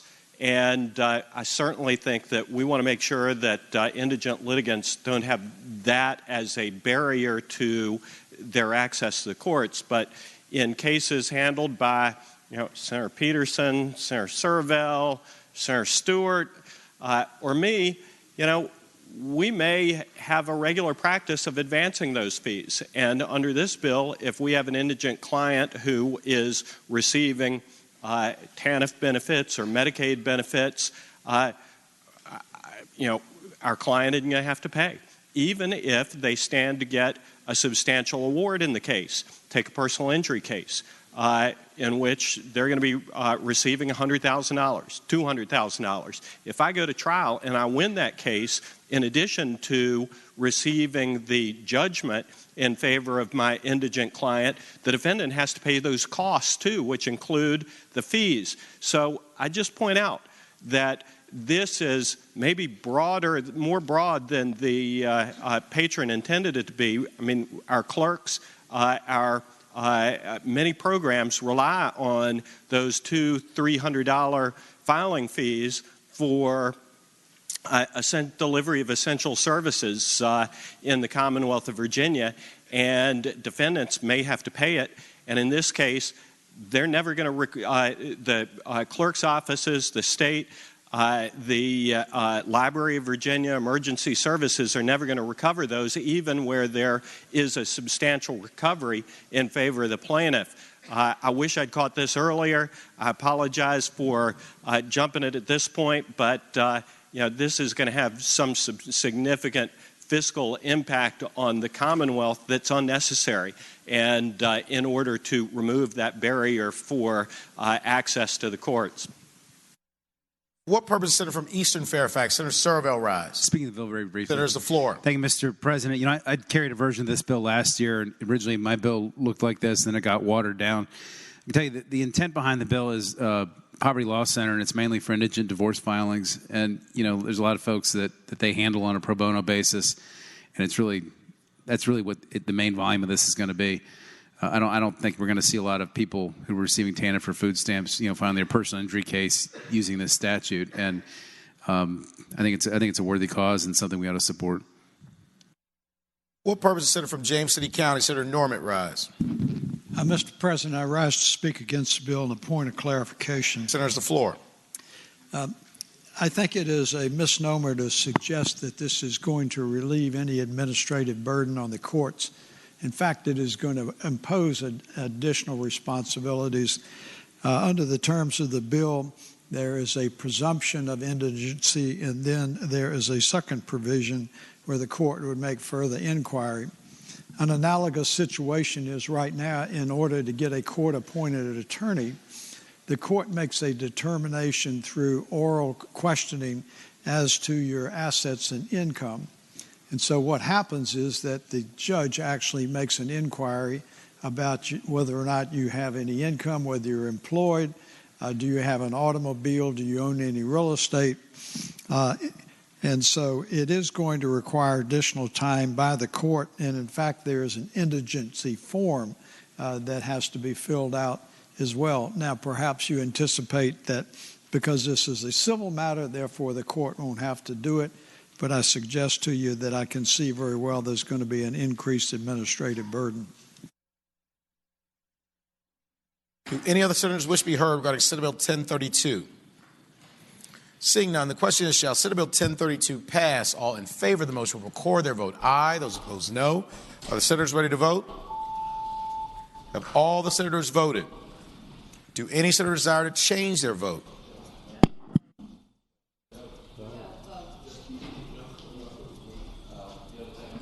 Mr. President, I have an inquiry. I've got all these lights on here, but it says it's not operating. It's malfunctioning. Yes, sir.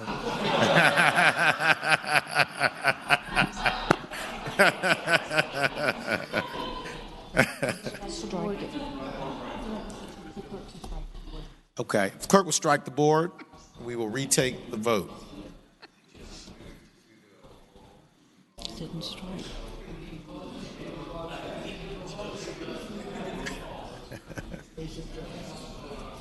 Oh, okay. All right, we're going to try that again. Okay. Question is, shall Senate Bill 1032 pass? All in favor of the motion will record their vote aye. Those opposed, no. Are the senators ready to vote? Have all the senators voted? Do any senators desire to change their vote? Clerk will close the roll. Ayes 20, noes 20. Ayes 20, noes 20. Chair votes aye. The bill passes. Senate Bill 1047. Senator from Bath, Senator Deeds.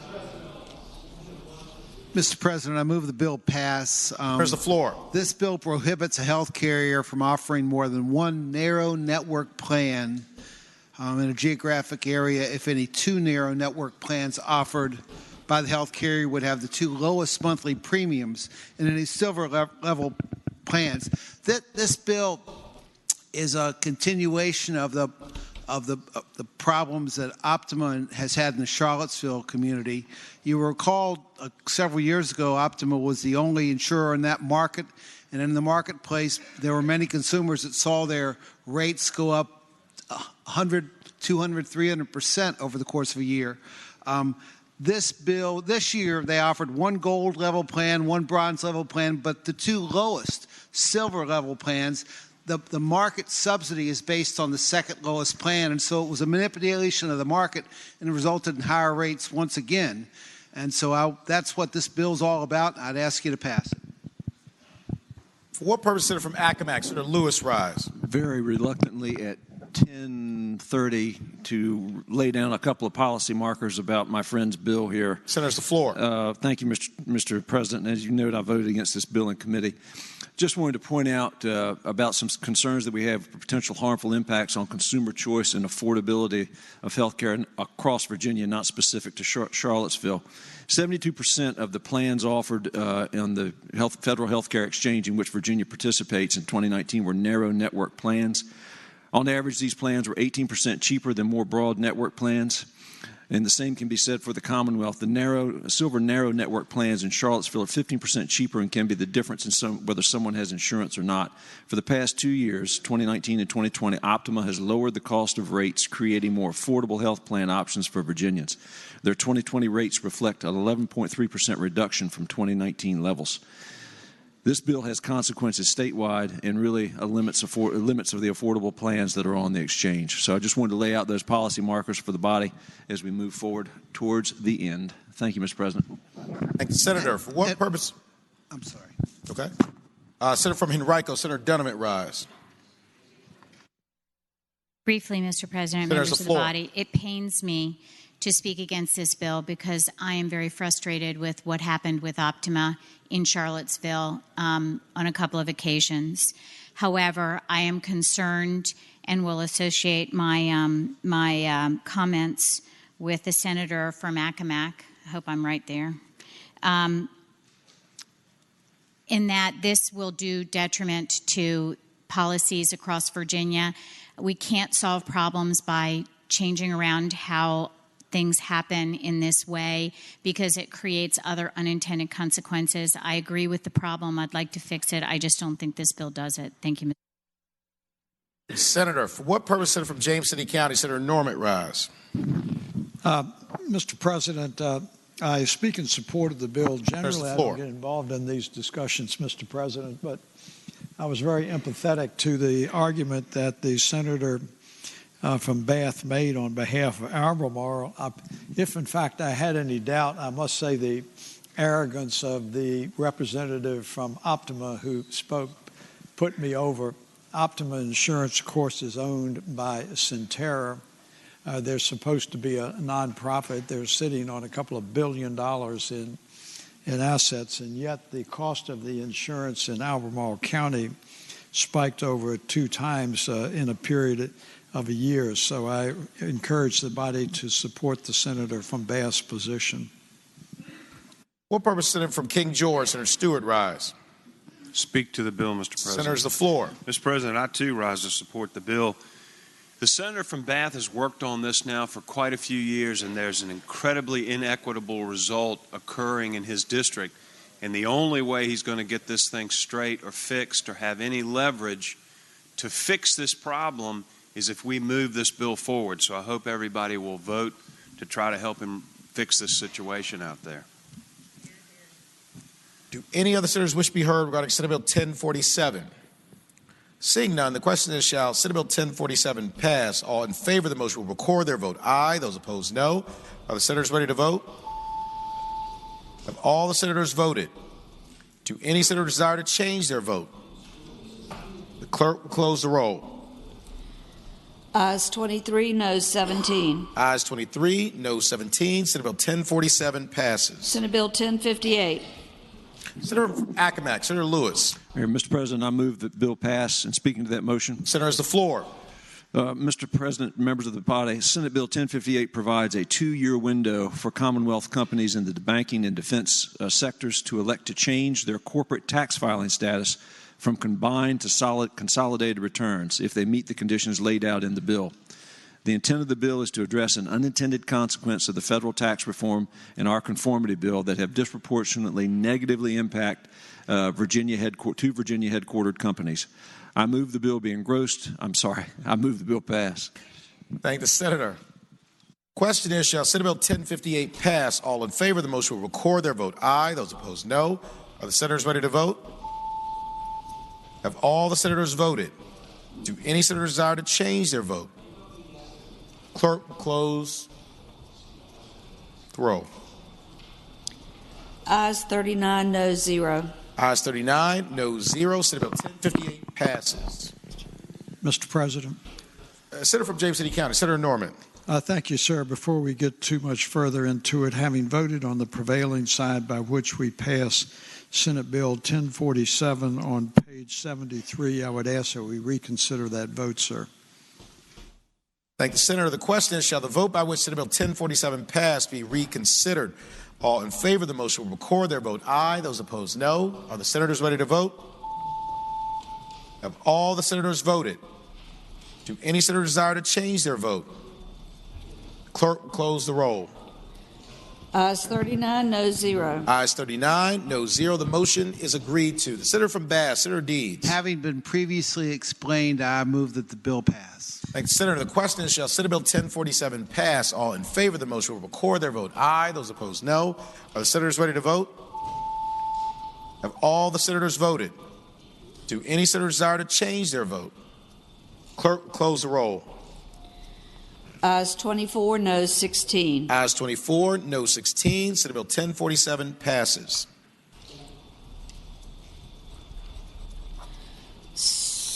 Senate Bill 1064. Senator from King George, Senator Stewart. Thank you, Mr. President. Move the bill pass and speaking to it. Senator has the floor. I'll be uncustomarily brief. Mr. President, Senate Bill 1064 tries to deal with the Richmond combined sewer overflow. Very quickly, in the last 5 years, Richmond has dumped about 13 billion gallons of raw sewage into the James River, not far from where we are. In fact, today, while it was raining, they issued a notice warning people to stay away from the river in Richmond.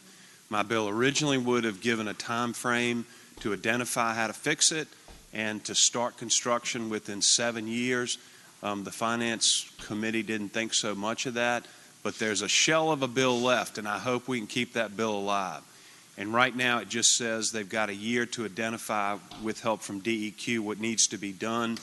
We've put together a work group with the senator from the city, the senior senator from the city, myself and some others to work on this to try to come up with a strategic plan so we can stop this. But it's a serious issue. As we've talked about this before, it causes Vibrio vulnificus, some other serious waterborne illnesses. I understand we have a sufferer of Vibrio vulnificus in here, and probably lucky she's alive, quite frankly. She's waving back there.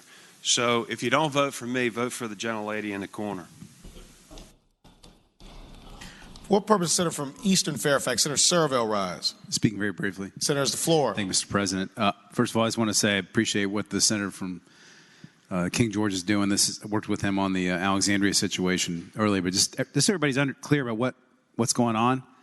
If it's raining outside, like it is right now, and you go back there in that back room in the toilet, whatever you flush down the toilet is going in the James. That's what's happening right now. And the senator from King George is trying to do something about it, and we need to. But that's the reality of the situation right now. I just want to make sure everybody understood that. Thanks, Senator. Question is, shall Senate Bill 1064 pass? All in favor of the motion will record their vote aye. Those opposed, no. Are the senators ready to vote? Have all the senators voted? Do any senators desire to change their vote? Clerk will close the roll. Ayes 40, no 0. Ayes 40, no 0. Senate Bill 1064 passes.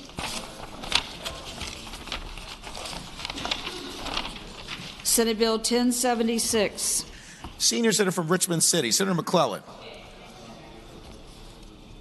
Mr. President, I move that the bill pass. And speaking to the bill. Senator has the floor.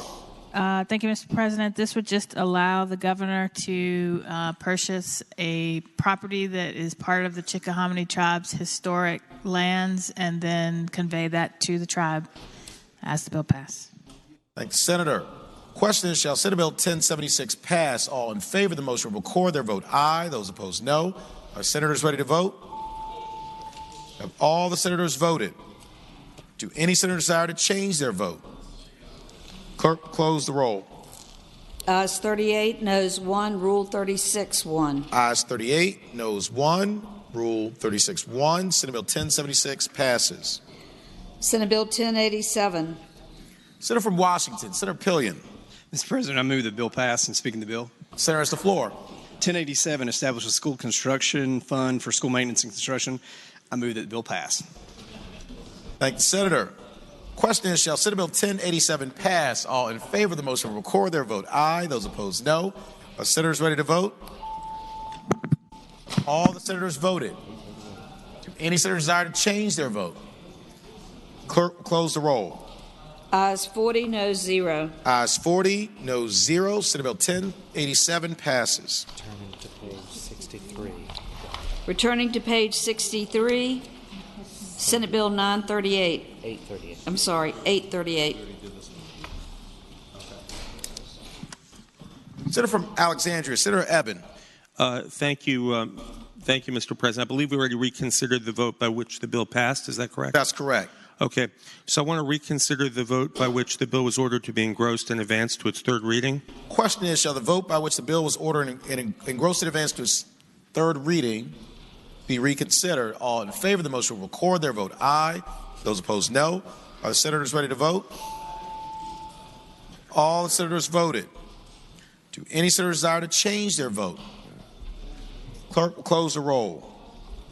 Ayes 40, no 0. Ayes 40, no 0. The motion is agreed to. Senator from Alexandria, Senator Eben. Thank you, Mr. President. I'd like to waive the reading of the floor substitute for the floor amendments.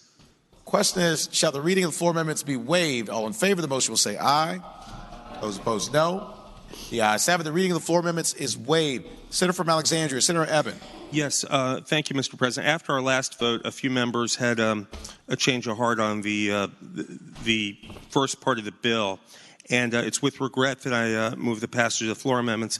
Just to clarify what we're stripping away, it was dealing with workers who don't get paid, and you can have there was one particular subcontractor in Northern Virginia who didn't pay their workers. They disappeared, got away with it. Then the same subcontractor got sued in D.C. under a similar law as this, and where they have it, and the general contractor decided to pay the workers. The concept is already covered for general contractors. They are liable for workers' compensation coverage, OSHA safety standards. But what we're going to do instead is cut out that piece of the bill and just leave with it the ability to for them to sue in court. And with that, I move the floor amendments. Question is, shall the floor amendments be adopted? All in favor of the motion will say aye. Those opposed, no. The ayes have it. The floor amendments are adopted. Senator from Alexandria, Senator Eben. I now move that we re-engross the bill. Question is, shall the bill be engrossed in advance to its third reading? All in favor of the motion will say aye. Those opposed, no. The ayes have it. The bill is engrossed in advance to its third reading. Senator from Alexandria, Senator Eben. I move that we suspend the rules and advance it to its final passage. We'll suspend the rules and dispense with a third constitutional reading. Question, shall the rules be suspended and the third constitutional reading be dispensed with? All in favor of the motion will record their vote aye. Those opposed, no. Are the senators ready to vote? Have all the senators voted? Do any senators desire to change their vote? Clerk will close the roll. Ayes 39, no 0. Ayes 39, no 0. The rules are suspended and the third constitutional reading is dispensed with. Senator from Alexandria, Senator Eben. Thank you, Mr. President. I now move the bill pass. We've described this. This would allow Virginia to join the other 9 top states for business, 9 out of the top 10, in allowing for this kind of lawsuit to occur in the event of wage theft. For what purpose, Senator from King George, Senator Stewart, rise. Gentleman, yield for a question. Senator yield. I will yield. Senator yield, you have the floor. I'd ask the gentleman, was it your intention to strike the paragraph on line 40 and 41, paragraph E? Yeah, that was what I turned in, I thought. It through line 42 initially. Further question? It says on amendment number 4, it says lines 13 to 42. Thank you, Mr. President. That answers my question. Thanks, Senator. Do any other senators wish to be heard regarding Senate Bill 838? Seeing none, the question is, shall Senate Bill 838 pass? All in favor of the motion will record their vote aye. Those opposed, no. Are the senators ready to vote? Have all the senators voted? Do any senators desire to change their vote? Clerk will close the roll. Ayes 22, noes 18. Ayes 22, noes 18. Senate Bill 838 passes.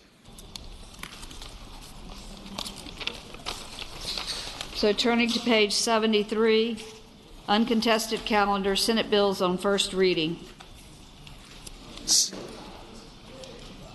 Page 75. 75, I'm sorry. Senior Senator from Fairfax, Senator Sasslaw.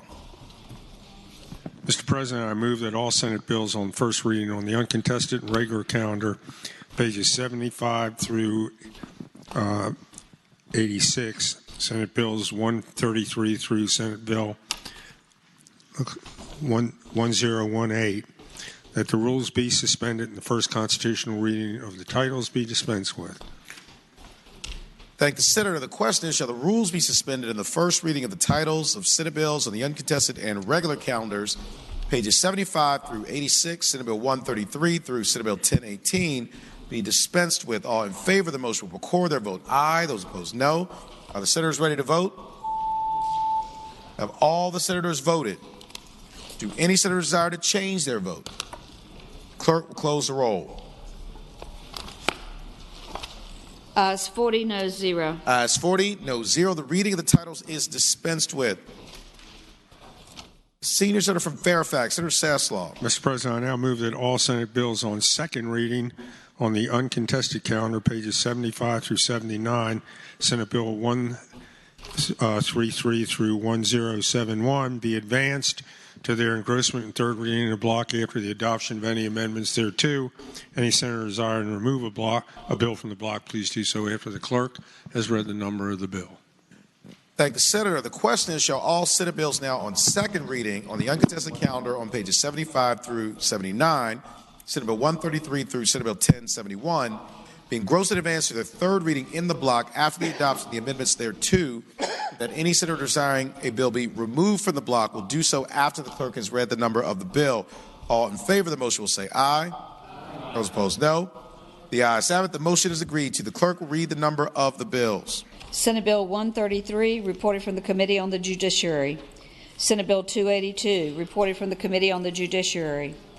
Senate Bill 286, reported from the Committee on the Judiciary with a substitute. Senator from Bass, Senator Deeds. Mr. President, I move adoption of the committee substitute. The question is, shall the committee substitute be adopted? All in favor of the motion will say aye. Those opposed, no. The ayes have it. The committee substitute is adopted. Senate Bill 312, reported from the Committee on the Judiciary. Senate Bill 325, reported from the Committee on the Judiciary. Senate Bill 375, reported from the Committee on the Judiciary with a substitute. Senator from Roanoke City, Senator Edwards. Mr. President, I move we adopt the committee substitute. Question is, shall the committee substitute be adopted? All in favor of the motion will say aye. Those opposed, no.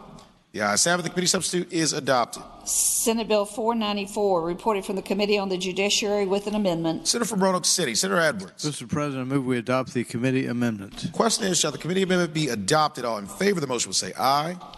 Those opposed, no. Aye. The ayes have it. The committee amendment is adopted. Senate Bill 542, reported from the Committee on Commerce and Labor with a substitute. Senator from Roanoke City, Senator Edwards. Mr. President, I move we adopt the committee substitute. Question is, shall the committee substitute be adopted? All in favor of the motion will say aye. Those opposed, no. The ayes have it. The committee substitute is adopted. Senate Bill 665, reported from the Committee on Commerce and Labor with a substitute. Senator from Northwestern Fairfax, Senator Boysko. Mr. President, I move the substitute. Thank the Senator. The question is, shall the committee substitute be adopted? All in favor of the motion will say aye. Those opposed, no. The ayes have it. The committee substitute is adopted. Senate Bill 766, reported from the Committee on Commerce and Labor with a substitute, and from the Committee on Finance and Appropriations. Senator from Southern Fairfax, Senator Barker. Mr. President, I move that we adopt the substitute from the Commerce and Labor Committee. Question is, shall the committee substitute be adopted? All in favor of the motion will say aye. Those opposed, no. The ayes have it. The committee substitute is adopted. Senate Bill 812, reported from the Committee on Commerce and Labor with a substitute, and from the Committee on Finance and Appropriation with an amendment. Mr. President. Senator from Portsmouth, Senator Lucas. Yes, Mr. President, I move that Senate Bill 812 be recommitted to the Committee on Commerce and Labor. It just needs to come out of the block. Okay. Senator want to take it out of the block? Senate Bill 812. Okay, without objection, Senate Bill 812 will be removed from the block. Senate Bill 953, reported from the Committee on Commerce and Labor. Senate Bill 1071, reported from the Committee on the Judiciary with an amendment. Senator from James City County, Senator Norman. Thank you, Mr. President. I would ask that the committee amendment be agreed to. The question is, shall the committee amendment be agreed to? All in favor of the motion will say aye. Those opposed, no. The ayes have it. Committee amendment is agreed to. Question is, shall the Senate bills be engrossed in advance to their third reading? That is all bills except for Senate Bill 812. All in favor of the motion will say aye. Those opposed, no. The ayes have it. The bills are engrossed in advance to their third reading. Go back to her now.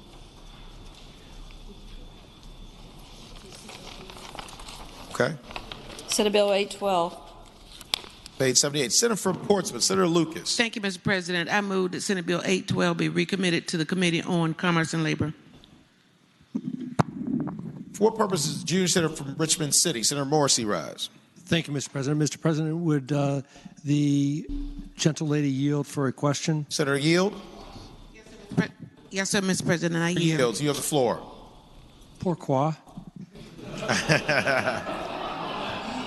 That's French for why. Senator has the floor. Yes, sir, Mr. President. My bill got lost somewhere in cyberspace because in the process of trying to, we had rolled my bill into Senator Morris's bill, and it got lost in cyberspace, and I was told that the only way that I could find my bill was to have his bill recommitted to the Committee on Commerce and Labor, because his bill has a fiscal impact and my bill doesn't. So enrolling my bill into his bill caused my bill to go poof. Further question? Speaking to the motion. Senator has the floor. Thank you, Mr. President. Mr. President, I realize there was the gentle lady from Portsmouth had a similar bill, and there was a kerfuffle or a wrinkle here or there, but my bill, SB 812, came out of Commerce and Labor 15-0 and Appropriations 16-0, and while I feel a great deal of pain for that the senator from Portsmouth lost her bill, I really don't want to see mine killed. So I'd ask that the body vote against the motion to recommit my bill to Commerce and Labor. Mr. President, Senator Lewis. Yes, sir. Mr. President, after the briefing that I received this morning, his bill has a clause on it and mine doesn't. And his bill may be in trouble anyway. Junior Senator from Richmond, Senator Morrissey. My bill may be in trouble anyway, but if it's passed by or recommitted, it's definitely in trouble. But right now, I'm still alive. Mr. President, could we pass this by temporarily? Allow me to... No? All right. Yeah, go talk. Any objection to passing it by temporarily? Without objection, Senate Bill 812 be passed by temporarily. Uncontested calendar. Senate bills now on third reading.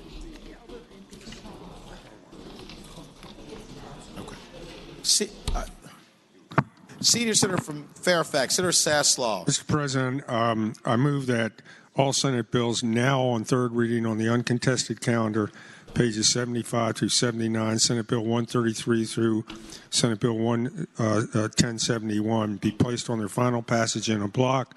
Any senator desiring to remove a bill from the block, please do so after the clerk has read the number of the bill.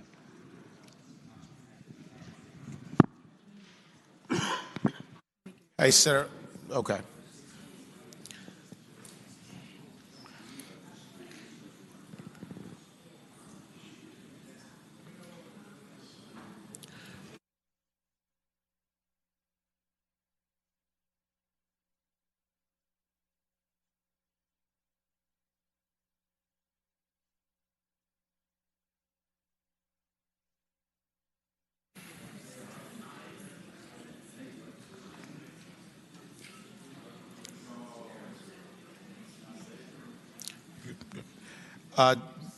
Senator, we'll back up one step and suspend the rules. And so, yeah, someone make that motion. Yeah, Mr. President, I move that all Senate bills now on third reading of the uncontested calendar, Senate bills through 75 through 79, Senate Bill 133 through 1071, the rules be suspended and the third constitutional reading of the titles be dispensed with. Thank the Senator. The question is, shall the rules be suspended and the third reading of the titles of the bills be dispensed with? All in favor of the motion will record their vote aye. Those opposed, no. Are senators ready to vote? All the senators voted. Do any senators desire to change their vote? Clerk will close the roll. Ayes 40, no 0. Ayes 40, no 0. The reading of the titles is dispensed with. The bills are now before the Senate on final passage. Senior Senator from Fairfax, Senator Saslaw. Now I move that the bills on the third reading, all the Senate bills on third reading of the uncontested calendar on pages 75 through 79, Senate Bill 133 through 1071, be placed on their final passage in a block, and any senator desiring to remove a bill from the block, please do so after the clerk has read the number of the bill. Thank the Senator. The question is, shall the Senate bills now on the uncontested calendar, third reading, pages 75 through 79, Senate Bill 133 through Senate Bill 1071, be placed upon their final passage in the block with the understanding that any senator desiring a bill be removed from the block will do so after the clerk has read the number of the bill. All in favor of the motion will say aye. Those opposed, no. The ayes have it. The motion is agreed to. The bills are before us in the block. Clerk will read the number of the bills. Senate Bill 133, Senate Bill 282, Senate Bill 286, Senate Bill 312, Senate Bill 325, Senate Bill 375, Senate Bill 494, Senate Bill 542, Senate Bill 665, Senate Bill 766, Senate Bill 953, Senate Bill 1071. Question is, shall the bills in the block pass? All in favor of the passage of the bills, with the exception of Senate Bill 812, will record their vote aye. Those opposed, no. Are the senators ready to vote? Have all the senators voted? Do any senator desire to change their vote? The clerk will close the roll. Ayes 40, noes 0. Ayes 40, noes 0. The bills in the block pass. Senate will be at ease.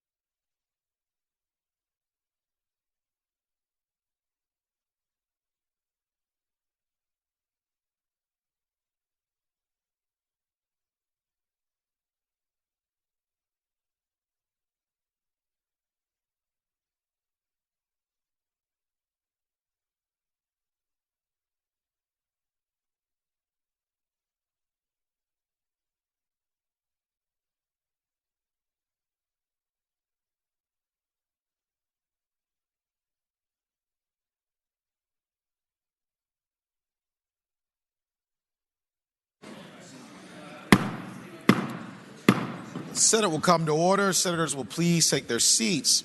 Those persons not entitled to the privilege of the floor will please retire to the gallery. Senator from Portsmouth, Senator Lucas. Yes, sir, Mr. President. I withdraw my motion to recommit to Committee on Commerce and Labor. Thank the Senator. Without objection, the motion is withdrawn. The junior senator from Richmond City, Senator Morrissey. Thank you, Mr. President. Mr. President, with a recommendation that we reject the substitute from the Committee on Commerce and Labor, I move the substitute. Thank the Senator. With the recommendation that it be rejected, the question is, shall the committee substitute be adopted? All in favor of the motion will say aye. Those opposed, no. No. The noes have it. The committee substitute is rejected. The junior senator from Richmond City, Senator Morrissey. Thank you, Mr. President. Mr. President, with the recommendation that the amendment from the Committee on Finance and Appropriations be rejected, I now move the amendment from the Committee on Finance and Appropriation. Thank the Senator. With the recommendation that it be rejected, the question is, shall the committee amendment be adopted? All in favor of the motion will say aye. Those opposed, no. No. The noes have it. The committee amendment is rejected. Senator from Portsmouth, Senator Lucas. Yes, sir, Mr. President. I move that we waive the reading of the floor substitute. Question is, shall the reading of the floor substitute be waived? All in favor of the motion will say aye. Those opposed, no. The ayes have it. The reading of the floor substitute is waived. Senator from Portsmouth, Senator Lucas. Yes, sir, Mr. President. I move that we waive the reading of the floor substitute. We just did that. You would the Senator want to agree to the floor yes, substitute? Yes, Mr. President, I move that we agree to the floor substitute. The Senator want to speak to that? Yes, sir, Mr. President. First of all, the Senate Bill 201 relates to unwanted telephone solicitation calls by updating and expanding the type of solicitations being made via telephone and text messages. The section of the code has not been updated since 2005, and over the past 15 years, these unwanted solicitations has taken on a new and more intrusive method. Our Attorney General, Mark Herring, has been addressing this matter for the last 2 years, joining forces with other state attorney generals, including North Carolina, compelling the Federal Communications Commission to stop or reduce annoying, dangerous robo-ads and spoofing calls. Mr. President, I move that we agree to the floor substitute. The Senator from Junior Senator from Richmond City. Yes, sir. Wish to be heard. Senator Morrissey. Thank you, Mr. President. Mr. President, now that we've waived the floor substitute, we've agreed to the floor substitute, I'm going to ask that... we have not agreed to it yet. There's a motion pending to agree to it. Question is, the floor substitute be adopted? All in favor of the motion will say aye. Aye. Those opposed, no. The ayes have it. The floor substitute is adopted. Senator from Portsmouth, Senator Lucas. Yes, sir. Mr. President, I move that the Senate Bill is 812 now? Yes. That the bill be engrossed and advanced to its third constitutional reading. Question is, shall the bill be engrossed and advanced to its third reading? All in favor of the motion will say aye. Aye. Those opposed, no. The ayes have it. The bill is engrossed and advanced to its third reading. Senator from Portsmouth, Senator Lucas. Yes, sir. Mr. President, I move that the reading be dispensed with and that the constitutional reason be dispensed with. Thank you, Senator. The question is, shall the rules be suspended and the third constitutional reading be dispensed with? All in favor of the motion will record their vote aye. Those opposed, no. Are the senators ready to vote? Have all the senators voted? Any senator desire to change their vote? Clerk will close the roll. Ayes 40, no 0. Ayes 40, no 0. The rules are suspended and the third constitutional reading is dispensed with. Senator from Portsmouth, Senator Lucas. Yes, sir, Mr. President, I move that the bill pass. Thank you, Senator. Do any other senators wish to be heard on passage of Senate Bill 812? Seeing none, the question is, shall Senate Bill 812 pass? All in favor of the motion will record their vote aye. Those opposed, no. Are the senators ready to vote? Have all the senators voted? Do any senator desire to change their vote? Clerk will close the roll. Ayes 40, no 0. Ayes 40, no 0. Senate Bill 812 passes. Senator from Arlington, Senator Favola. Mr. President, I rise actually at the request of our Chief Counsel for Rehab and Social Services, and I must ask the body if we could reconsider the vote by which we passed the block of House bills on the third reading. It was pages 1 to 4, and in the House block was House Bill 94 to House Bill 1187. If we could reconsider the vote by which we passed those bills.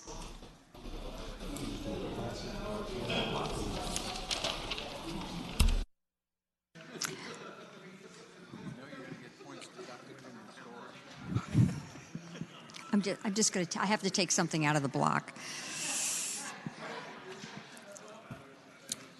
Question is, shall the vote by which the House bills uncontested third reading passed be reconsidered? All in favor of the motion will record their vote aye. Those opposed, no.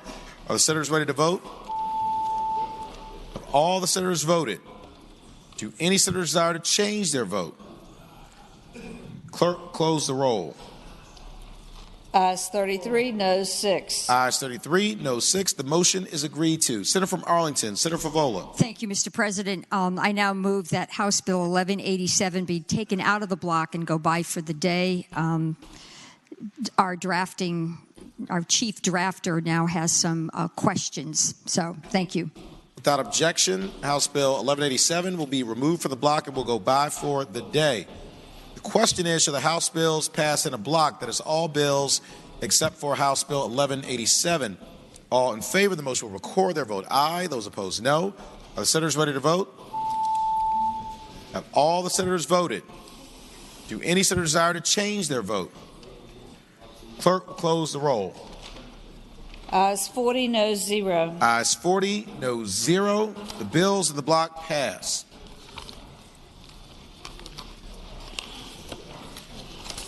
Returning to page 80.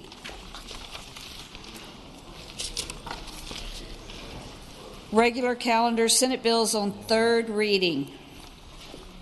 They're on second. Sorry, second reading.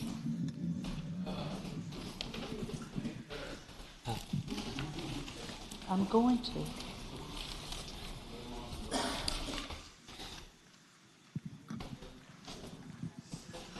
Mr. President, inquiry of the clerk.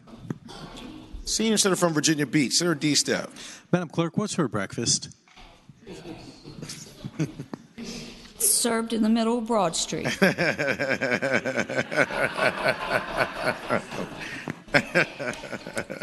Senate Bill 11, a bill relating to a local disposal paper and plastic bag tax. Reported from the Committee on Finance and Appropriations with a substitute. Senator from Alexandria, Senator Eben. Move the committee substitute and speak to that motion. Just want to move it? Move the substitute. Question is, shall the committee substitute? What person from Bedford, Senator Newman, rise? Mr. President, I will speak to the motion. Senator has the floor. Mr. President, if you agree to this motion, you will not get to the floor substitute, and I'm going to tell you just briefly what that does. Mr. President, this would be not just the first step. This would be the entire step toward plastic bags having a tax throughout the Commonwealth. We've looked at these in Planning District 8 and other areas in the past. This would go all the way. Mr. President, it's a pretty simple thing. If you reject the committee substitute, you'll get to an opportunity to allow Planning District 8 and every locality to opt in to having this tax. I think it's one that's going to impact your constituents in a real way. 5 cents for every of these bags. I have a home in Los Angeles County, and when we go, and it is an irritant, and I think we've had a lot of bills at this sessions that are going to impact consumers, but this one certainly will, and I would hope that we would not agree to the committee substitute. Thanks. Senator, for what purpose is Senator from Fairfax City, Senator Peterson, rise? Thank you, Mr. President. I want to respond to the senator from Bedford and also speak in favor of the committee substitute. Senator's the floor. Ladies and gentlemen of the Senate, this has been a bill I brought for almost a decade, and frankly, there were times where we considered this to be a local option, and this year we basically got it out of the committee with a statewide nickel per plastic bag tax. But let me give you the details and tell you why it's more effective statewide. In fact, it can really only be effective statewide, and why that should be the up or down vote. This is a bill that would only tax plastics. We took paper out of it. We have paper manufactured in the Commonwealth. It only taxes plastic. It only taxes single-use bags, and it's focused on grocery stores and convenience stores, which generate the plastic waste, which ends up in our waste stream, ends up in the Chesapeake Bay, and is such an environmental killer that we've been trying to limit for years. Takes that 5-cent tax and takes 2 pennies, which it dedicates to the retailer. So the retailer collects 40% of this tax. There's no tax like this where they keep 40%. They can use that to help people transition to cloth bags. Then eventually, after 2 years, they'll transition to 1 penny, but they'll always keep that percentage, which they will collect themselves. Now, the senator from Bedford is exactly right. This will be one of those things that's going to be a change. People will come in, and instead of just getting random plastic bags, they will eventually transition to bringing in their own bags, or they can pay a 1 nickel tax for a plastic bag. It's very easy to do. When I was out west, I was out west for a rugby tournament, went to a grocery store. You just touch the pad. It adds 5 cents to your bill. You take off a plastic bag. You put your groceries in it. You walk away. If you want to take the plastic bag. If you're like my wife and you're environmentally conscious and you bring your own bags like they do at Wegmans, you can bring your own bags. You can do that. But the bottom line is, it's easier to do this statewide than do this jurisdiction by jurisdiction. The business community, and I've talked to the lobbyists, the small business, the Retail Business Federation, they all said the same thing. They said, if you're going to do it, do it.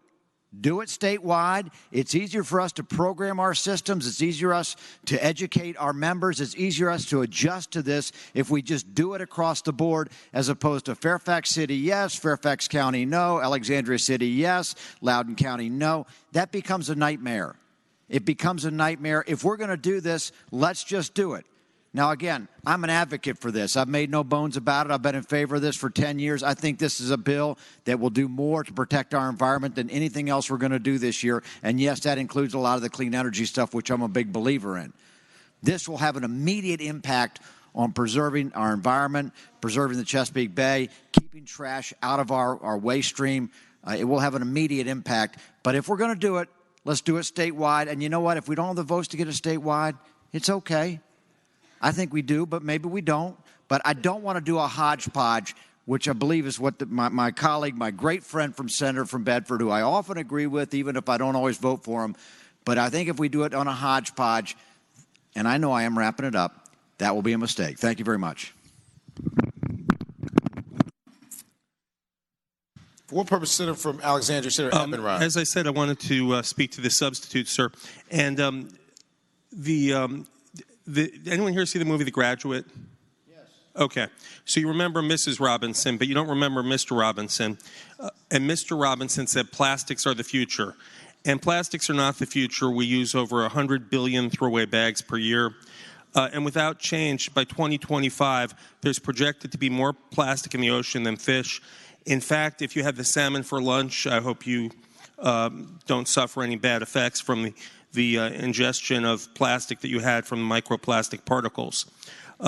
We know that harmful chemicals are found in tissues, bloodstreams, including in newborns. We know that plastics contaminate single-stream recycling. They contaminate Virginia's cotton crop.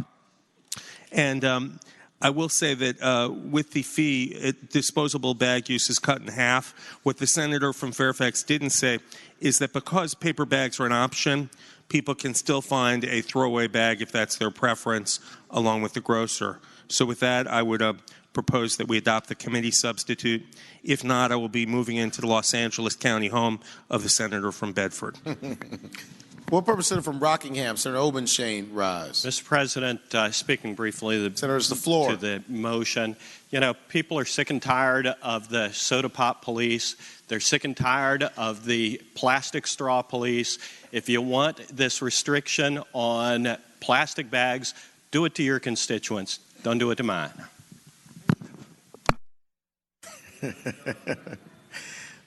The question is, shall the committee substitute be adopted? All in favor of the motion will say aye. Aye. Those opposed, no. No. The noes have it. The committee substitute is not adopted. Seeing at least 8 hands, we will have a recorded vote. Question is, shall the committee substitute be adopted? All in favor of the motion will record their vote aye. Those opposed, no. Are the senators ready to vote? Have all the senators voted? Do any senators desire to change their vote? Clerk will close the roll. Ayes 20, noes 20. Ayes 20, noes 20. Chair votes no. Bill failed.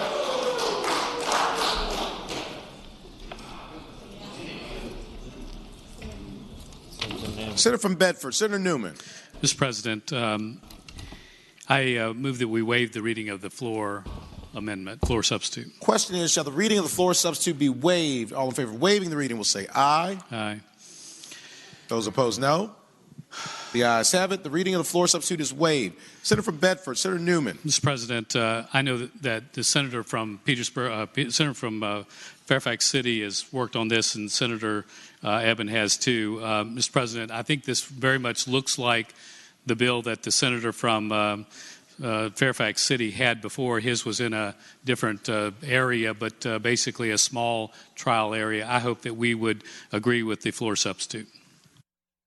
Senator, question is, shall the floor substitute be adopted? All in favor of the motion will say aye. Aye. Those opposed, no. The ayes have it. The floor substitute is adopted. Senator from Alexandria, Senator Eben. Yes. I move that we engross the bill and advance it to its third reading. Question is, shall the bill be engrossed and advanced to its third reading? All in favor of the motion will say aye. Those opposed, no. The ayes have it. The bill is engrossed and advanced to its third reading. And I move that we pass the bill. No, we're going to, at the end, we're going to come back and dispense with the reading for all of these bills, and then we'll come back and pass them one by one. And then we're going to just finish them. Well, and then at the end, we'll dispense with the third reading all at once. It's shorter, actually. Senate Bill 148, a bill relating to driving under the influence. Senator from King George, Senator Stewart. Thank you, Mr. President. I'd move the amendments be adopted. Thank you, Senator. The question is, shall the committee amendments be adopted? All in favor of the motion will say aye. Aye. Those opposed, no. The ayes have it. The committee amendments are adopted. Senator from King George, Senator Stewart. Mr. President, I'd move the bill be engrossed and advanced to its third reading. Thank you, Senator. The question is, shall the bill be engrossed and advanced to its third reading? All in favor of the motion will say aye. Those opposed, no. The ayes have it. The bill is engrossed and advanced to its third reading. Senate Bill 172, a bill relating to health insurance payment to out-of-network providers, emergency services, reported from the Committee on Commerce and Labor with a substitute, and from the Committee on Finance and Appropriations with amendments. Senator from Arlington, Senator Favola. Thank you, Mr. President. Mr. President, I move that the substitute from the Committee on Commerce and Labor be agreed to. Thank you, Senator. The question is, shall the committee substitute be adopted? All in favor of the motion will say aye. Aye. Those opposed, no. The ayes have it. The committee substitute is adopted. Senator from Arlington, Senator Favola. Thank you, Mr. President. I move that the amendments from the Committee on Finance and Appropriations be adopted. Question is, shall the committee amendments be adopted? All in favor of the motion will say aye. Aye. Those opposed, no. The ayes have it. The committee amendments are adopted. Senator from Arlington, Senator Favola. Thank you, Mr. President. I move that Senate Bill 172 be engrossed and advanced to its third constitutional reading. Thank you, Senator. The question is, shall the bill be engrossed and advanced to its third reading? All in favor of the motion will say aye. Those opposed, no. The ayes have it. The bill is engrossed and advanced to its third reading. Senate Bill 307, a bill relating to adults sentenced for juvenile offenses, good conduct credit, reported from the Committee on the Judiciary. Senator from Franklin County, Senator Stanley. Good evening. Good morning, Mr. President. I now move that Senate Bill 307 be engrossed and advanced to its third constitutional reading. Thank you, Senator. The question is, shall the bill be engrossed and advanced to its third reading? All in favor of the motion will say aye. Those opposed, no. The ayes have it. The bill is engrossed and advanced to its third reading. Senate Bill 433, a bill relating to adultery, civil penalty, reported from the Committee on the Judiciary with a substitute. Senator from Eastern Fairfax, Senator Serville. I move the committee substitute. Thank you, Senator. The question is, shall the committee substitute be adopted? All in favor of the motion will say aye. Those opposed, no. The ayes have it. The committee substitute is adopted. Senator from Eastern Fairfax, Senator Serville. Thank you, Mr. President. I move the bill be engrossed and advanced to its third reading. Thank you, Senator. The question is, shall the bill be engrossed and advanced to its third reading? All in favor of the motion will say aye. Those opposed, no. The ayes have it. The bill is engrossed and advanced to its third reading. Senate Bill 546, a bill relating to juvenile trial as adult, reported from the Committee on the Judiciary with a substitute. Senator from Roanoke City, Senator Edwards. Mr. President, I move the committee substitute be adopted. Senator, the question is, shall the committee substitute be adopted? All in favor of the motion will say aye. Those opposed, no. The ayes have it. The committee substitute is adopted. Senator from Roanoke City, Senator Edwards. Mr. President, I move that the bill be engrossed and advanced to its third reading. Question is, shall the bill be engrossed and advanced to its third reading? All in favor of the motion will say aye. Those opposed, no. The ayes have it. The bill is engrossed and advanced to its third reading. Senate Bill 735, a bill relating to peer-to-peer vehicle sharing platforms, reported from the Committee on Commerce and Labor with a substitute, from the Committee on Finance and Appropriations with a substitute, and there is a floor amendment. Senator from Bedford, Senator Newman. With the recommendations that it be rejected, I move that we adopt the Commerce and Labor substitute. With the recommendation that it be rejected, the question is, shall the substitute be agreed to? All in favor of the motion will say aye. Those opposed, no. No. The noes have it. The substitute is rejected. Senator from Bedford, Senator Newman. Mr. President, I move that the finance substitute be agreed to. Thank you, Senator. The question is, shall the committee substitute be agreed to? All in favor of the motion will say aye. Those Aye. opposed, no. The ayes have it. The committee substitute is agreed to. Senator from Bedford, Senator Newman. Mr. President, I move that we waive the reading of the floor amendment. Question is, shall the reading of the floor amendment be waived? All in favor of the motion will say aye. Aye. Those opposed, no. The ayes have it. The reading of the floor amendment is waived. Senator from Bedford, Senator Newman. Mr. President, I move that we agree to the floor amendment speaking of the motion. Senator, has the floor. Mr. President, this just ensures that no affiliate or subsidiary sets up more than one of these type of companies. I move that we agree to the floor's amendment. Thank you, Senator. The question is, shall the floor amendment be adopted? All in favor of the motion will say aye. Aye. Those opposed, no. The ayes have it. The floor amendment is adopted. Senator from Bedford, Senator Newman. Mr. President, I move that we engross and advance the bill through its third reading. Question is, shall the bill be engrossed and advanced to its third reading? All in favor of the motion will say aye. Those opposed, no. The ayes have it. The bill is engrossed and advanced to its third reading. Senate Bill 771, a bill relating to interlocutory appeals immunity, reported from the Committee on the Judiciary with amendments. Senator from Franklin County, Senator Stanley. Thank you, Mr. President. I now move that the committee amendments for Senate Bill 771 be approved. Thank you, Senator. The question is, shall the committee amendments be adopted? All in favor of the motion will say aye. Those opposed, no. The ayes have it. The committee amendments are adopted. Senator from Franklin County, Senator Stanley. Thank you again, Mr. President. I now move that Senate Bill 771 be engrossed and advanced to its third constitutional reading. Thank you, Senator. The question is, shall the bill be engrossed and advanced to its third reading? All in favor of the motion will say aye. Those opposed, no. The ayes have it. The bill is engrossed and advanced to its third reading. Senate Bill 798, a bill relating to driving after forfeiture of license, reported from the Committee on the Judiciary. Junior Senator from Richmond City, Senator Morrison. Thank you, Mr. President. Mr. President, before I move that this bill be engrossed and advanced to its third constitutional reading, I have an inquiry. Senator, has the floor. Mr. President, would anybody in the body like to recommit this to the Committee on the Judiciary? Mr. President, I move that this bill be engrossed and advanced to its third constitutional reading. Thank you, Senator. The question is, shall the bill be engrossed and advanced to its third reading? All in favor of the motion will say aye. Those opposed, no. The ayes have it. The bill is engrossed and advanced to its third reading. Senate Bill 801, a bill relating to subpoena ducis tecum, attorney-issued subpoena ducis tecum, criminal cases, reported from the Committee on the Judiciary with a substitute. The junior senator from Richmond City, Senator Morrissey. Thank you, Mr. President. Mr. President, I move the committee substitute. Thank you, Senator. The question is, shall the committee substitute be adopted? All in favor of the motion will say aye. Those opposed, no. The ayes have it. The committee substitute is adopted. The junior senator from Richmond City, Senator Morrissey. Thank you, Mr. President. Mr. President, I move the bill be engrossed and advanced to its third constitutional reading. Question is, shall the bill be engrossed and advanced to its third reading? All in favor of the motion will say aye. Those opposed, no. The ayes have it. The bill is engrossed and advanced to its third reading. Senate Bill 807, a bill relating to larceny, subsequent offenses penalty, reported from the Committee on the Judiciary. Junior senator from Richmond City, Senator Morrissey.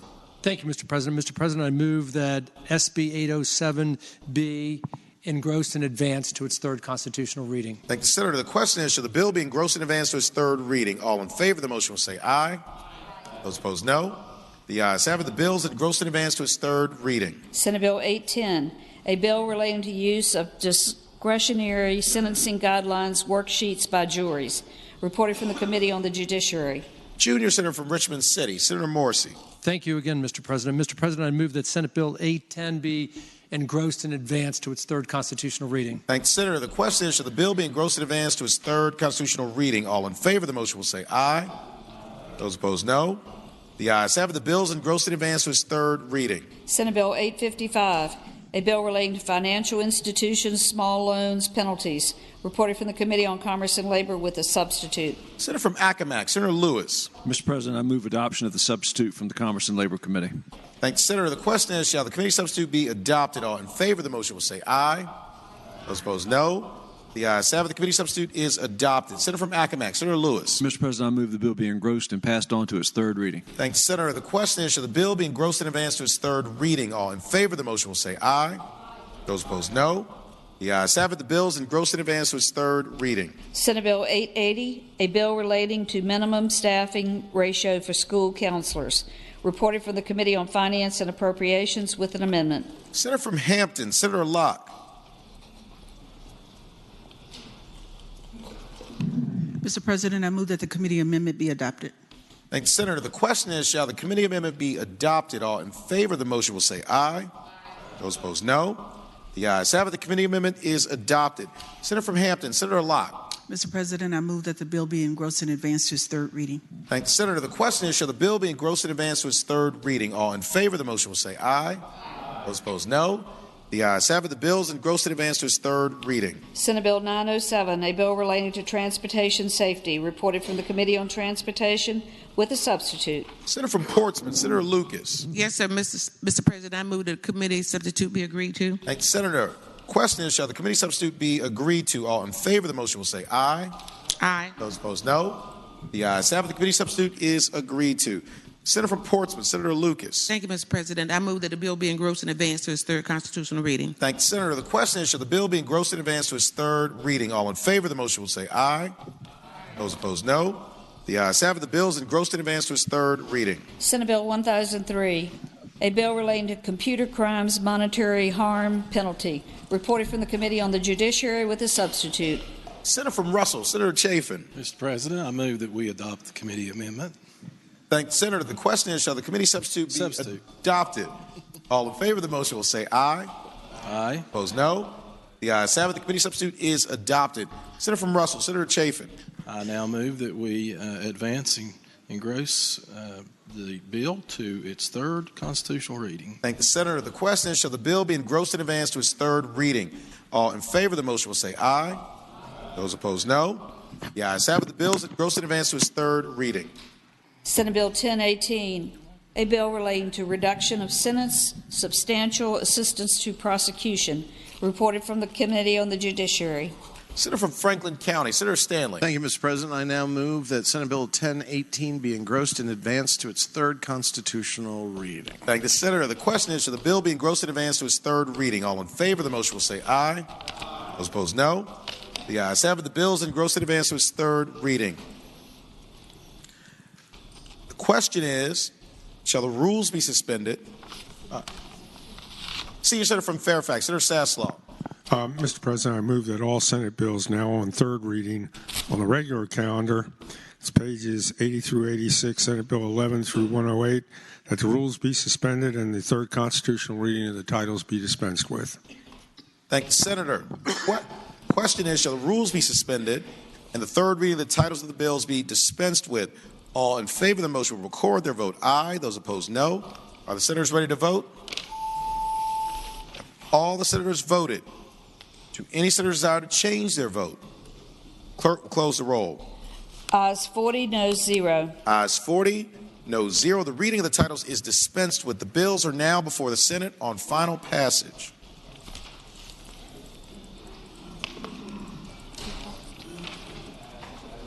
Are we doing these in a block? Okay, Mr. President, I move that SB 11 be passed. Okay, page 80. Get everybody on the same page. Speaking to the motion, if people... I'm sorry. Okay. Consider as the floor. If people would like to hear more about it, I could tell them, but I think they know what they're about to vote on. This is the plastic bag fee of 5 cents, local option. Question is, shall Senate Bill 11 pass? All in favor of the motion will record their vote aye. Those opposed, no. Are the senators ready to vote? All the senators voted. Do any senator desire to change their vote? Clerk will close the roll. Ayes 26, noes 14. Ayes 26, noes 14. Senate Bill 11 passes. Senate Bill 148. Senator from King George, Senator Stewart. Thank you, Mr. President. Move the bill pass and speaking to it. Senators, the floor.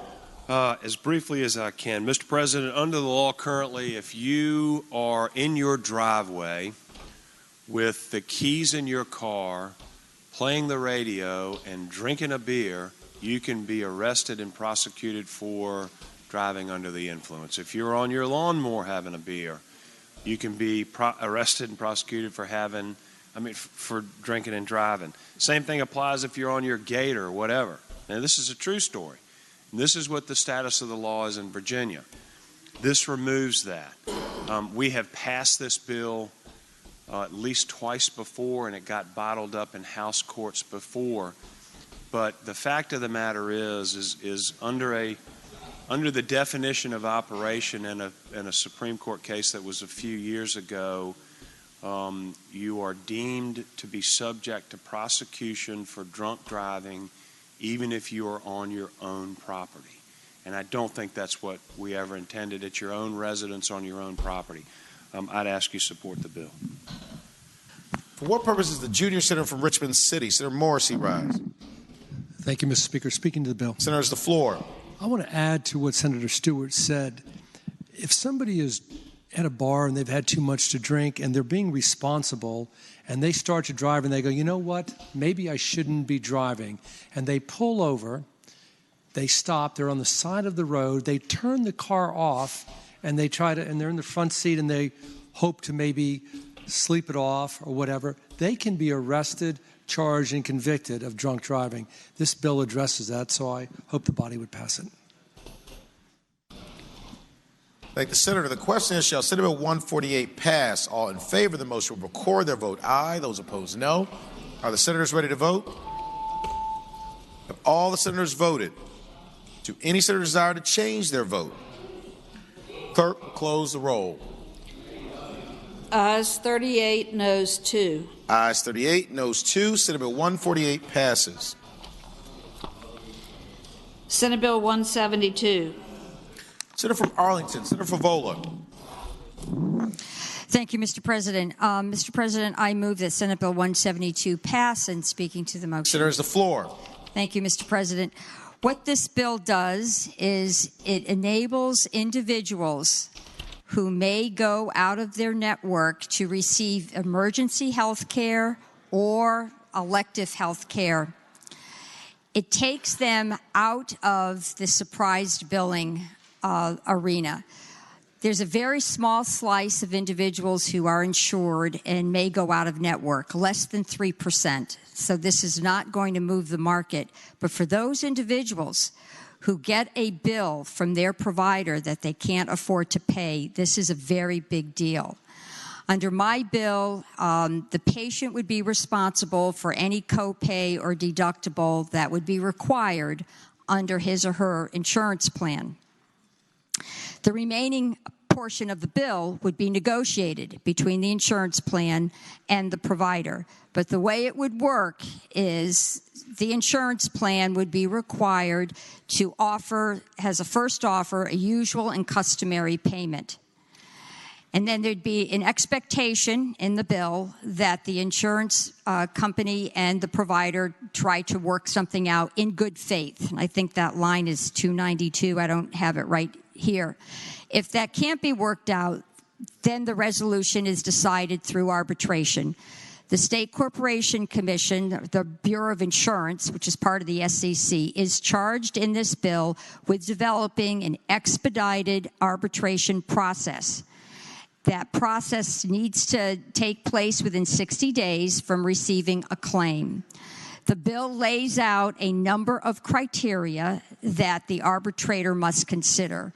For example, and I will not go through reading it all, but if you go to line 304, 305, it talks about the complexity of the, bear with me for a moment here. Jeez. Oh, wonderful. This is a great bill. I'm so glad you like it. You really need to pass it. And with that, I ask you to pass my bill. Thank you. For what purpose is Senator from Southern Fairfax? Senator Barker rise. Mr. President, I rise to speak briefly to the bill. Senator has the floor. Mr. President, the senator from Arlington and I have had competing bills dealing with this issue.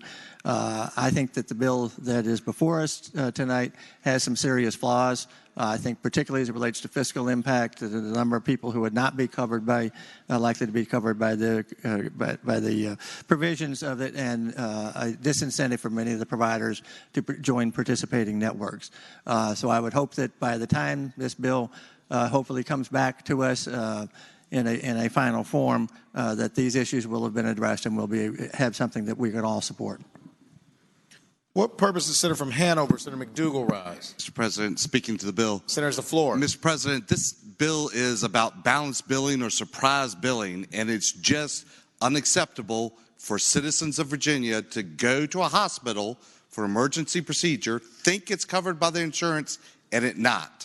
So we tried to get this fixed last year, regardless of whose ox gets gored in the final payment. This needs to pass for Virginians to be protected. So, Mr. President, I hope that the members, I know it's late at night, we all want to go home.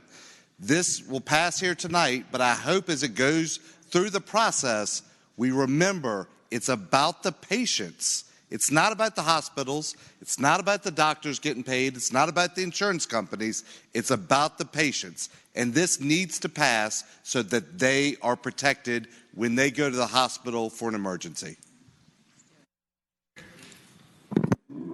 Senator from Arlington, Senator Favola. If no one else wishes to speak, Mr. President, I'd like to just conclude. Nope. Senator's the floor. Okay, I just want to say that in many states have now gone to this arbitration option. Florida, Illinois, New Jersey, New Hampshire, New York, Delaware, Texas, California. It's the way people are going. They have not seen an increase in their insurance premiums. Over time, arbitration will indicate a trend, and folks will probably not be likely to use it. So I do ask that this bill pass. Thank you. Thank you, Senator. The question is, shall Senate Bill 172 pass? All in favor of the motion will record their vote aye. Those opposed, no. Are the senators ready to vote? Have all the senators voted? Do any senators desire to change their vote? Clerk will close the roll. Ayes 36, noes 4. Ayes 36, noes 4. Senate Bill 172 passes. Senate Bill 307. Senator from Franklin County, Senator Stanley. Thank you, Mr. President. I now move that Senate Bill 307 pass. And speaking to the motion. Senator has the floor. Mr. President, members of the Senate, 307 is an amendment to what we've now known as yesterday's child. This comes from the VCJC. It permits that an adult who is sentenced for a juvenile offense, but while the time they're a juvenile and then is serving that time actually when they're an adult, when that occurs, that adult then can earn good time conduct credit at the rate of 1 day for each day served, including all days served while confined in jail or in secure detention prior to conviction and sentencing, so long as that adult has not violated the written rules and regulations of that jail.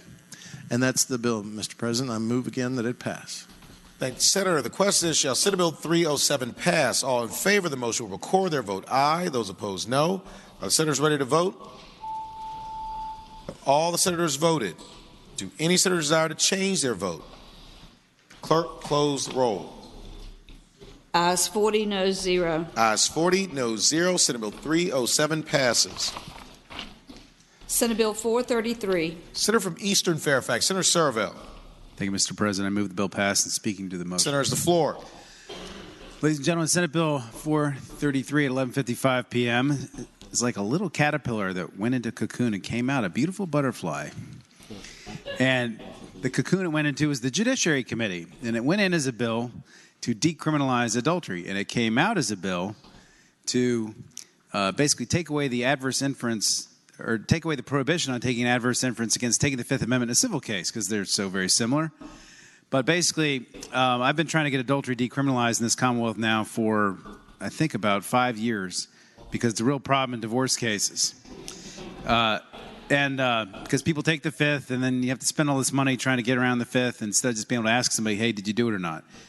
In any event, the chairman of the Judiciary Committee's solution to this problem was to take away the Virginia statutory prohibition on taking an adverse inference in a civil case, which means if you take the Fifth now in a civil case, the court could assume what you had to say was bad. And I'm fine with that. We'll see if it works in the House, but I hope the body would now pass the bill, finally.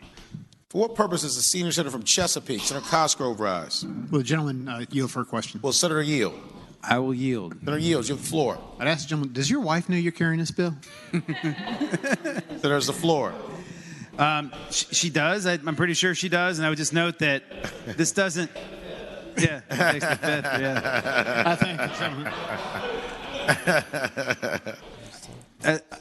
I would just hope nobody. I would just hope that nobody in this body. I hope that nobody in the body hits the yellow button on this bill as it goes through either. Question is, shall Senate Bill 433 pass? All in favor of the motion will record their vote aye. Those opposed, no. Are the senators ready to vote? All senators voted. Do any senators desire to change their vote? Clerk, close the roll. Ayes 40, noes 0. Ayes 40, noes 0. Senate Bill 433 passes. Senate Bill 546.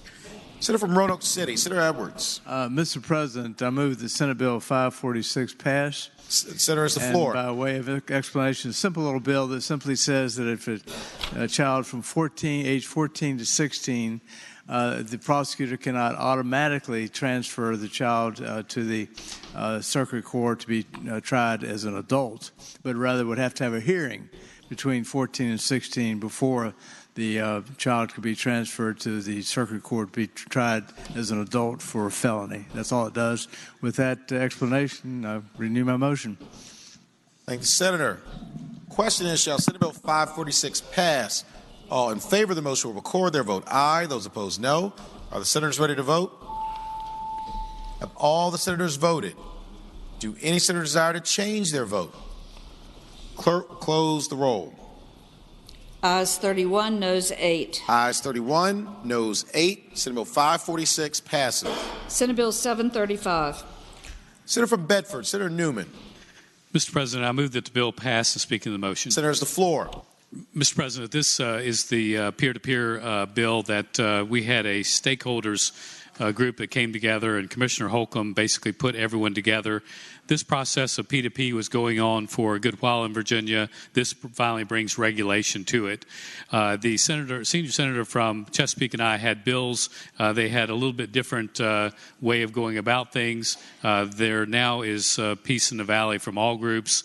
The insurance groups have come together because there will be substantial insurance on all individuals with this. The trial lawyers, the automobile groups, the car rentals, including Enterprise Now, and the local governments are all in favor of the bill or not opposed. Mr. President, it does set up a process whereby the person would still have to pay their tangible personal property tax, their annual license tax and fees, and also they would have to pay a 6.5% tax in addition to all that, and a 7% in the second year. Mr. President, I hope we would pass the bill. Thank you, Senator. Question is, shall Senate Bill 735 pass? All in favor of the motion will record their vote aye. Those opposed, no. Are the senators ready to vote? All the senators voted. Do any senator desire to change their vote? Clerk, close the roll. Ayes 40, noes 0. Ayes 40, noes 0. Senate Bill 735 passes. Senate Bill 771. Senator from Franklin County, Senator Stanley.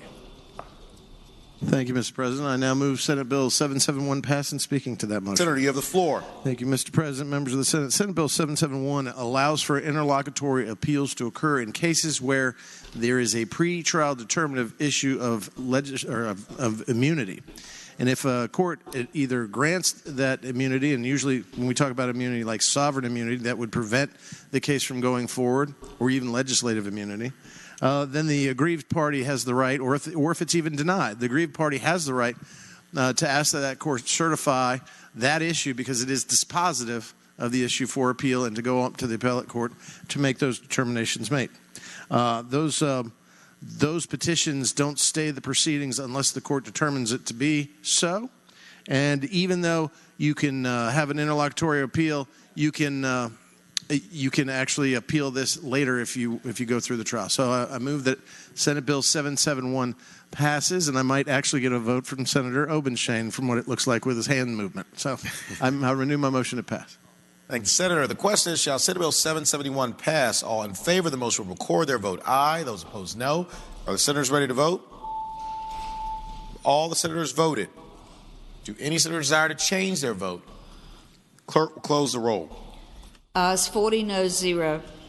Ayes 40, no 0. Senate Bill 771 passes. Senate Bill 798. Junior Senator from Richmond City, Senator Morrissey. Thank you, Mr. President. Mr. President, I'm aware that we've transitioned from morning to afternoon to evening to now morning again. So I'm going to take this bill, the next three, quickly, and we'll only go into the weeds if you want me to. First of all, I move that Senate Bill 798 pass and move to speak to that motion. Senator has the floor. Ladies and gentlemen of this body, this bill has similarities to SB 148, Senator Stewart's bill. But essentially what this bill does is it says that a person is only guilty of an offense of driving a motor vehicle after his license has been revoked, in violation of a restricted license, or without an ignition interlock system if that person is driving a vehicle on a highway. Right now, because of what I can only describe as a quirk in the law, if somebody is driving a golf cart on their own property, or just sitting in their golf cart on their property, or driving their lawn tractor on their property, or driving their forklift at work, they could be found guilty of this offense. So the key language is that you can only be found guilty if you're driving on a highway. With that, Mr. President, I ask that the bill be passed. Thank the Senator. The question is, shall Senate Bill 798 pass? All in favor of the motion will record their vote aye. Those opposed, no. Are the senators ready to vote? Have all the senators voted? Do any senators desire to change their vote? Clerk will close the roll. Ayes 36, noes 4. Ayes 36, noes 4. Senate Bill 798 passes. Senate Bill 801. Junior Senator from Richmond City, Senator Morrissey. Thank you, Mr. President. Mr. President, I move that Senate Bill 801 pass and request to speak to Senator has the floor. Mr. President, this bill deals with an attorney in a criminal case trying to get in any criminal case, a subpoena ducis tecum.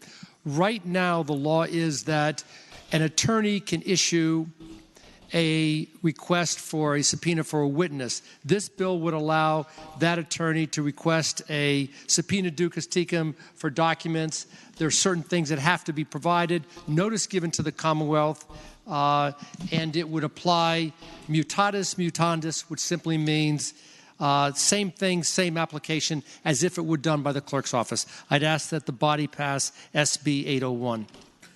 Thank the Senator. The question is, shall Senate Bill 801 pass? All in favor of the motion will record their vote aye. Those opposed, no. Are the senators ready to vote? Have all the senators voted?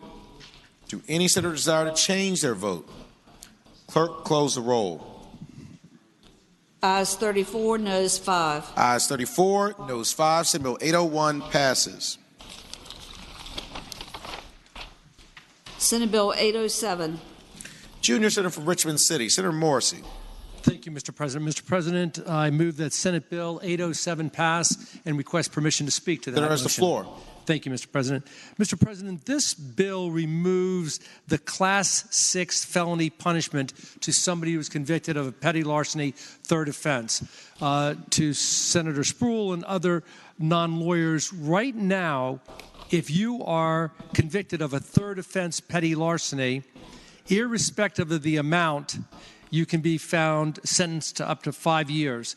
The genesis of this bill was an article that I read in the RTD where a woman was sentenced to 3 years in prison, 5 years with 2 years suspended. She stole $45 worth of tanning goods, and she was given 3 years. She had mental health issues, and notwithstanding that, her very capable attorney got her into a home. She got 3 years. That's too much, folks. We spend $42,000 a year to incarcerate somebody, including capital cost. It's $126,000 that we would spend to incarcerate this woman, who, by the way, died then in prison. So it simply eliminates the Class 6 felony application. You could still be found guilty and sentenced up to 12 months and a $2,500 fine. With that said, Mr. President, I move that the bill pass. Thank the Senator. The question is, shall Senate Bill 807 pass? All in favor of the motion will record their vote aye. Those opposed, no. Are the senators ready to vote? Have all the senators voted? Do any senator desire to change their vote? Clerk, close the roll. Ayes 23, noes 17. Ayes 23, noes 17. Senate Bill 807 passes. Senate Bill 810. Junior Senator from Richmond City, Senator Morrissey. Thank you, Mr. President. Lastly, I move that Senate Bill 810 pass and request permission to speak to that motion. Senator, has the floor.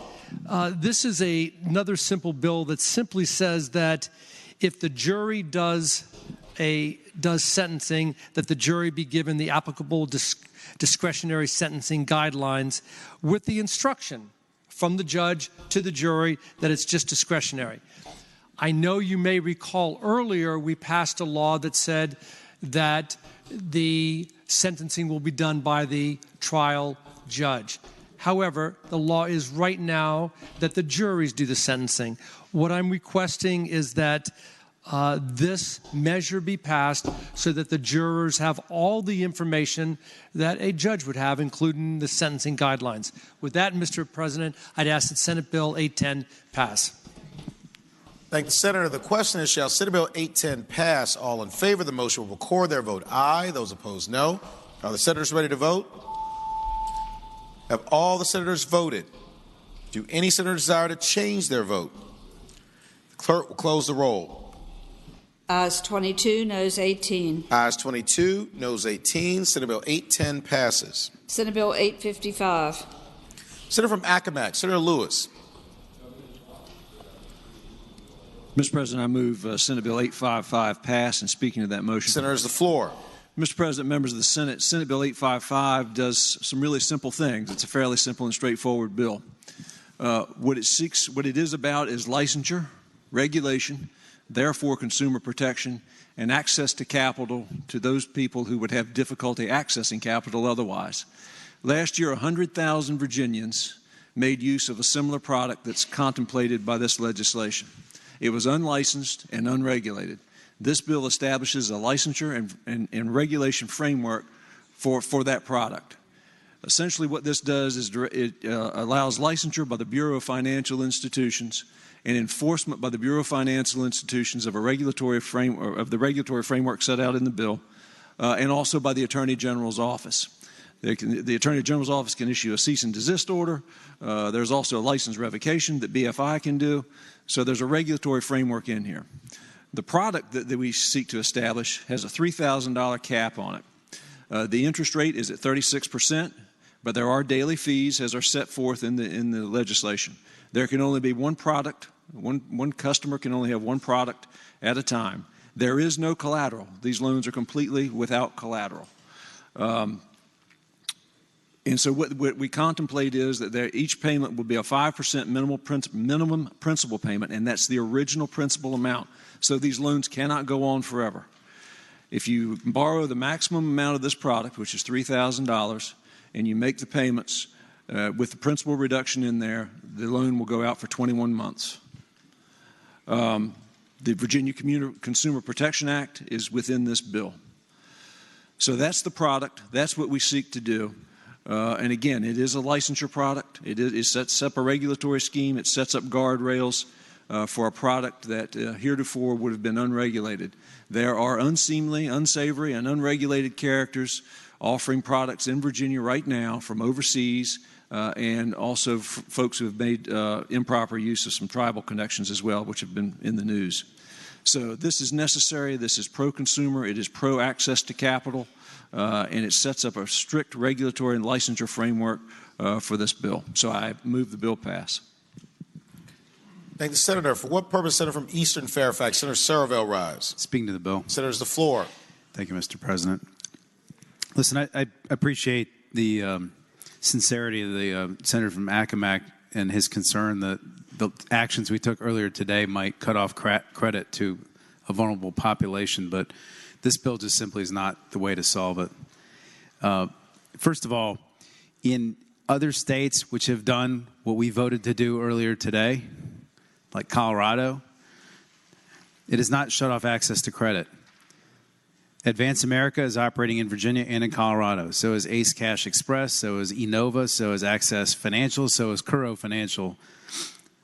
These companies are still operating in states that have enacted the reforms that you all voted for earlier, or that the majority of this body voted for earlier today. And so credit will not be cut off because we've capped interest rates at 36% with the fee structure we talked about earlier today. In North Carolina, they put a 36% rate cap on payday loans in 2006. A couple years later, the state of North Carolina studied what they did. The University of North Carolina did a study. They found that after they put the 36% rate cap in place, reading from the study, the absence of storefront payday lending had no significant impact on the availability of credit for households in North Carolina. More than twice as many former payday borrowers reported the absence of payday lending had a positive rather than negative impact on their household. Payday borrowers gave firsthand accounts of how payday loans are easy to get into, but it's hard to get out of. And 9 out of 10 households think it's a bad thing, and that's experience that I've had on the doors. People do not think these tripled, like 200+% interest loans are a good thing. Next, I would note that what we're doing here, if we pass this bill, is just going to continue playing the game of whack-a-mole. In 2009, Commonwealth regulated payday. We put a 36% rate cap on payday lending. Then we came in and did car title. Everybody switched to car title. Then the car title folks didn't like the 267% interest cap we put on them, so they switched over to consumer finance. Then we had to, Senator Saslaw and Wagner had to send a letter to get them to stop using the Consumer Finance Act. Then they switched over to open credit. Every 3 or 4 years, we whack them all, whack them all, whack them all. And what this will do is just create another mole to whack next year or the year after. This just opens a door that we just shut about 12 hours ago. And the last thing I'll tell you is this: if you look at the data of what we've done in Virginia for the last 10 years, the State Corporation Commission puts out a chart of what car title has done in this Commonwealth. 1,200,000 loans over the last 8 years. 270,000 people who could not pay their loans for 60 days. 124,000 cars repossessed. 96,000 cars sold over the last 8 years because of the system we've had.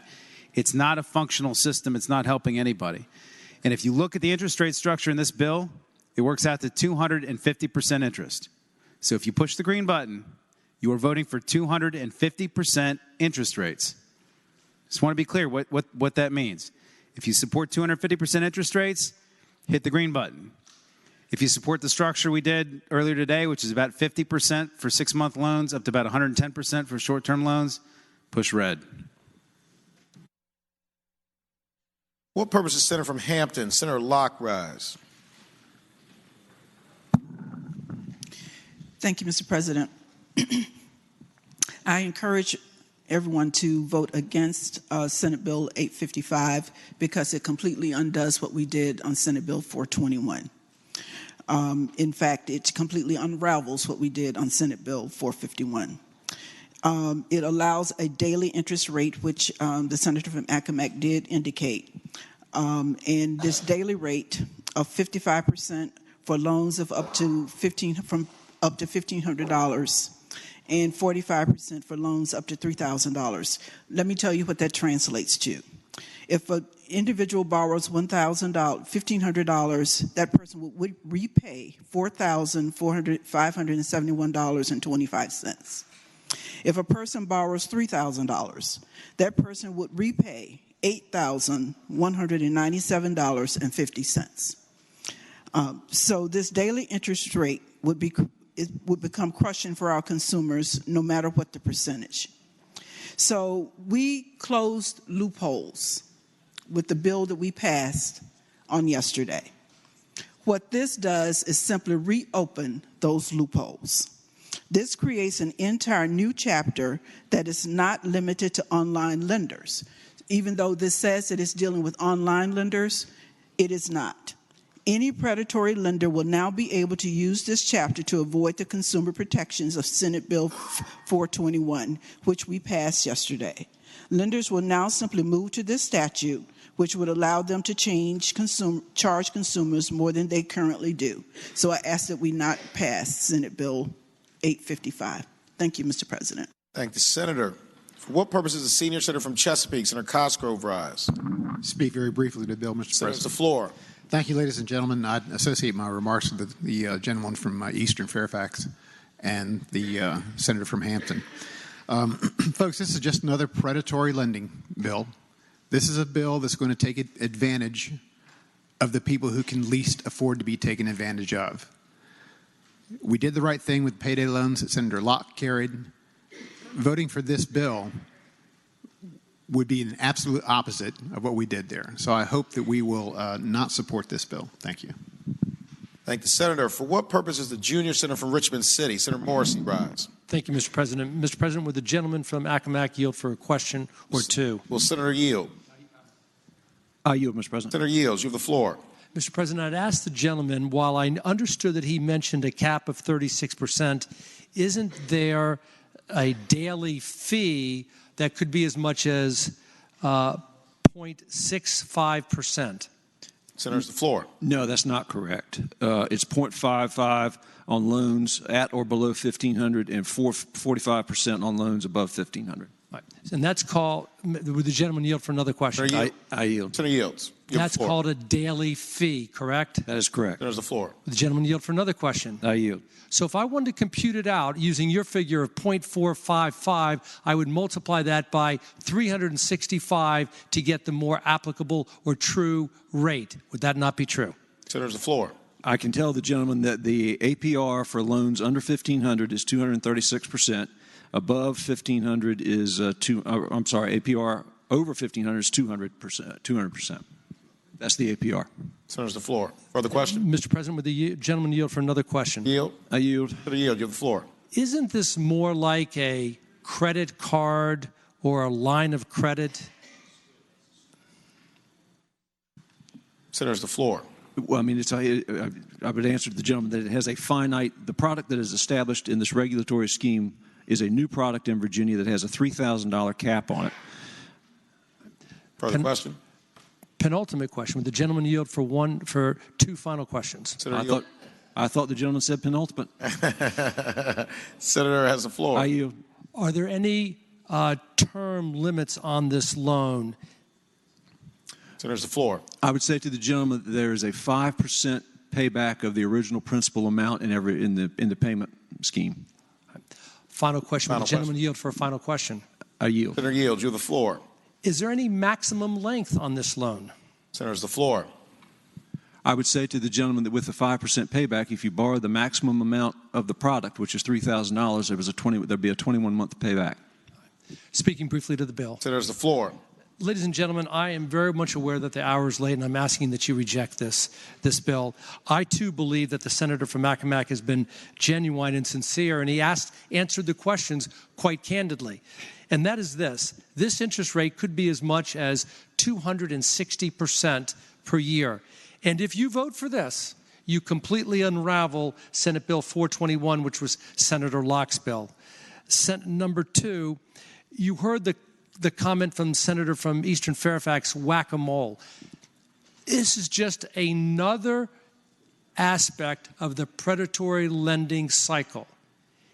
And we've done this since I was in the House 15 years ago. There's always going to be a new scheme that comes up, and it's disgraceful, and it's unseemly, it's unchristian, and it's a lot of other uns.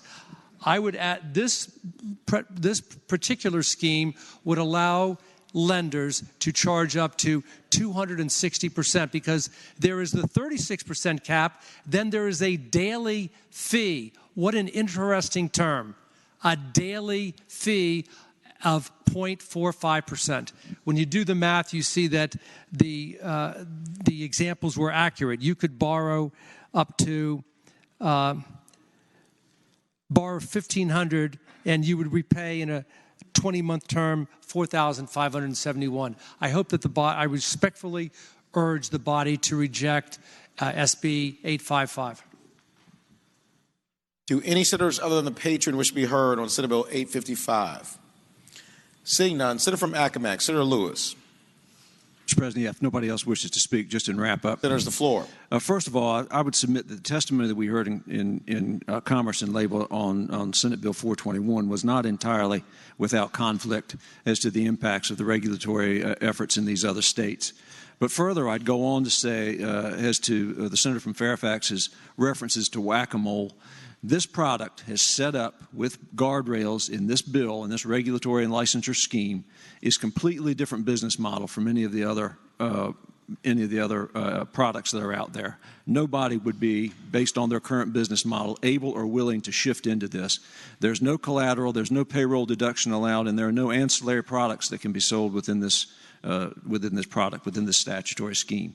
Further, want to correct the top APR on this is 236%, and that's for loans under $1,500. Loans above $1,500, the APR tops out at 200%. So, as to the conflict piece of this, you could actually take the open-end piece of Senate Bill 421 and put it right inside Senate Bill 855, and there would be absolutely no conflict. That deals with Virginia's open-end credit line, and it essentially morphs that into a high interest rate credit card in Senate Bill 421. So they aren't really in conflict. This is, as I said at the outset, this is about regulation. It's about licensure. It's about regulation and licensure of something that's already out there and already going on, and it's about preserving access to capital for people who are subprime borrowers and who are not going to be able to get it otherwise. So I'd move the bill pass. Question is, shall Senate Bill 855 pass? All in favor of the motion will record their vote aye. Those opposed, no. Are the senators ready to vote? Have all the senators voted? Do any senators desire to change their vote? Clerk, close the roll. Ayes 12, noes 28. Ayes 12, noes 28. Senate Bill 855 fails.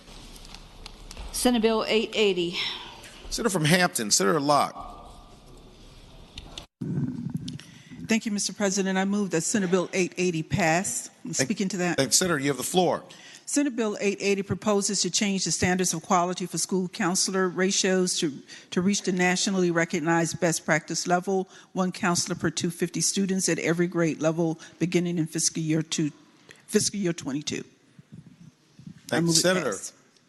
Question is, shall Senate Bill 880 pass? All in favor of the motion will record their vote aye. Those opposed, no. Are the senators ready to vote? Have all the senators voted? Do any senators desire to change their vote? Clerk will close the roll. Ayes 40, noes 0. Ayes 40, noes 0. Senate Bill 880 passes. Senate Bill 907. Senator from Portsmouth, Senator Lucas. Thank you, Mr. President. I move that the bill pass. And speaking to the bill. Thanks, Senator. You have the floor. Mr. President, this is the Transportation Safety Bill, and it adopts several initiatives related to transportation and safety, requiring all passengers in a vehicle to wear seat safety belts and making failure to wear a safety belt a primary offense. And Mr. President, I want to add, for the sake of the senior senator from Fairfax, that this has nothing to do with inspections. Inspections will still be annually, as he would love it. Thank the senator. Question is, shall Senate Bill 907 pass? All in favor of the motion will record their vote aye. Those opposed, no. Are the senators ready to vote? Have all the senators voted? Do any senators desire to change their vote? Clerk, close the roll. Ayes 24, noes 15, Rule 36-1. Ayes 24, noes 15, Rule 36-1. Senate Bill 907 passes. Senate Bill 1003. Senator from Russell, Senator Chafin. Mr. President, I move that the bill do now pass. Senator has the floor. This bill closes a loophole in current Virginia law that allows an individual to maliciously use an internet-capable device to perpetrate costly fraud on unsuspecting victims. Thank the Senator. Question is, shall Senate Bill 1003 pass? All in favor of the motion will record their vote aye. Those opposed, no. Are the senators ready to vote? Have all the senators voted? Do any senator desire to change their vote? Clerk, close the roll. Ayes 38, noes 2. Ayes 38, noes 2. Senate Bill 1003 passes. Senate Bill 1018. Senator from Franklin County, Senator Stanley. Thank you, Mr. President. I now move that Senate Bill 1018 pass. And speaking to that motion, sir. Senator, you have the floor. Thank you. Members of the Senate and Mr. President, a couple of years ago, I put in a bill which now adapts what we have in the federal system, which allows post-conviction relief when somebody who's been convicted of a certain felony or a crime can get that post-conviction relief, which is usually like a reduction in sentence, by cooperating with the authorities and assisting in a prosecution of some of the most serious crimes. This expands that which is allowed for that kind of post-conviction relief when the person providing information is providing information about stolen firearms, straw purchases, and gang-related activity. That way, what we're doing is we're giving a tool in the toolbox to our Commonwealth's attorneys to make sure that they can go after the people that should not possess a firearm. And for those reasons, Mr. President, I now renew my motion that Senate Bill 1018 pass. Thank the Senator. For what purpose is the Senator from Richmond City, Senator Morrissey, rise? Would the gentleman yield for one question? Will Senator yield? Mr. President, 30 years of friendship, he's really trying my patience. But yeah, all right. One question. Senator Yield, you have the floor. Is this scheme currently used in the federal system where somebody is convicted and sentenced and then provides federal prosecutors with information hoping to get leniency? Senator has the floor. Mr. President, I answered the gentleman by saying exactly it was modeled after what we call Rule 5 or Rule 35 relief. And so we had not had that in the code before. I put in a bill a couple of years to do that. This is just expanding what relief or what information that person can provide that results in a conviction of someone else or a prosecution of someone else that can provide them with time off for assisting us in getting guns off the streets. Mr. President, I thank the gentleman. Thanks, Senator. Question is, shall Senate Bill 1018 pass? All in favor of the motion will record their vote aye. Those opposed, no. Are the senators ready to vote? Have all the senators voted? Do any senator desire to change their vote? Clerk, close the roll. Ayes 40, noes 0. Ayes 40, noes 0. Senate Bill 1018 passes. Mr. President, Senator from Henrico, Senator Donovan. I apologize, but having voted on the prevailing side by which Senate Bill 907 was passed, could we please reconsider the vote? This is page 85. Question is, shall the vote by which Senate Bill 907 passed be reconsidered? All in favor of the motion will record their vote aye. Those opposed, no. Are the senators ready to vote? Have all the senators voted? Do any senators desire to change their vote? The clerk will close the roll. Ayes 38, noes 2. Ayes 38, noes 2. The motion is agreed to. Senator from Portsmouth, Senator Lucas.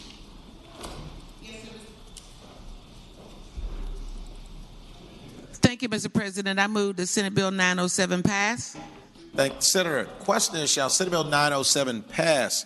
All in favor of the motion will record their vote aye. Those opposed, no. Are the senators ready to vote? All the senators voted. Do any senators desire to change their vote? Clerk, close the roll. Ayes 26, noes 14. Ayes 26, noes 14. Senate Bill 907 passes. Uncontested calendar, Senate joint resolutions on second reading. Senior Senator from Fairfax, Senator Saslaw.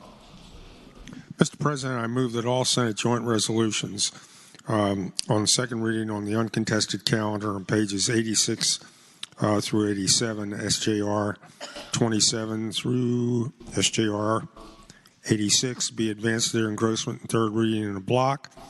after the adoption of any amendments thereto, that any senator desiring to remove a resolution from the block, please do so after the clerk has read the number of the resolution. Thank the senator. The question is, shall all Senate joint resolutions on second reading on the uncontested calendar, pages 86 through 87, Senate Joint Resolution 27 through Senate Joint Resolution 86, be engrossed in advance to the third reading in the block after the adoption of any amendments thereto, and that any senator desiring to remove a resolution from the block will do so after the clerk has read the number of the resolution. All in favor of the motion will say aye. Those opposed, no. The ayes have it. The motion is agreed to. Senate Joint Resolution 27, reported from the Committee on Rules. Senate Joint Resolution 68, reported from the Committee on Rules. Senate Joint Resolution 79, reported from the Committee on Rules with a substitute. Senator from Roanoke County, Senator Suderline. Mr. President, I move that the Senate adopt the committee substitute to Senate Joint Resolution 79. Question is, shall the committee substitute be adopted? All in favor of the motion will say aye. Aye. Opposed, no. The ayes have it. The committee substitute is adopted. Senate Joint Resolution 80, reported from the Committee on Rules. Senate Joint Resolution 86, reported from the Committee on Rules. Question is, shall the Senate joint resolutions be engrossed in advance to the third reading? All in favor of the motion will say aye. Those opposed, no. The ayes have it. The joint resolutions are engrossed in advance to their third reading.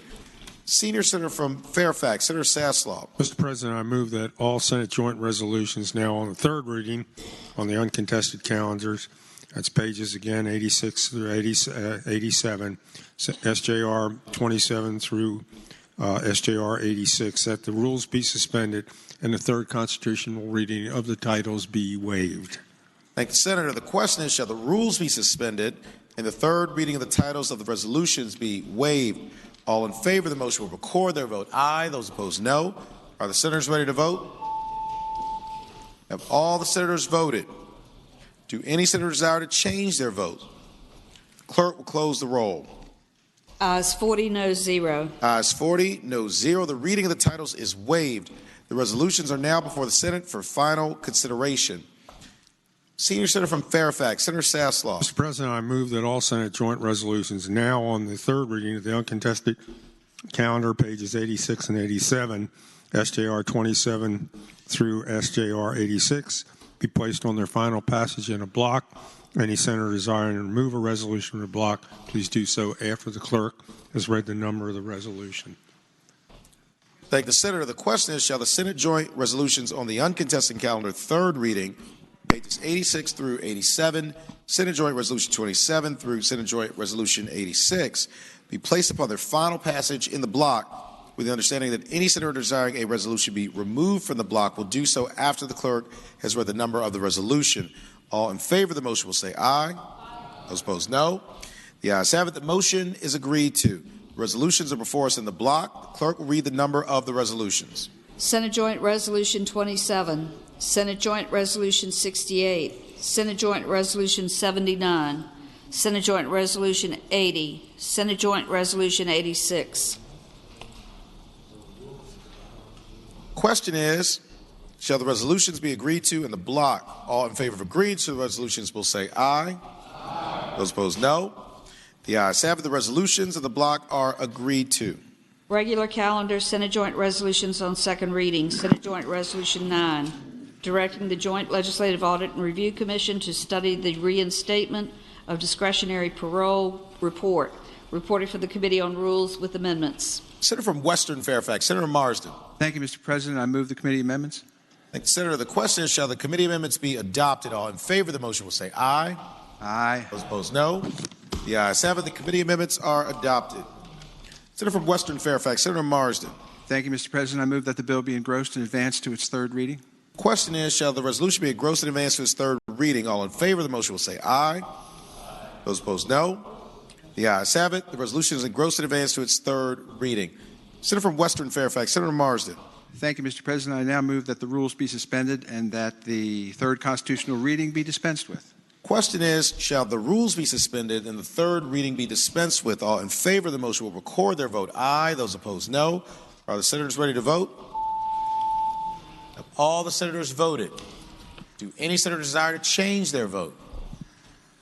Clerk, close the roll. Ayes 40, no 0. Ayes 40, no 0. The motion is agreed to.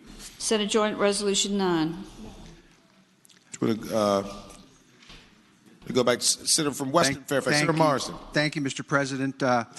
Senate Joint Resolution 9 has actually, with the amendment, been referred to the Crime Commission, and which we think is a better place, and they'll consider it in terms of their load of things to look into. But I think before we start down the road of looking at the reinstatement of discretionary parole, we need to take the time to look. To look at this, because a lot has gone on in the last 25 years since we eliminated parole. There are best practices going on in the country. We need to take a look at data from the different offense types to see what the recidivism rates are. We need to look at reentry. We need to look at any number of things before we go down the path of restoring discretionary parole. If we don't do that, we're going to run back into the same problems we had when it was eliminated in the mid-90s. So with that, I move that SJR 9 be agreed to. Question is, shall Senate Joint Resolution 9 be agreed to? All in favor of the motion will say aye. Aye. Those opposed, no. The ayes have it. Senate Joint Resolution 9 is agreed to. Senate Joint Resolution 18, proposing an amendment to Section 6 of Article 2 of the Constitution of Virginia and proposing an amendment to the Constitution of Virginia by adding in Article 2 a section numbered 6-A relating to apportionment, Virginia Redistricting Commission, reported from the Committee on Privileges and Elections with a substitute and from the Committee on Finance and Appropriations. Senator from Southern Fairfax, Senator Barker. Mr. President, I move that we adopt the substitute from the Committee on Privileges and Election. Thank you, Senator. The question is, shall the committee substitute be adopted? All in favor of the motion will say aye. Aye. Those opposed, no. The ayes have it. The committee substitute is adopted. Senator from Southern Fairfax, Senator Barker. Mr. President, I move that we engross and advance this bill, this resolution to its third reading. Question is, shall the resolution be engrossed and advanced to its third reading? All in favor of the motion will say aye. Aye. Those opposed, no. The ayes have it. The resolution is engrossed and advanced to its third reading. Senator from Southern Fairfax, Senator Barker. Mr. President, I move that the rules be suspended and the third constitutional reading be waived. Question is, shall the rules be suspended and the third constitutional reading be waived? All in favor of the motion will record their vote aye. Those opposed, no. Are the senators ready to vote? Have all the senators voted? Do any senators desire to change their vote? Clerk will close the roll. Ayes 40, no 0. Ayes 40, no 0. The rules are suspended and the third constitutional reading is dispensed with. Senator from Southern Fairfax, Senator Barker. Mr. President, I move that the resolution be agreed to, pass here, and just on addressing the issue, this is for the constitutional amendment dealing with the Redistricting Commission. We passed it last year the first time. This is the second time, and if it's passed this year, it will go to the voters in November for adoption. I think everybody's pretty familiar with what's in the measure, and so I would just move the agree to the resolution. Thank the Senator. The question is, shall the Senate Joint Resolution be agreed to? All in favor of the motion will record their vote aye. Those opposed, no. Are the senators ready to vote? Have all the senators voted? Do any senators desire to change their vote? Clerk, close the roll. Ayes 38, noes 2. Ayes 38, noes 2. Senate Joint Resolution 18 is agreed to. Senate Joint Resolution 60, encouraging the advancement of nuclear energy research and the exploration of economic development opportunities related to nuclear energy, reported for the Committee on Rules. Senator from Lynchburg, Senator Peake. Yes, sir, Mr. President. I move that the bill be engrossed and advanced to its third constitutional reading. Thank the Senator. The question is, shall the resolution be engrossed and advanced to its third reading? All in favor of the motion will say aye. Aye. Opposed, no. The ayes have it. The resolution is engrossed and advanced to its third reading. Senator from Lynchburg. Senator Yes, sir. Mr. President, I move that we waive the third reading. The question is, shall the rules be suspended and the third constitutional reading be dispensed with? All in favor of the motion will record their vote aye. Those opposed, no. Are the senators ready to vote? Have all the senators voted? Do any senator desire to change their vote? Clerk will close the roll. Ayes 40, noes 0. Ayes 40, noes 0. The rules are suspended and the third constitutional reading is dispensed with. Senator from Lynchburg, Senator Pete. Yes, sir, Mr. President. This bill talks about the importance of nuclear energy, clean energy, and carbon-free. I ask that it pass. Thank the Senator. The question is, shall the resolution be agreed to? All in favor of the motion will say aye. Those opposed, no. The ayes have it. The resolution is agreed to. Senate Joint Resolution 89, confirming appointments by the Senate Committee on Rules to the Virginia Commonwealth University Health System Authority Board of Directors. Reported from the Committee on Rules. Senator from Hampton, Senator Locke. Mr. President, I move that this resolution be engrossed and advanced to its third reading. Thank the Senator. The question is, shall the resolution be engrossed and advanced to its third reading? All in favor of the motion will say aye. Those opposed, no. The ayes have it. The resolution is engrossed and advanced to its third reading. Senator from Hampton, Senator Locke. Mr. President, I move that we waive the reading of the resolution. Thank the Senator. The question is, shall the rules be suspended and the third reading be dispensed with? All in favor of the motion will record their vote aye. Those opposed, no. Are the senators ready to vote? Have all the senators voted? Do any senator desire to change their vote? The clerk close the roll. Ayes 40, noes 0. Ayes 40, noes 0. The motion is agreed to. Senator from Hampton, Senator Locke. Mr. President, I move that the resolution be agreed to. Thank the Senator. The question is, does the Senator want to speak to it? Mr. President, this is adding 3 individuals to the Virginia Commonwealth University Health System Authority Board of Directors. Thank the Senator. Question is, shall the resolution be agreed to? All in favor of the motion will record their vote aye. Those opposed, no. Are the senators ready to vote? Have all the senators voted? Do any senators desire to change their vote? Clerk will close the roll. Ayes 39, noes 0. Rule 36-1. Ayes 39, noes 0. Rule 36-1. Senate Joint Resolution 89 is agreed to. Uncontested calendar, Senate Resolution on second reading, Senate Resolution 7, designating March 28th in 2020 and each succeeding year is James Solomon Russell Day in Virginia. Reported from the Committee on Rules. Senator from Portsmouth, Senator Lucas. Yes, sir. Mr. President, I move that SR 7 be engrossed and advanced to its third constitutional reading. Thank you, Senator. The question is, shall the resolution be engrossed and advanced to its third reading? All in favor of the motion will say aye. Those opposed, no. The ayes have it. The resolution is engrossed and advanced to its third reading. Senator from Portsmouth, Senator Lucas. Yes, sir. Mr. President, I move that the rules be suspended, that we waive the reading of the third constitutional reading. Thank you, Senator. The question is, shall the rules be suspended and the third constitutional reading be dispensed with? All in favor of the motion will record their vote aye. Those opposed, no. Are the senators ready to vote? Have all the senators voted? Do any senator desire to change their vote? Clerk will close the roll. Ayes 40, noes 0. Ayes 40, noes 0. The motion is agreed to. Senator from Portsmouth, Senator Lucas. Yes, sir. Mr. President, I move that SR 7 be agreed to. Senator, want to speak to the motion? Yes, sir. Mr. President, James Solomon Russell was born and enslaved in Mecklenburg County, Virginia, shortly before the American Civil War. He became an Episcopal priest and educator and was the founder of St. Paul's College. Thank you, Senator. Question is, shall Senate Resolution 7 be agreed to? All in favor of the motion will say aye. Those opposed, no. The ayes have it. Senate Resolution 7 is agreed to.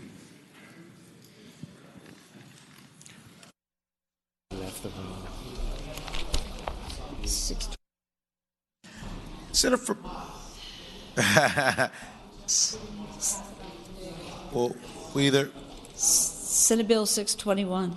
Senator from Bass, Senator Deeds. For what purpose, Senator from Prince William County, Senator McPike rise? Pass the bill by for the day. Without objection, Senate Bill 621 will go by for the day.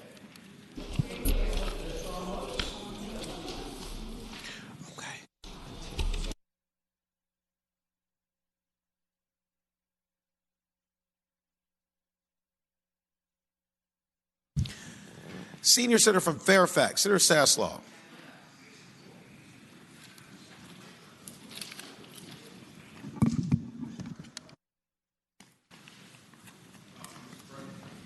Mr. President, I inquire the clerk, does that complete the calendar for today? Yes, sir. Or for yesterday and today? Yes, sir. Okay. Both. All right. Thank God. May as well stay till start the next one. Thank you, Madam Clerk. For what purpose is Senator from Prince William County, Senator McPike, rise? Just a brief point of personal privilege. Senator has the floor. Thank you, Mr. President. I just want to say a big thank you to the DLS staff that was in the gallery. The DLS staff, they just left a few minutes ago. If there might be some still up there, they've done just a fantastic job with a number of bills, substitutes in committees, floor substitutes, floor amendments, everything we've been working on, and our clerk staff who's been with us those whole sessions. So I just want to give a big shout out.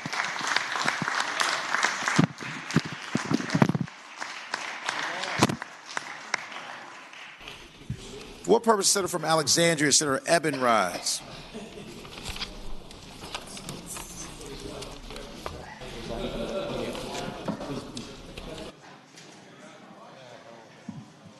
Do any other senators wish to be recognized? Seeing none, the clerk will report any announcements on the desk. Today, Wednesday, February 11th. February 12th, sorry. There were no meetings last night. Today, Wednesday, February 12th, the Finance and Appropriations Subcommittee on Public Safety will not meet. The Committee on Finance and Appropriations will not meet. The Republican caucus will meet at 11 a.m. Senate Room 2. Democratic caucus will meet at 11:30 a.m. in Senate Room 1. Thank you, Madam Clerk. Do any other senators wish to be recognized? Is there any other business to come before the Senate? Seeing none, I call on Senator from Portsmouth, Senator Lucas. Thank you, Mr. President. I move that the Senate do now adjourn until 12 o'clock today.